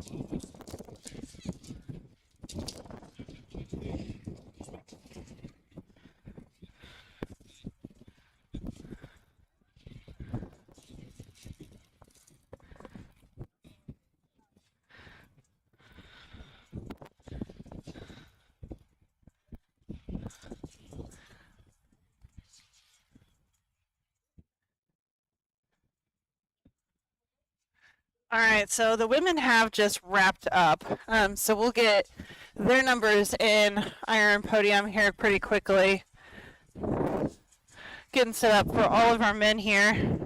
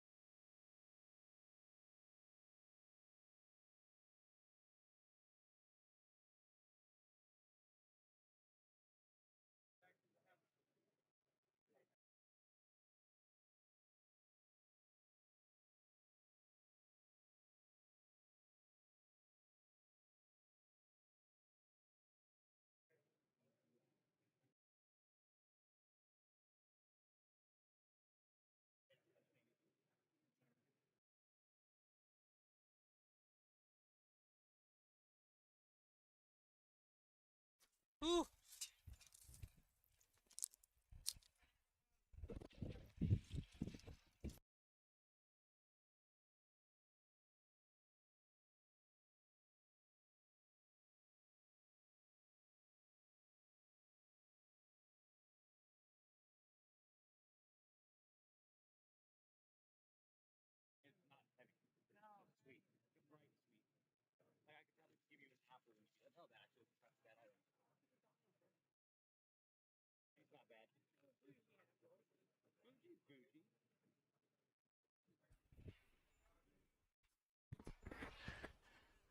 We're making sure we got everything all set up here. Heights are adjusted.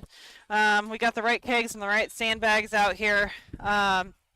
we were just talking about how fruit roll-ups sound really nice, but also apples also sound really nice.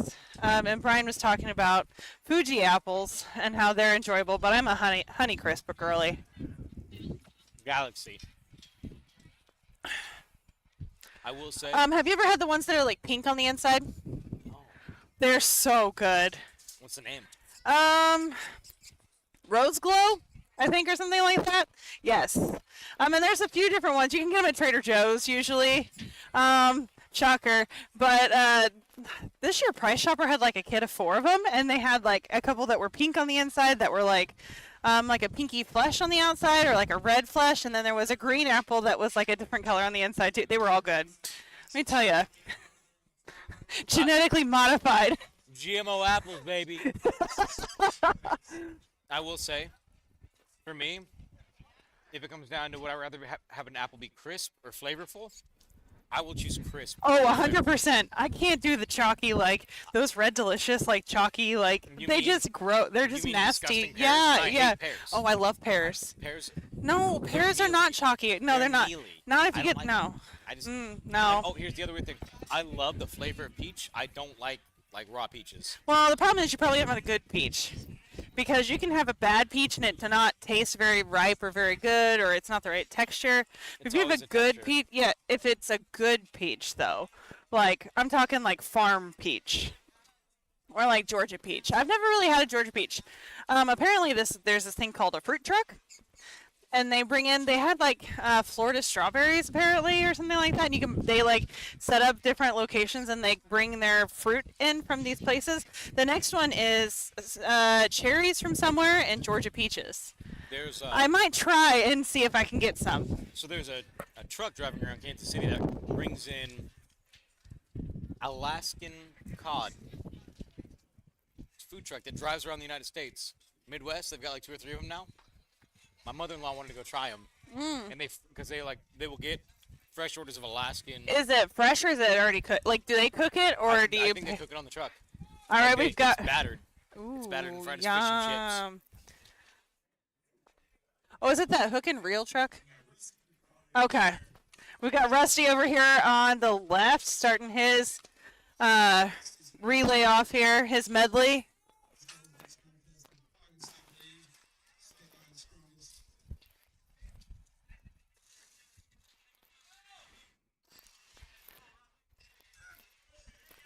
Oh, that's heavy. These are some big old kegs. So one thing I would have never thought about this medley is you're seeing athletes actually choose to roll the keg.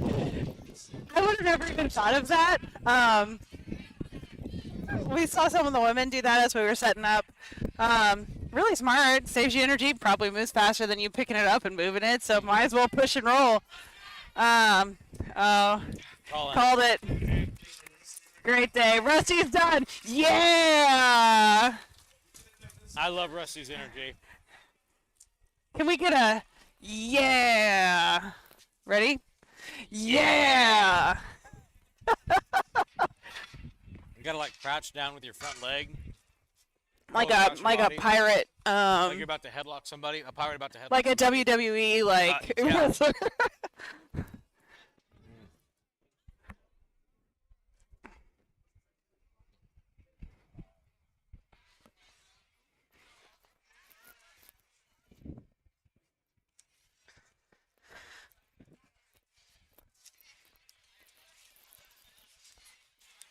Okay, so for this event, the novice men will start with a 200 keg, a 200 sandbag, a 225 keg, and a 250 sandbag. Middleweight will be 200, 200, 225, 250. Men's heavyweight will be 250, 250, 275, and 310.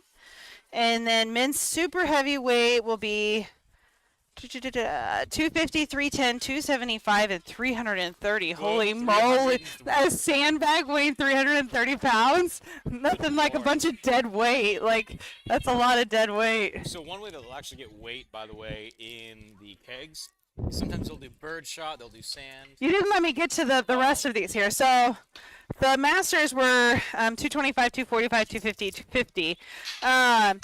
But the pro 275, 330, 300, 360. Nope. 360 pounds.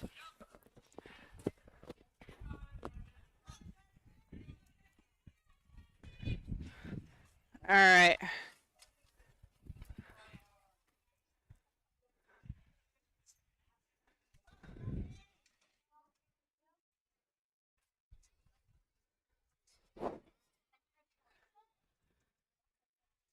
One of the perks of not going first is you can watch other people do the implement too. So, like we mentioned earlier, I would have never thought of rolling it to the bar.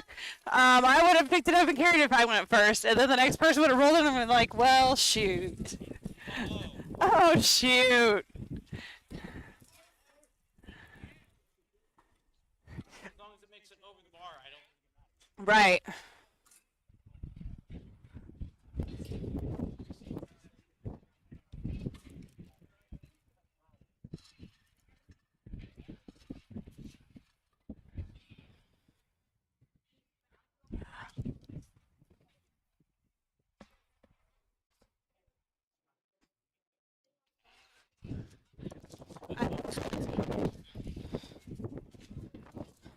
All right. Mason's getting warmed up over here. Kind of getting a feel too for the implement. So another thing, sometimes sandbags can be really tricky because sometimes sandbags aren't packed super tight and they can be really loosey-goosey, and so they can be harder to like pick up and hold on to, especially, you know, that 360-pound bag. It's a big bag, and it probably is one of Cerberus's like biggest bags, but like there could still be room in it. For a little bit of Or like the shiftiness. 330 and the 360 might be the same size of bag, but because it doesn't necessarily fill the weight all the way,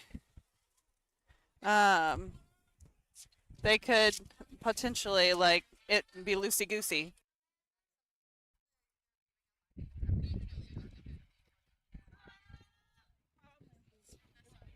Yeah.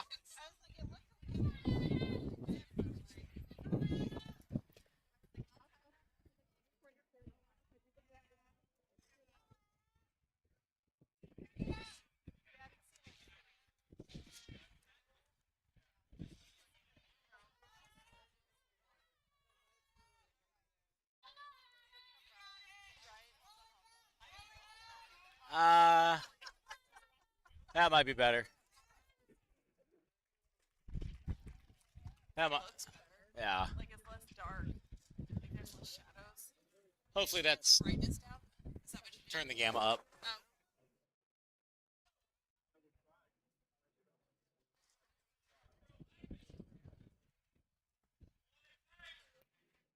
Sorry, everyone. We're learning as we go. We've never done an outside event Right, before this right. moment. I was just getting ready to say, Brian and I are kind of learning as we go here, so we appreciate any feedback that we've gotten today to just kind of adjust things. You know, we do the best we can.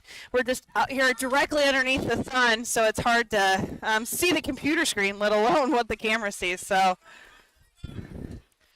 So one thing that is kind of nice with rolling it, by the way, is you save energy, Oh, 100%. but it takes It's, longer to get there. no, it doesn't. Not if you push it That's- really fast. If you You have to lap it and carry it if you're going to carry it.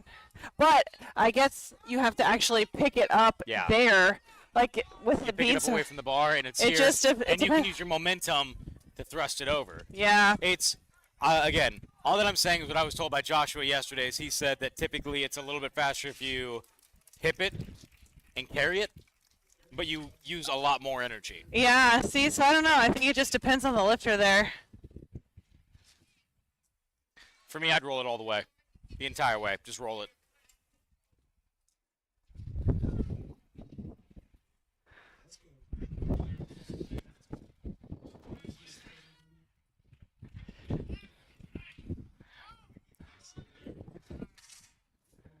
And so what you see with these lifters using is they use a lot of like hip momentum to get the like a hip pop essentially. Very similar to Olympic weightlifting where they use their hips and their like leg drive to really get the bar up and overhead. They just It's the same sort of leg drive. pop, hip and pop. that new machine that they have at some gyms now that is a weird booty builder, but I think you could use it to help train strongman. You hip it. Man, Oh. My biggest Nice. concern with this would be falling backwards with it in my arms. it's Squelching no myself. feat. So one of the first strongman meets, it was the first one I ever watched Matt host. Was a Veterans Day show, and they had a sandbag carry, and they had to it was for time, and so you had to run down and back for a time. And I want to say the men's heavyweight was like 330 pounds. No, why? That's What? a lot of weight. And so carrying essentially that bag that's there on the far left of this left lane here was what somebody the size of my husband Tyler, who's directly in the middle with the orange shoes, had to run with in the air. Lots of people fell that day. Yeah, I would have fallen really quickly. Granted, I'm a lightweight, so I would have done like 225 pounds. Yeah. And that's where that flexibility of the bag kind of came in handy, because you could bring it in tighter versus being it tight Yeah. and taut. It would be tough. I couldn't imagine running with a keg. Like, Running very far with a keg, you'd have to you're hold holding a it. big old, it's like holding a big old baby.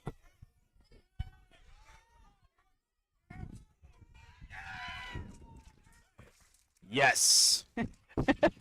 Timed it perfectly on that one. So it is nice that you're able to kind of run 2 lanes at the same time on this event. Oh, 100%. Because while one's being reset, you can get the other one going, and vice versa. These sandbags aren't easy to move either from No. one side of the thing to the other. So luckily they don't have to go very far with it. That carry, they would have, if they dropped it in the middle of the lane, the volunteers had to lift it up and carry it to the end or the start point for the runner, the next person. So it's a lot of weight. And we have dollies and things, but you don't want to get busted dolly out to move it 3 feet underneath a bar, you know? All right.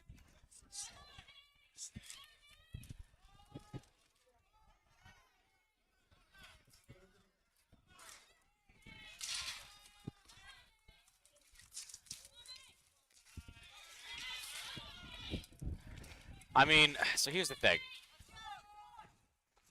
You have to do this one in order, right? You can't just throw one, do one keg, both sandbags, and go back and get your other keg. You have to actively run back and get your other keg. Yeah, and if you can't get one, then, you can't just skip Yeah. things. You have to do it in order.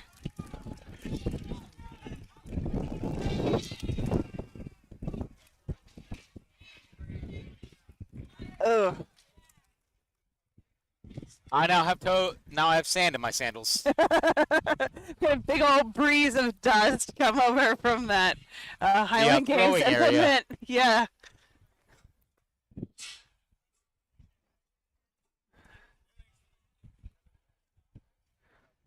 So it looks like that's a 270 sandbag on the left. It's the heaviest one for this one right now. He just threw that over the bar. Didn't even wait to see if it was. No. He just Oh. chucked it.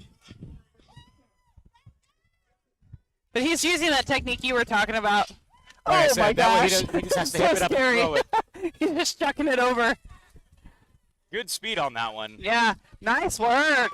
Like I said, Speedy run. the big advantage that I think you get from picking it up over there is you can hustle, and If you have the strength to Yeah. do that, yes. you might as well. If you don't have the strength to do then that, the you can throw rolling, it. yeah. Again, different strokes for different folks. 100%. As long as the job gets done in strongman, who cares? Who cares? As long as it's met to the standards. that There's were only set. some rules in this jungle. There are no rules in the jungle. There's no dots in the jungle. There is no dots here for sure. There's also no power bars, weights. No, we use power bars on the deadlift, Brian. But I said there's no In the jungle, no. Ah.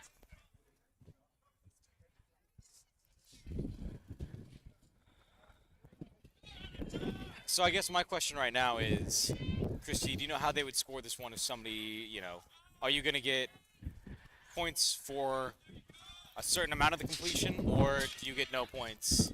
I think it depends on if everybody in your weight division completes the event.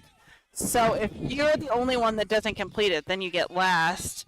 And so I do believe you at least get a point. But if there are multiple people that don't complete it, then it's all based on like how many implements were completed.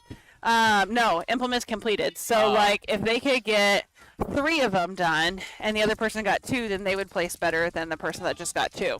But what happens if 2 people get 3 at the same thing? Then it's a great question, Brian. See, I might not have any of the answers, but You I have all all of the questions.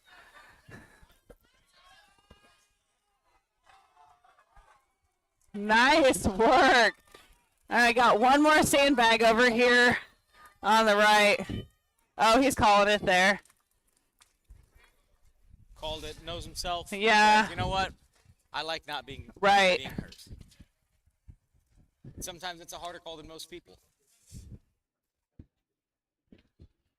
All right.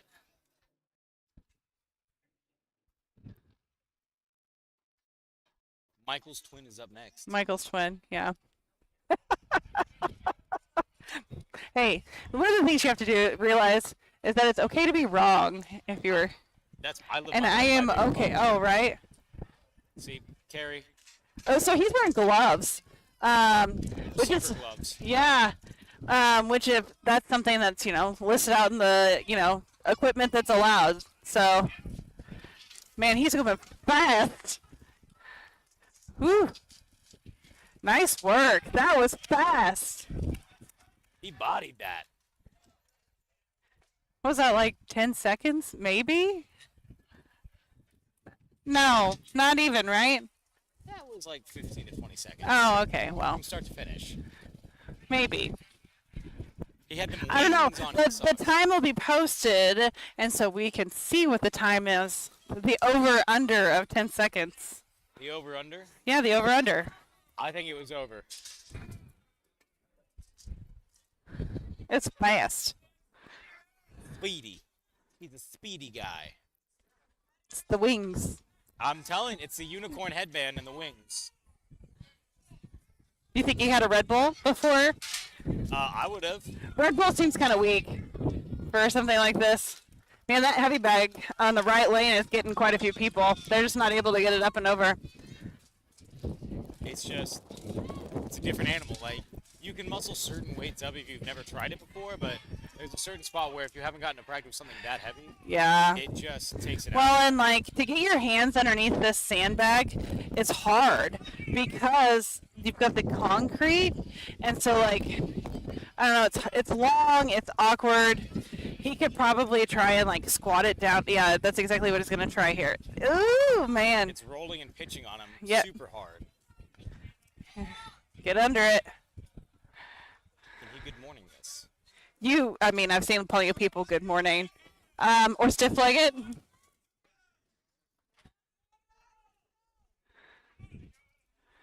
It's that final sandbag. It's hard. These are not light.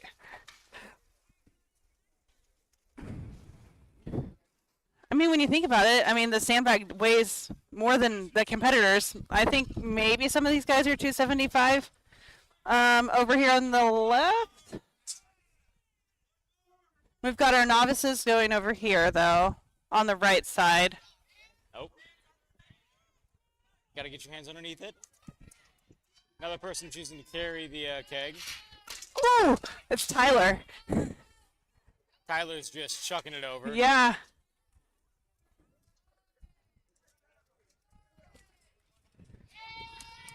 Honestly, this training's. Oh my gosh. It's okay, Kenna.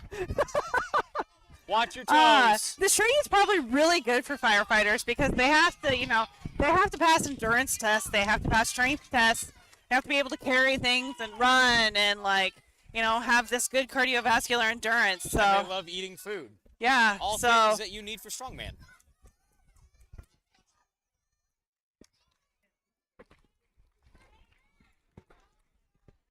He absolutely dominated those first 3.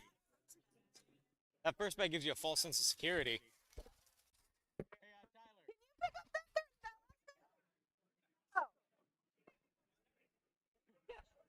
Could you do it after doing all those? Yeah. It's killing a lot of people. Yeah. Here, you want to come on the? Okay. Go do stuff.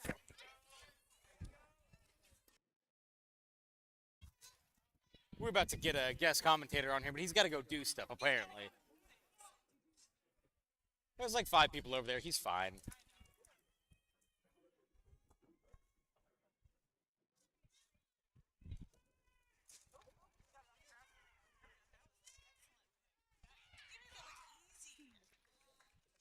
And then you cod. Yeah.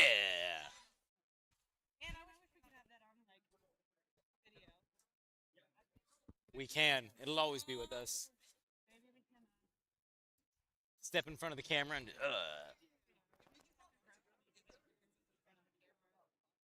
All right, guys, thank you so much. We'll see you next time, and yeah.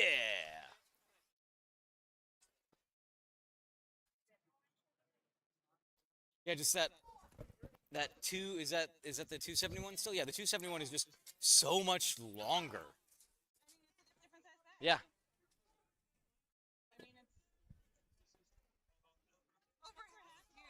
It's 90 pounds more than me right now. 2 of those bags tall? Yeah, that seems about right. That tracks.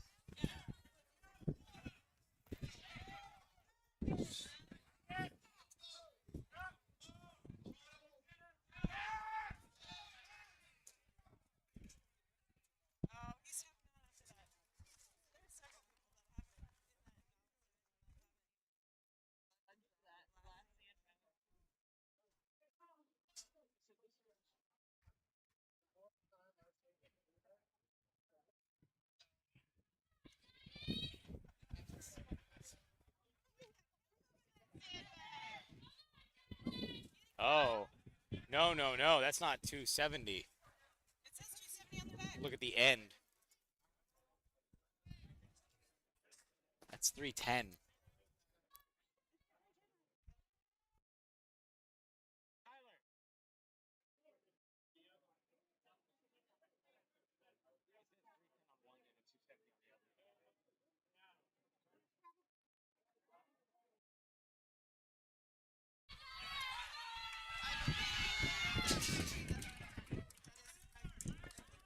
So we were misspeaking because on the bag it says 270, but on the end that we can't see it said 210. Yeah, so I believe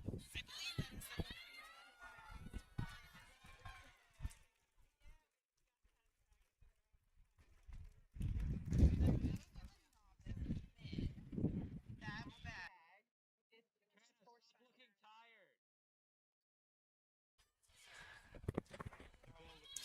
Oh, breaking out the new bag. Yeah.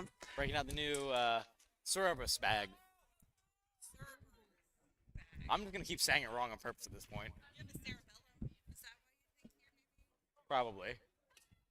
It's like how do I get Aragorn and Aragorn mixed up?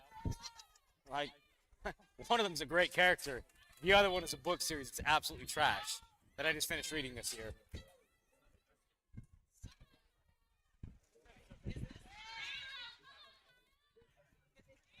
So Okay, no. Here. Hold on.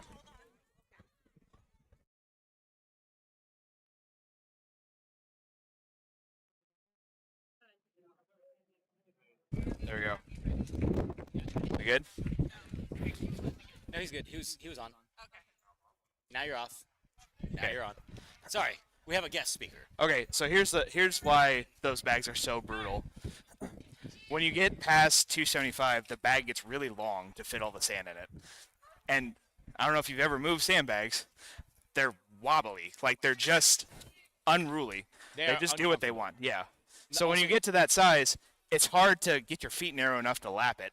Once you lap it, it's not too bad. It's But before the- that, Just. Oh, hip cramp. oh, Gluteal cramp, yeah. as the kids say. So yeah, that's why you see so many people having a hard time with it. I can say from experience, once you get in that 300 range, it doesn't want to sit in your lap. It's actually 310. It says 270. I looked at the end when Ken was flipping. And I said, I think that says 310 on it. It does, yeah. And then the other one technically says 350, but it's only loaded to 330. It's strongman. It happens. It's fine. But The anyway, weight is weight. Who knows? yeah, it's strongman. Just lift it. It's strong, man. It's strong, man. Just Just lift it. Words to live by.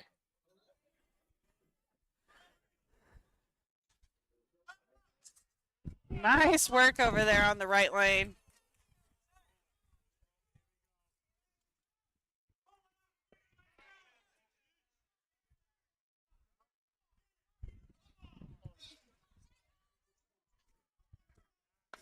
And those kegs are just bouncing.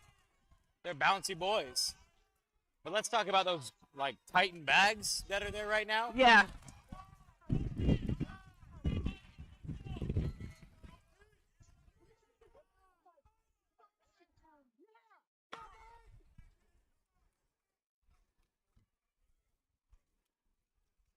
So one thing we didn't talk about earlier is the competitor in the left lane. You know how we talked about the Highland Games and the weight breaking? He was the unfortunate one that the weight broke on while he was practicing. That's. Nice work. He's throwing that keg over once it's over. He says, I want it gone. I want it gone. Calling it. Good Giving work. himself a time, making sure that he stays safe. Again, intelligent calls. Yes. I believe JP Price does have a video of it happening. It happened while we were up live commentating and live streaming in Des Moines, Iowa for WRPF Regionals. Yeah. I just love strength sports.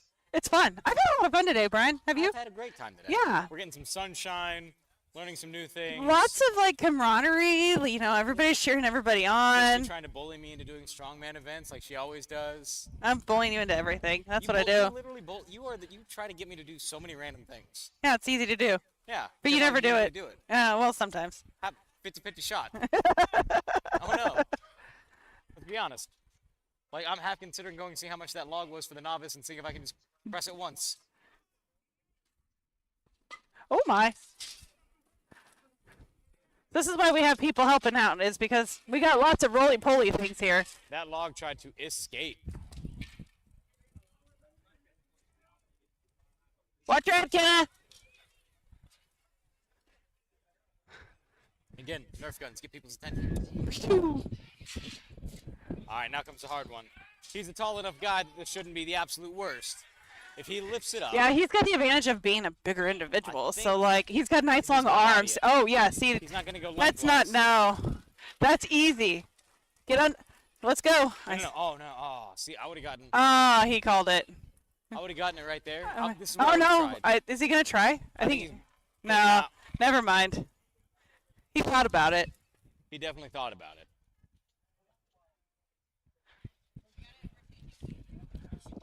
Ugh.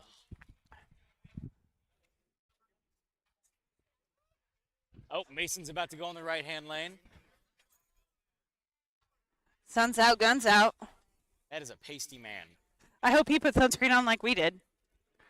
Probably not. No, he's a doctor. I mean, he's a dentist, but he's a doctor. Ooh, he's fast. I think he's gonna. Yep, he hipped it.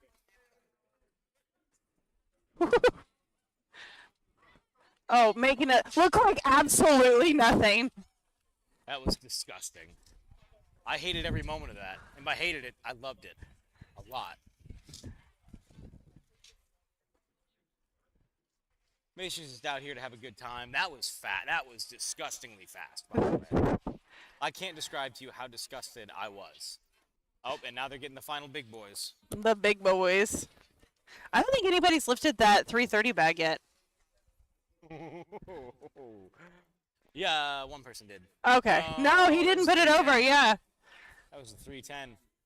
Oh, no. Oh, no. Travis is about to go. They actually don't make a keg heavy enough, so they brought out a specialty keg for Travis and the pros. You see that black keg over there? That looks heavy. That looks How much weight do you think it is, Brian? the keg. Yeah. How much was the keg before it? I don't know, but that one's 300 pounds. And people were struggling with the sandbags. The sandbag that's being loaded over here on the left is 360 pounds. It goes to show how heavy and hard it is to maneuver.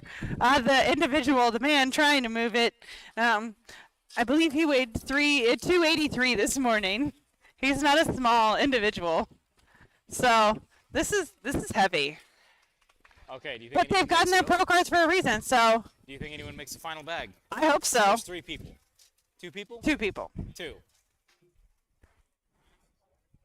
I think.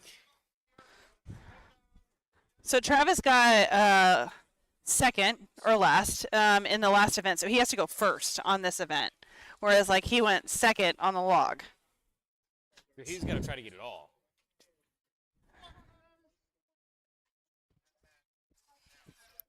Right now they're tied at 6 and 6, so this is like the make it or break it. Okay. Leaving his phone for safety.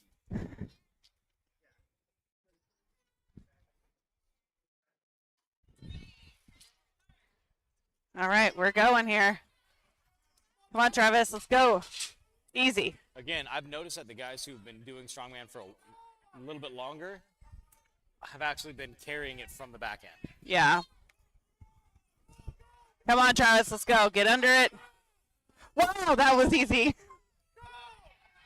Now comes the next Come one. on, Travis. All right, he's hipped it. He's hipped it. Dominated that. That was fast, Wow. too. That was good.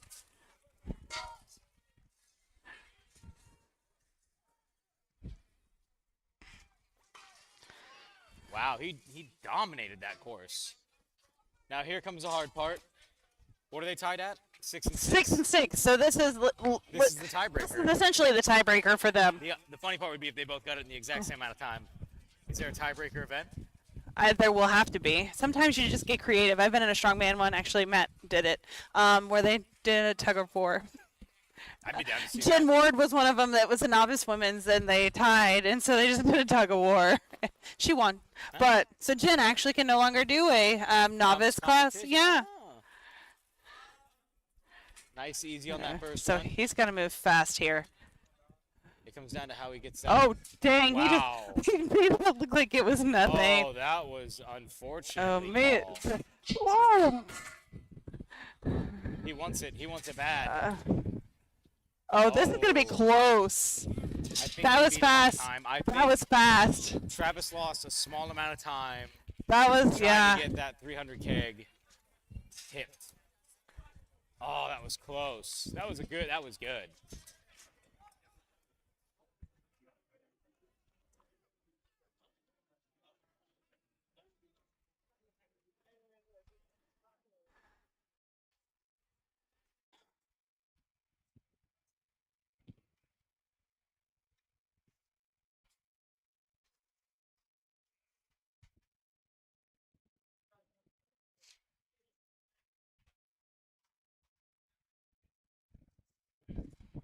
All right, I think we are done on the left side, and we're moving just fully to the right.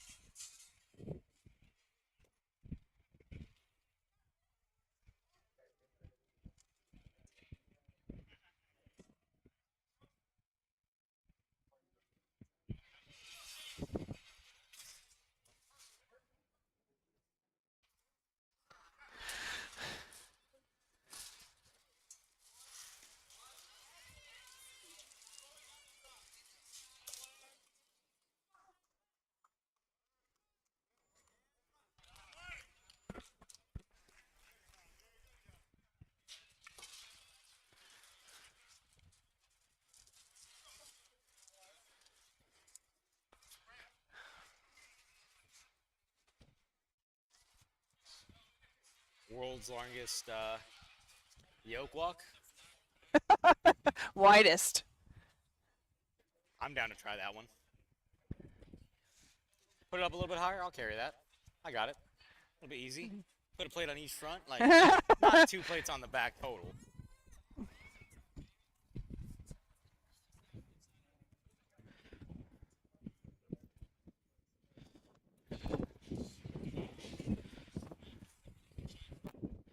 So we're on men's middleweight, so sub 220.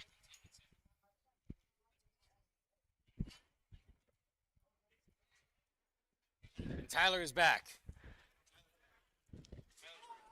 Did other Tyler lose?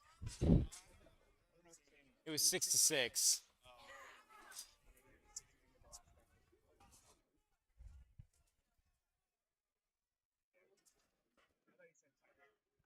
What? I said Tyler and I meant Travis. I know who I meant.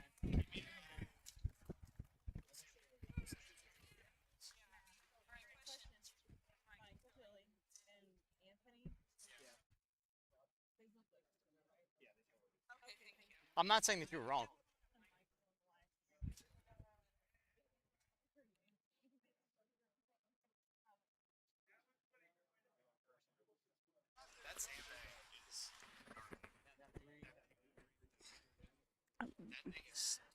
They made it look like it was nothing.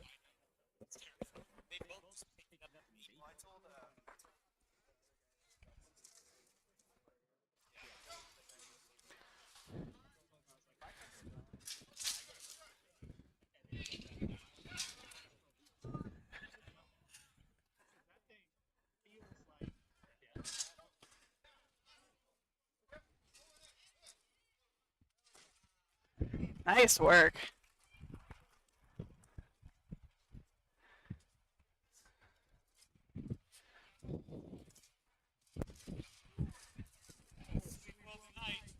Oh yeah. Go home, have some fish.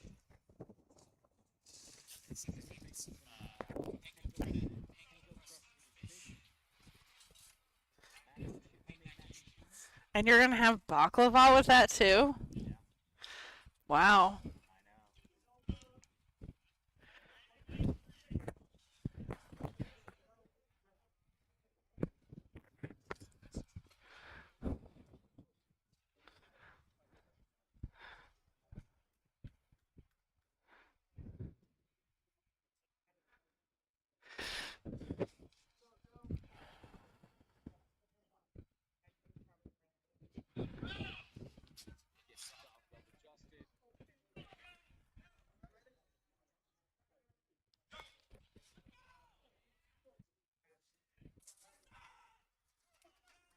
Woo! Yeah. Oh. Over.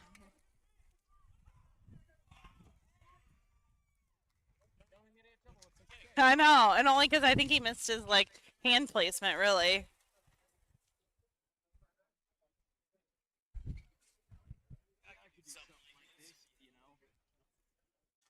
You good? Too much cardio. I like standing in one place too much.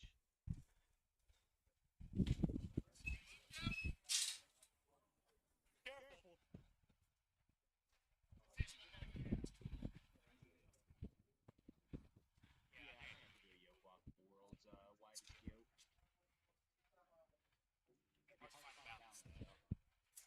yoke. You're awful small to be doing that. That's really long. Have you ever walked a yoke before? Yeah. Okay. But you were able to like hold the outside ledges, right? Edges. Yeah, you can't do that with this one. This is all like low bar like.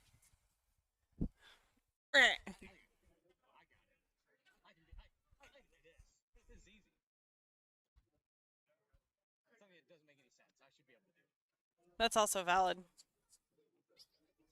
like how that's how we justify anything for me. It doesn't make sense. I can probably do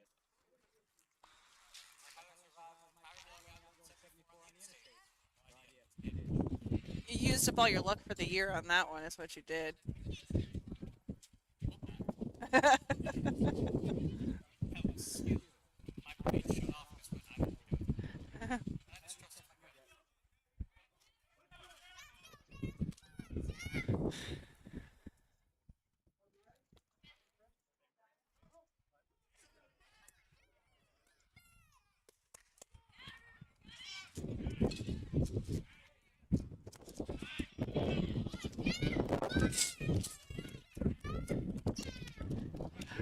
So the lifter currently actually had the weight come back down on his ankle during the Highland Games. It like smacked his ankle, so that's why you see his ankles taped up. Brad with Distinguished Roots Massage actually taped him up while I was over there. I think it landed on the back, like right on his Achilles area is where it landed. No, not fun at all. That was good. Yeah! Can we do that next week too, Brian? Yeah, we should teach Charlie. Oh, yeah, that's what Charlie does.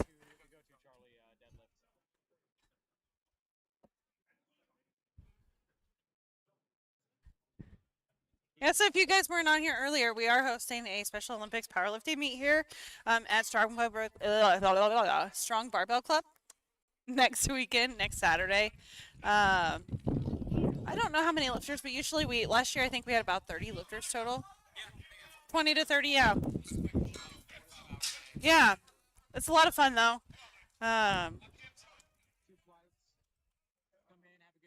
Hosted by the Special Olympics, and it is Kansas and Missouri does come together. Yeah, but they come together for this, so that way they can get more people together at the same place. You know, I used to go out to the Special Olympics meets up in St. Joe, and there would only be like 3 people there for their like meet. So this allows them to like get together with their friends, see more people, make new friends, and have some exposure.